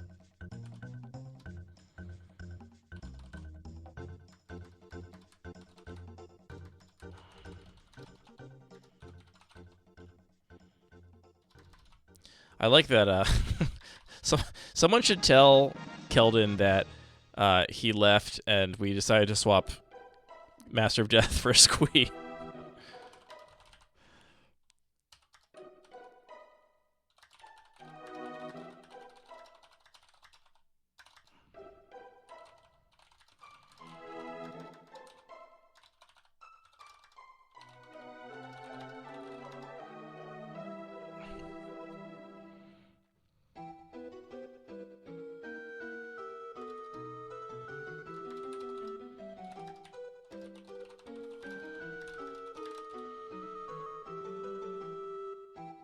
Dang. I can't believe we're adding Squee.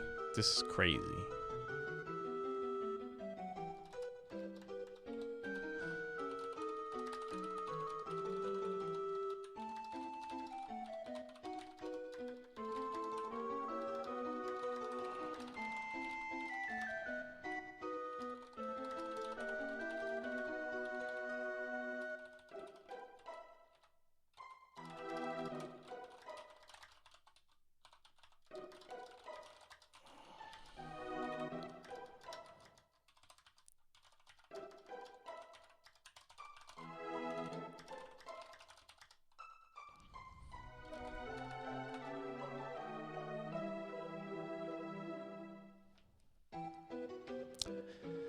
I mean, Revoker might not last. Honestly, the bigger reason Revoker might not last is there's not that much for it to hit in this cube.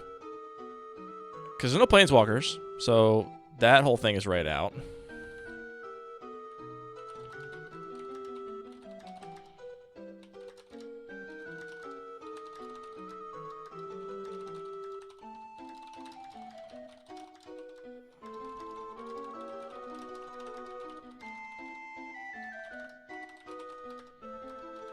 Yeah. Tell us what the Revoker did to you. Did you get hit by this sort of sweaty rules interaction at some point in a competitive event?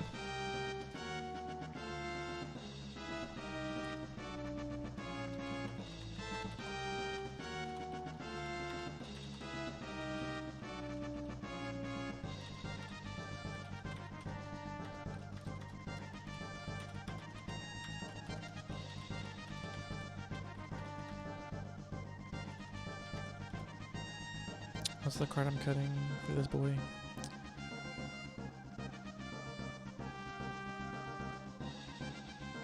Oh, that's his. Wait, hold on. I'm blind. Conclave Mentor.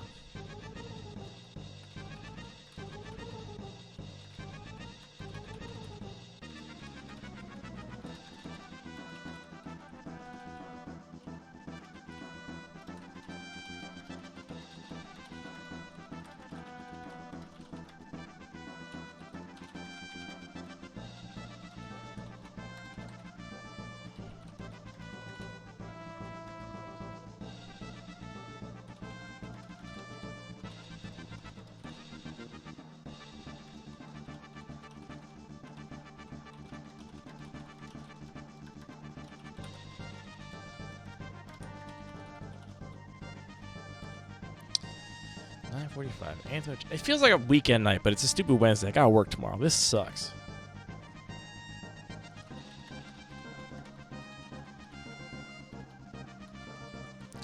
I don't think I'm gonna explain all the cuts in great detail.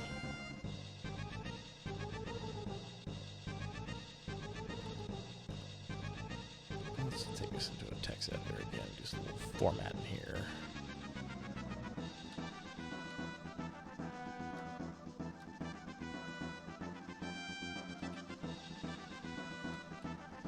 That's devastating, Tim. I'm very sorry.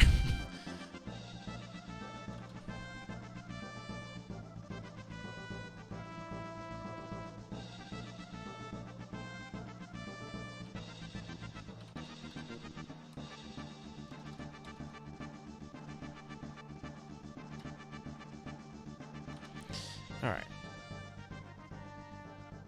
Where did my window go? Text formatted.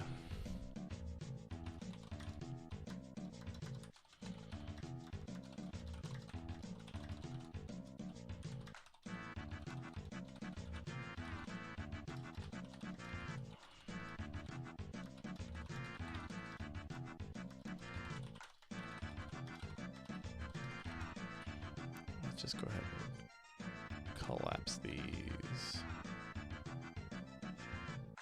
Oh, I didn't add Consecrated Sphinx. I should just add Consecrated Sphinx too. Why does this keep happening to me? Why does chat keep talking me into playing cards that are expensive? Go fucking acquire. Stupid. All right, Tim, you're new here, as in you weren't here for the rest of this conversation. What do you think of Consecrated Sphinx as a just generic blue control finisher?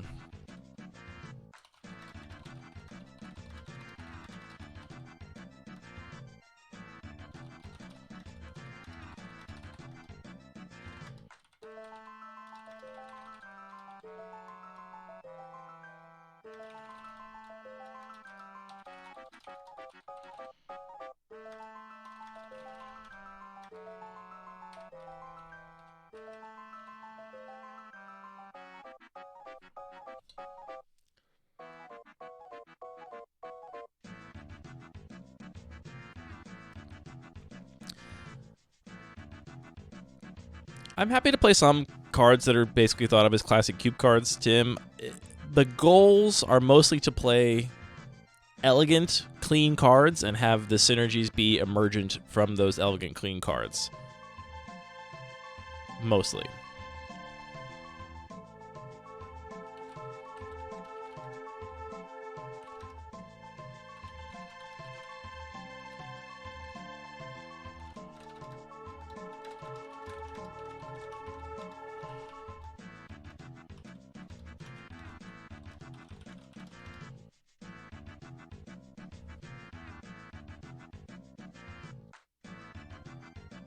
Just cut all the ninjas, Donald K. Magic. For better or worse. I decided that the 3 ninjas I had were just not... They weren't really fitting the vibes. That was me trying to like work in an archetype I really liked from the regular cube here. But yeah, I don't think they were doing it.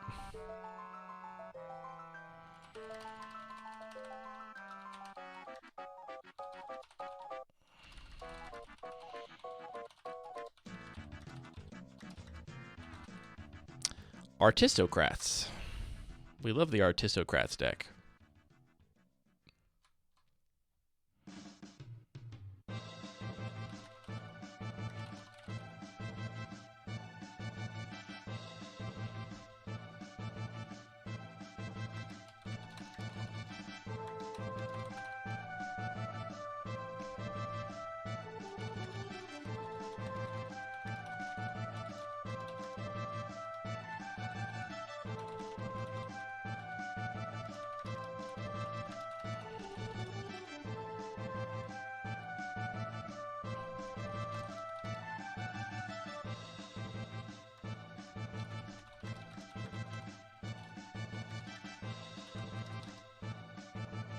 I did not see the new flavor text typo preview today. Hit me with a link. I'll check it out on stream.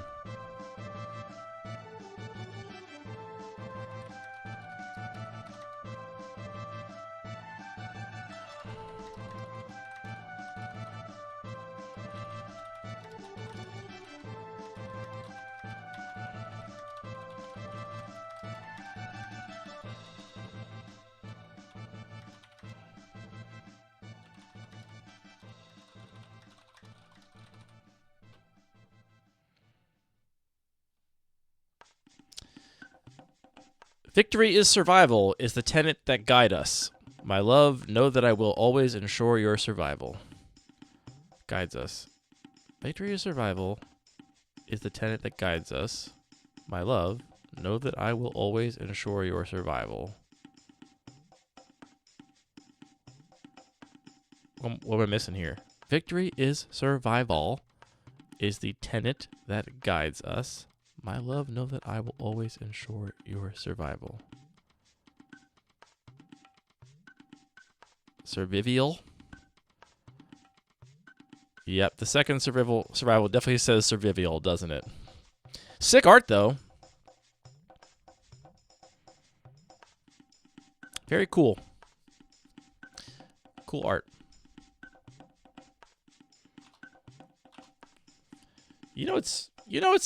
I'm so sympathetic to proofreaders because I knew there was a typo on that card and did not find it after a few read-throughs.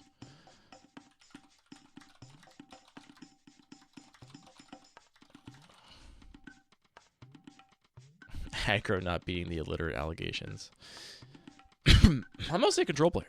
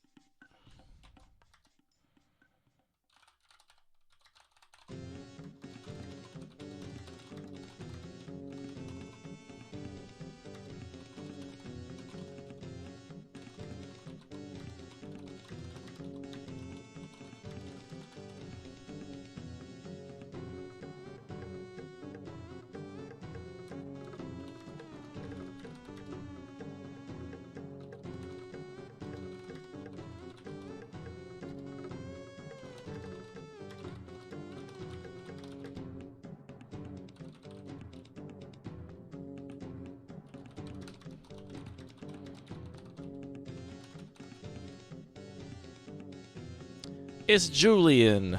Bonsoir, Julian.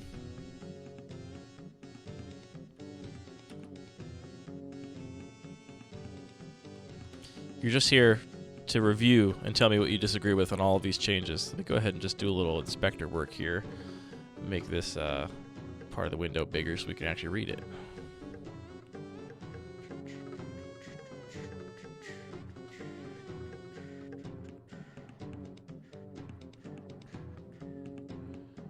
Where is that max height?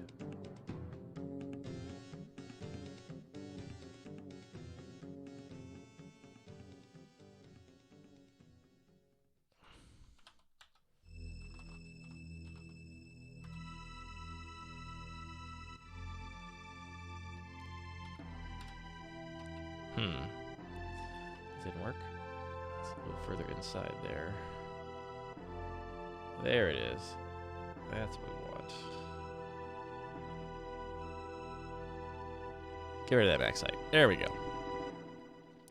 There's some changes.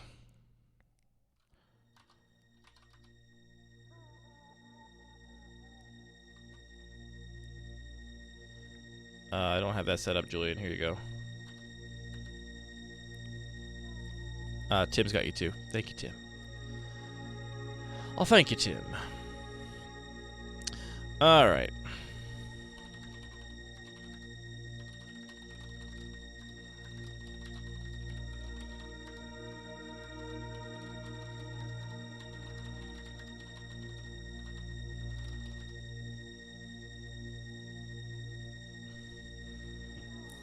The French and the Dutch are going to argue with each other in chat. I don't want an international incident.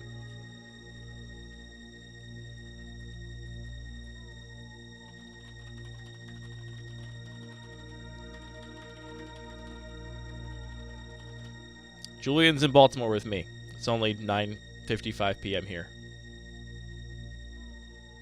I haven't actively chosen the prints for cards I already owned yet, Julian. I will be getting a better print of that imminently.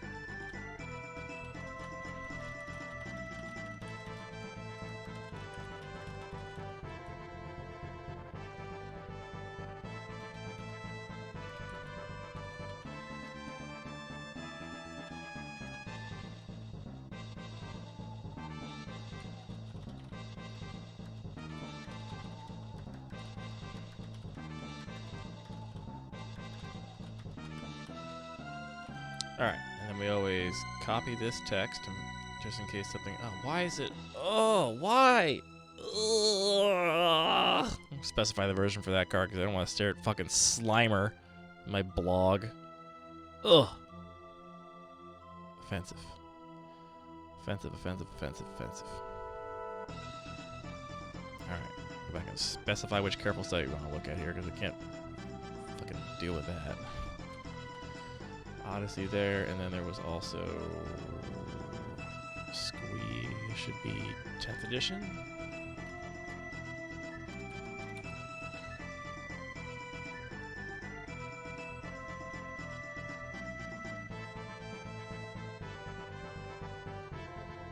Do I have that syntax wrong? I obviously do.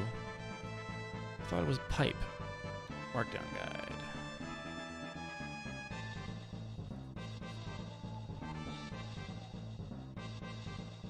Can you not do set code? You have to do the full ID?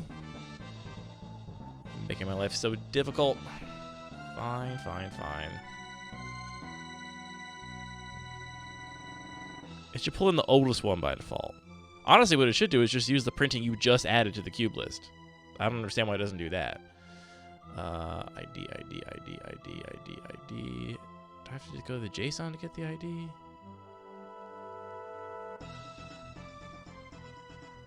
Also, is it the ID or the Oracle ID? We're going to find out the hard way.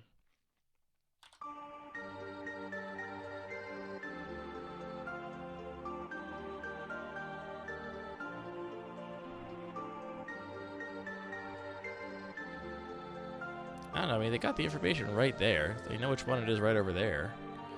I think he can do it. I believe in him.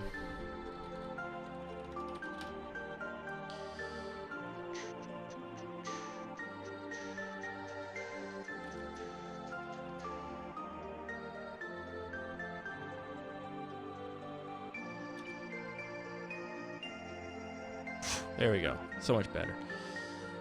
Those other ones are offensive enough. I mean, the throw possibility also sucks, but I'm not going to bother changing that one. These are also annoying, but whatever. All right. We did a big cube update, friends. Now I have to pour over my collection and see which of these cards I already have, which of these cards I have to order, and place that order imminently. So they're all here in time for Boston Cube Party. So now we hide that maybe board. Oh, we actually made this a lot more even without trying. We got closer to like perfect color parity. The Boston Cube Party is in 2.5 weeks, or like we leave on Thursday 2 weeks from now, so basically 2 weeks away.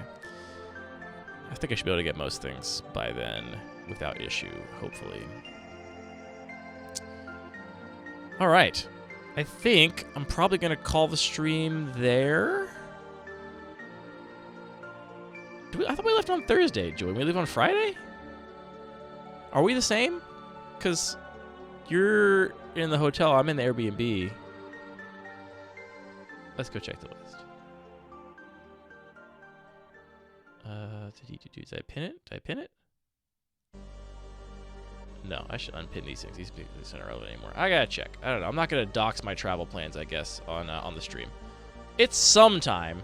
And my big scary pitbull will be at my house, so don't you dare try and rob me. That's right.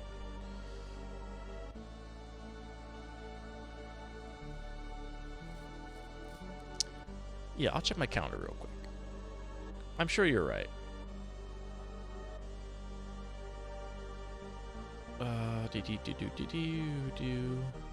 You're right, it is Friday. What am I getting? I'm thinking of a different cube trip. I'm thinking of all different stuff. There's too many cube trips coming up. You feel like this cube actually needs perfect color balance? I think you're maybe right. We'll see if we get there someday. I was saying before you signed on, Julian, that I think I'm probably like 75% happy with this cube right now. It's still very early days, and I am going to have a lot of changes to make to it, I think. How's our gold section looking? Yeah, gold section is looking okay right now. Got a couple 2s, a couple 4s.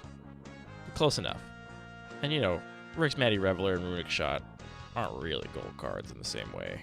Same with Unbearable Rights and Lingering Souls. All right. I'm going to call it there because it is, in fact, a Wednesday. I should go to bed. But this has been fun. I hope people enjoyed it. I might do this more if people think it's fun.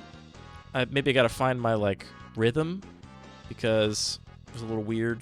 Just got to figure out how to do this. But I am interested in talking more about cube design in real time. I think it could be potentially cool. So, sick. Everybody have a good night. You're crazy for staying up so late there in the Netherlands. Boomtak, Zoidraft, Tim, Julian, everybody else. Good to see you. Yeah, sorry for not having much of a warning there, Donald. I will give more of a warning next time, I think. I might do something very similar soonish for the Hunter Ornithopters cube. I think there's a couple more little changes I'm going to make. Maybe. We'll see. But anyway, till then. Good night, everybody.